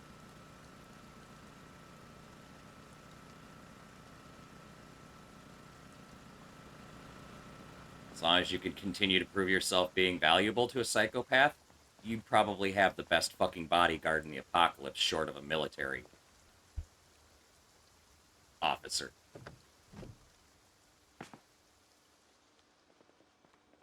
Just gonna put that out there. But you better make yourself fucking useful.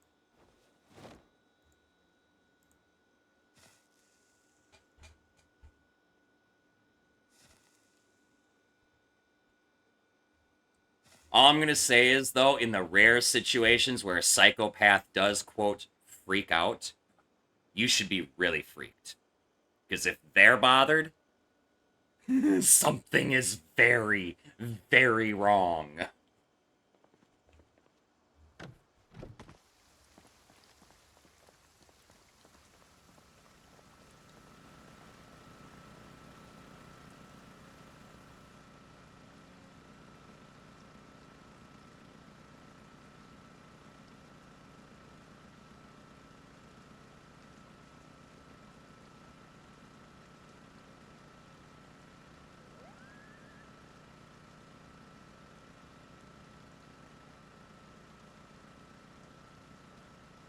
Those of us who already aren't, totally.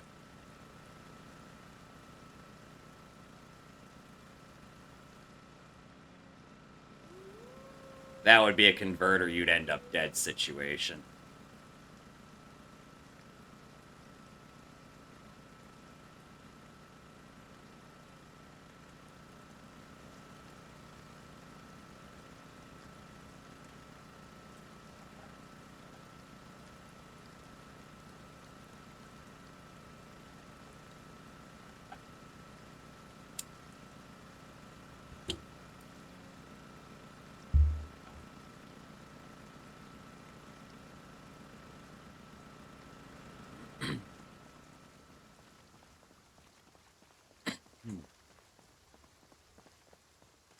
Another thing, too, you'd have to worry about, and this is why you don't want to be in, like, a major city, besides the fact that you'd get eaten alive.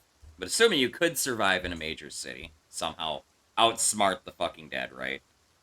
The next thing you have to worry about is if they're that fucking dumb, eventually the military is going to go in and mop up everything in a city.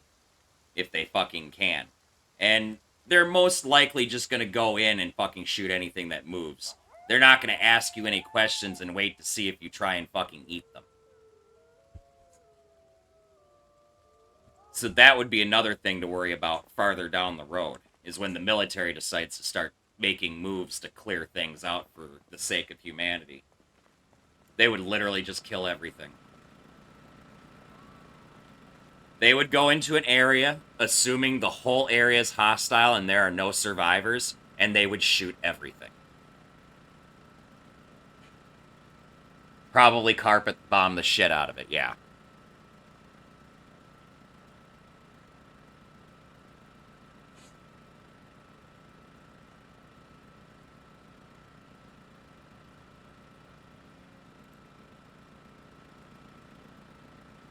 And even if you survive that barrage, they'd still go in and mop up whatever else is still fucking moving.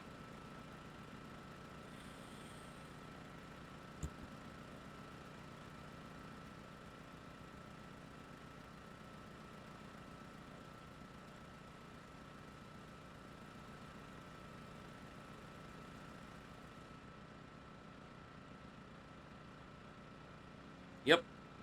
Inevitably, the military would make a move.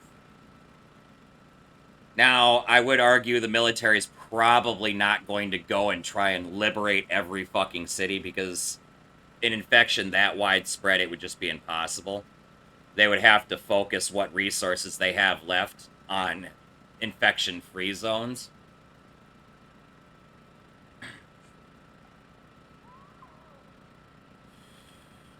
So, if you're not with the military, as long as you're out of those zones, when they fucking go to create them, you're fine, I'd say.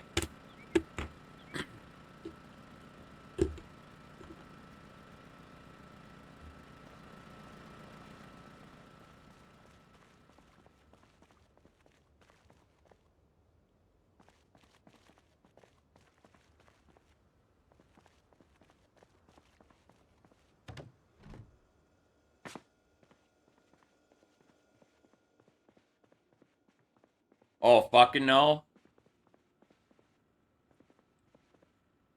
Here's the thing with that, and there's a reason they wouldn't broadcast their intentions. If they're broadcasting their intentions, anybody who is alive that is not friendly will know their presence and will probably cause problems. Probably greed saying they need those guns. So, you know, you'd be sending people, military wouldn't send their guys into a fucking trap like that. They'd go in completely unannounced. They'd have to. They would have to.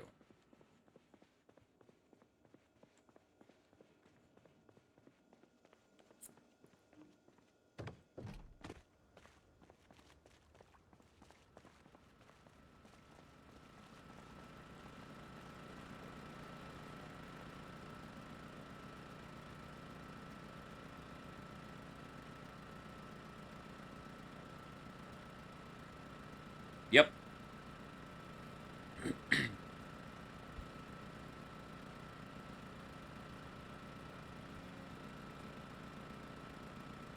There's that, too.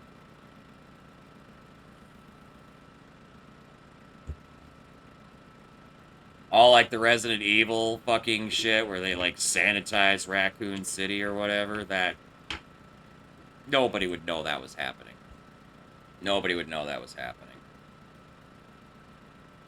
Not till it happened.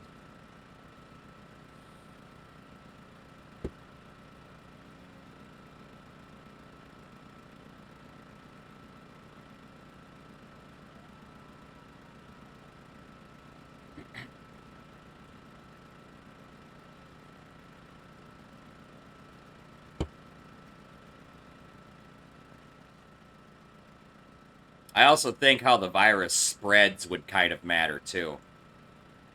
Is it an airborne where only a few people are actually infected, or where a few people are immune?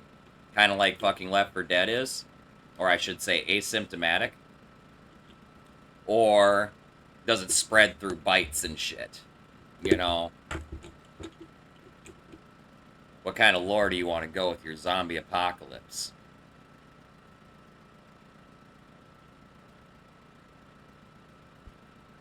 In Left 4 Dead, the survivors are asymptomatic. They have the virus, they're carriers, and they spread it, but they don't actually die from it.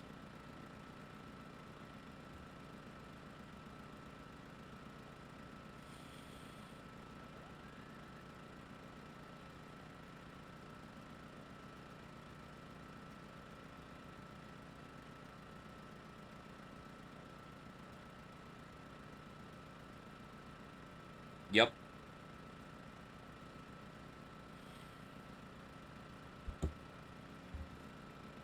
Both of which they have the ammunition and resources to deal with.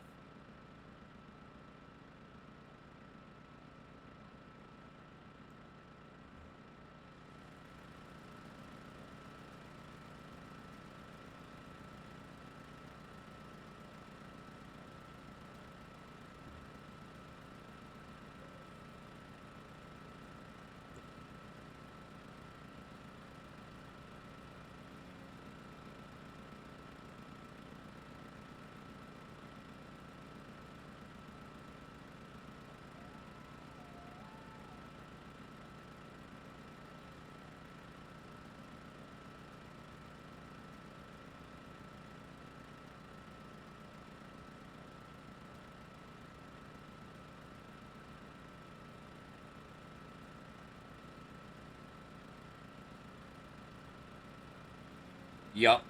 There's actually a comic too, a sacrifice comic that actually shows some of the story. Because there's some actual dialogue between specifically Zoe and Bill during the sacrifice that gets explained by this comic.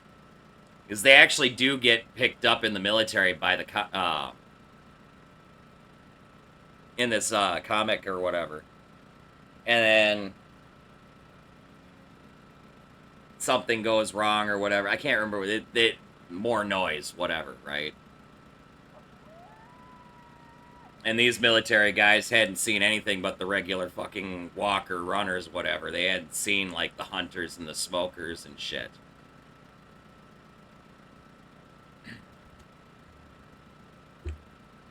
That was a pretty interesting comic. But that's why Bill's always apologizing to Zoe throughout the sacrifice campaign.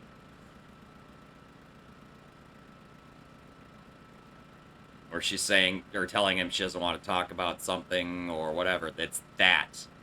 Because in the end, I guess Bill sacrificed someone to, for them to escape that situation in the military base.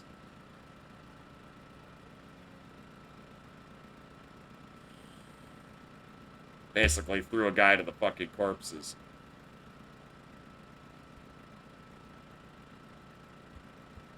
Yep. Bill let him die.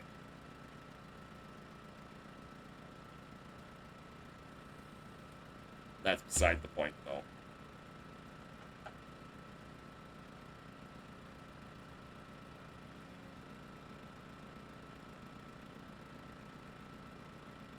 Yeah, and by that point, those guys aren't immune. So the hunter would have ripped right through his fucking hazmat suit in a second and he would have been infected. So it wouldn't have even fucking mattered.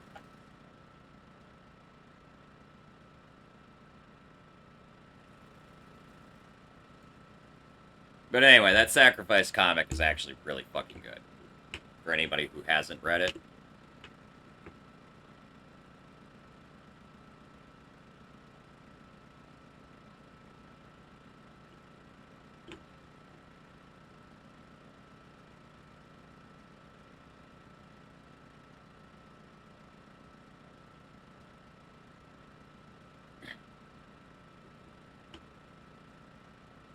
Yeah.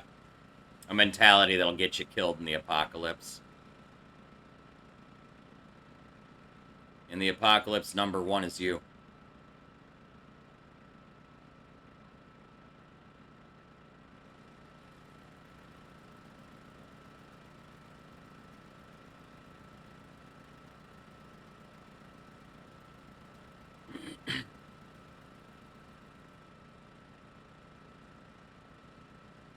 I know, it sucks that he dies in fucking the sacrifice, man.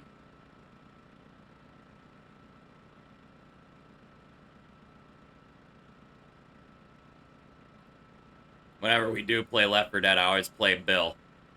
And I'm always the one to fucking stab an adrenaline and fucking do the fucking thing in the sacrifice.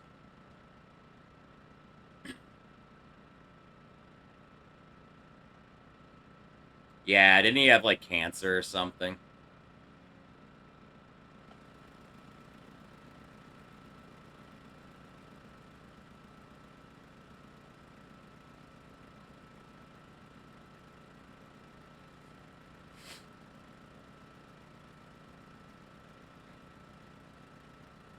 Yeah. I can't remember what the exact details are anymore, but I do remember something about that. Supposed to get a surgery and the apocalypse happened.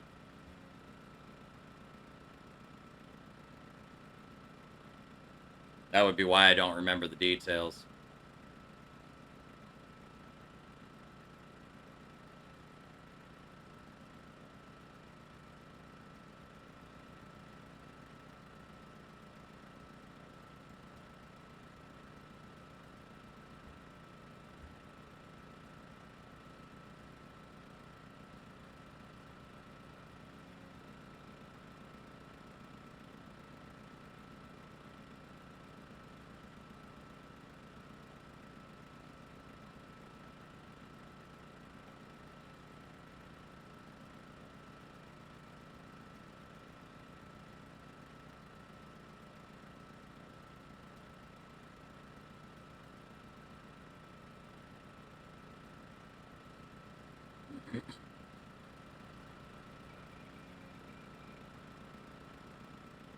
I don't remember her story details at all, honestly. I don't remember any of the stories, honestly. It's been a long time.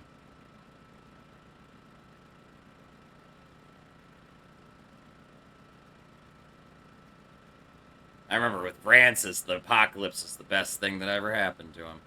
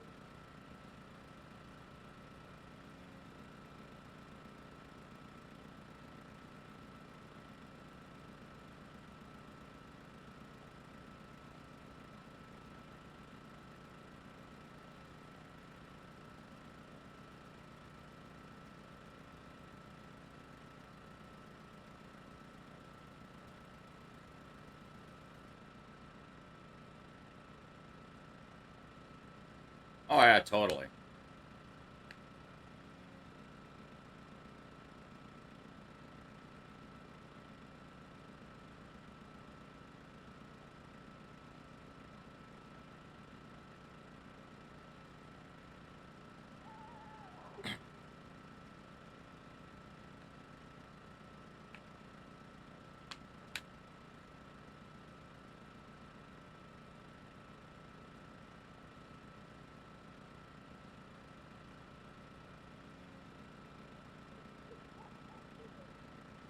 Man, Nick's a fucking scumbag, dude.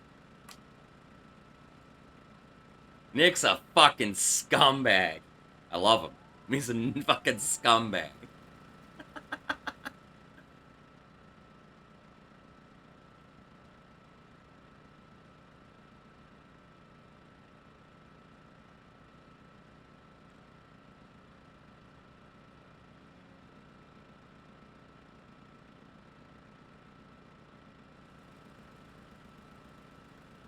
That's fair.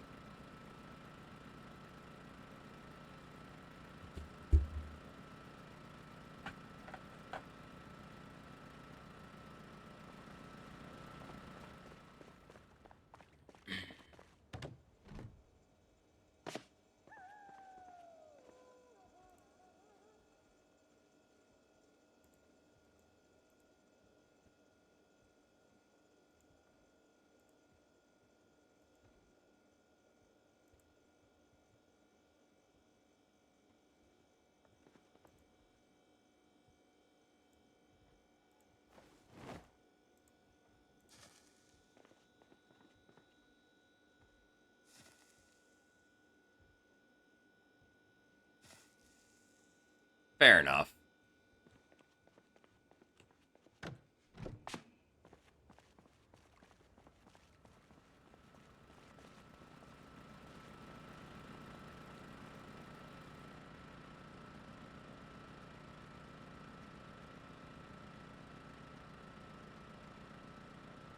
But to be fair, Lewis is annoying as fuck.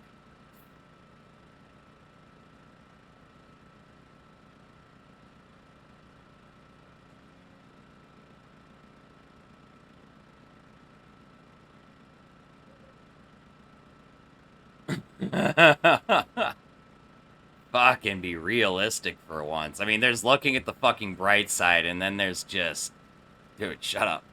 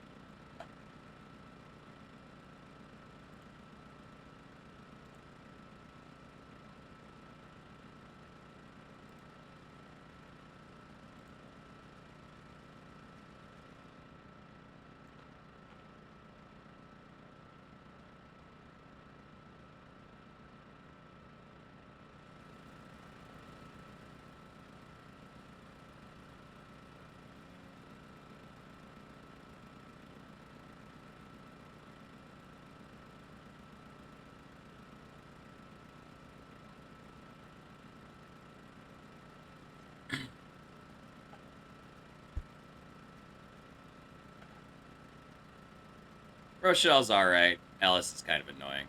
Talks too much.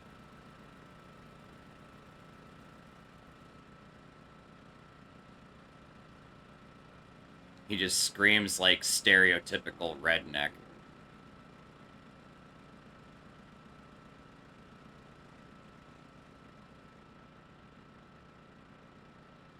Like, disgustingly stereotypical.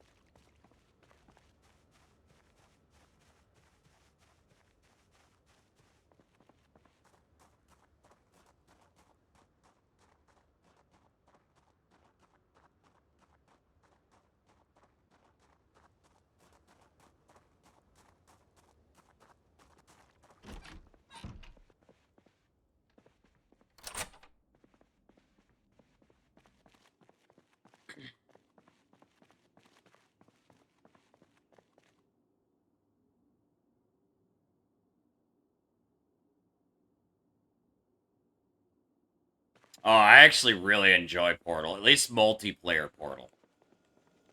Me and my brother, we did a playthrough of it not long ago. It was super fun. Super fun.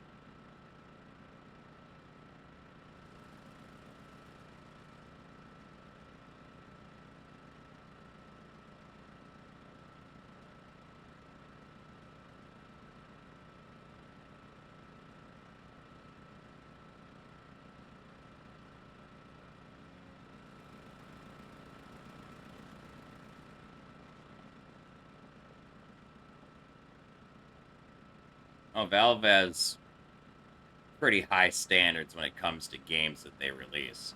But that's why they don't, like, release a lot of games. They sit there and cook them to perfection before they release them. And yeah, some of them end up being bug-ridden and whatnot, but Valve's pretty good about fixing that shit really quickly.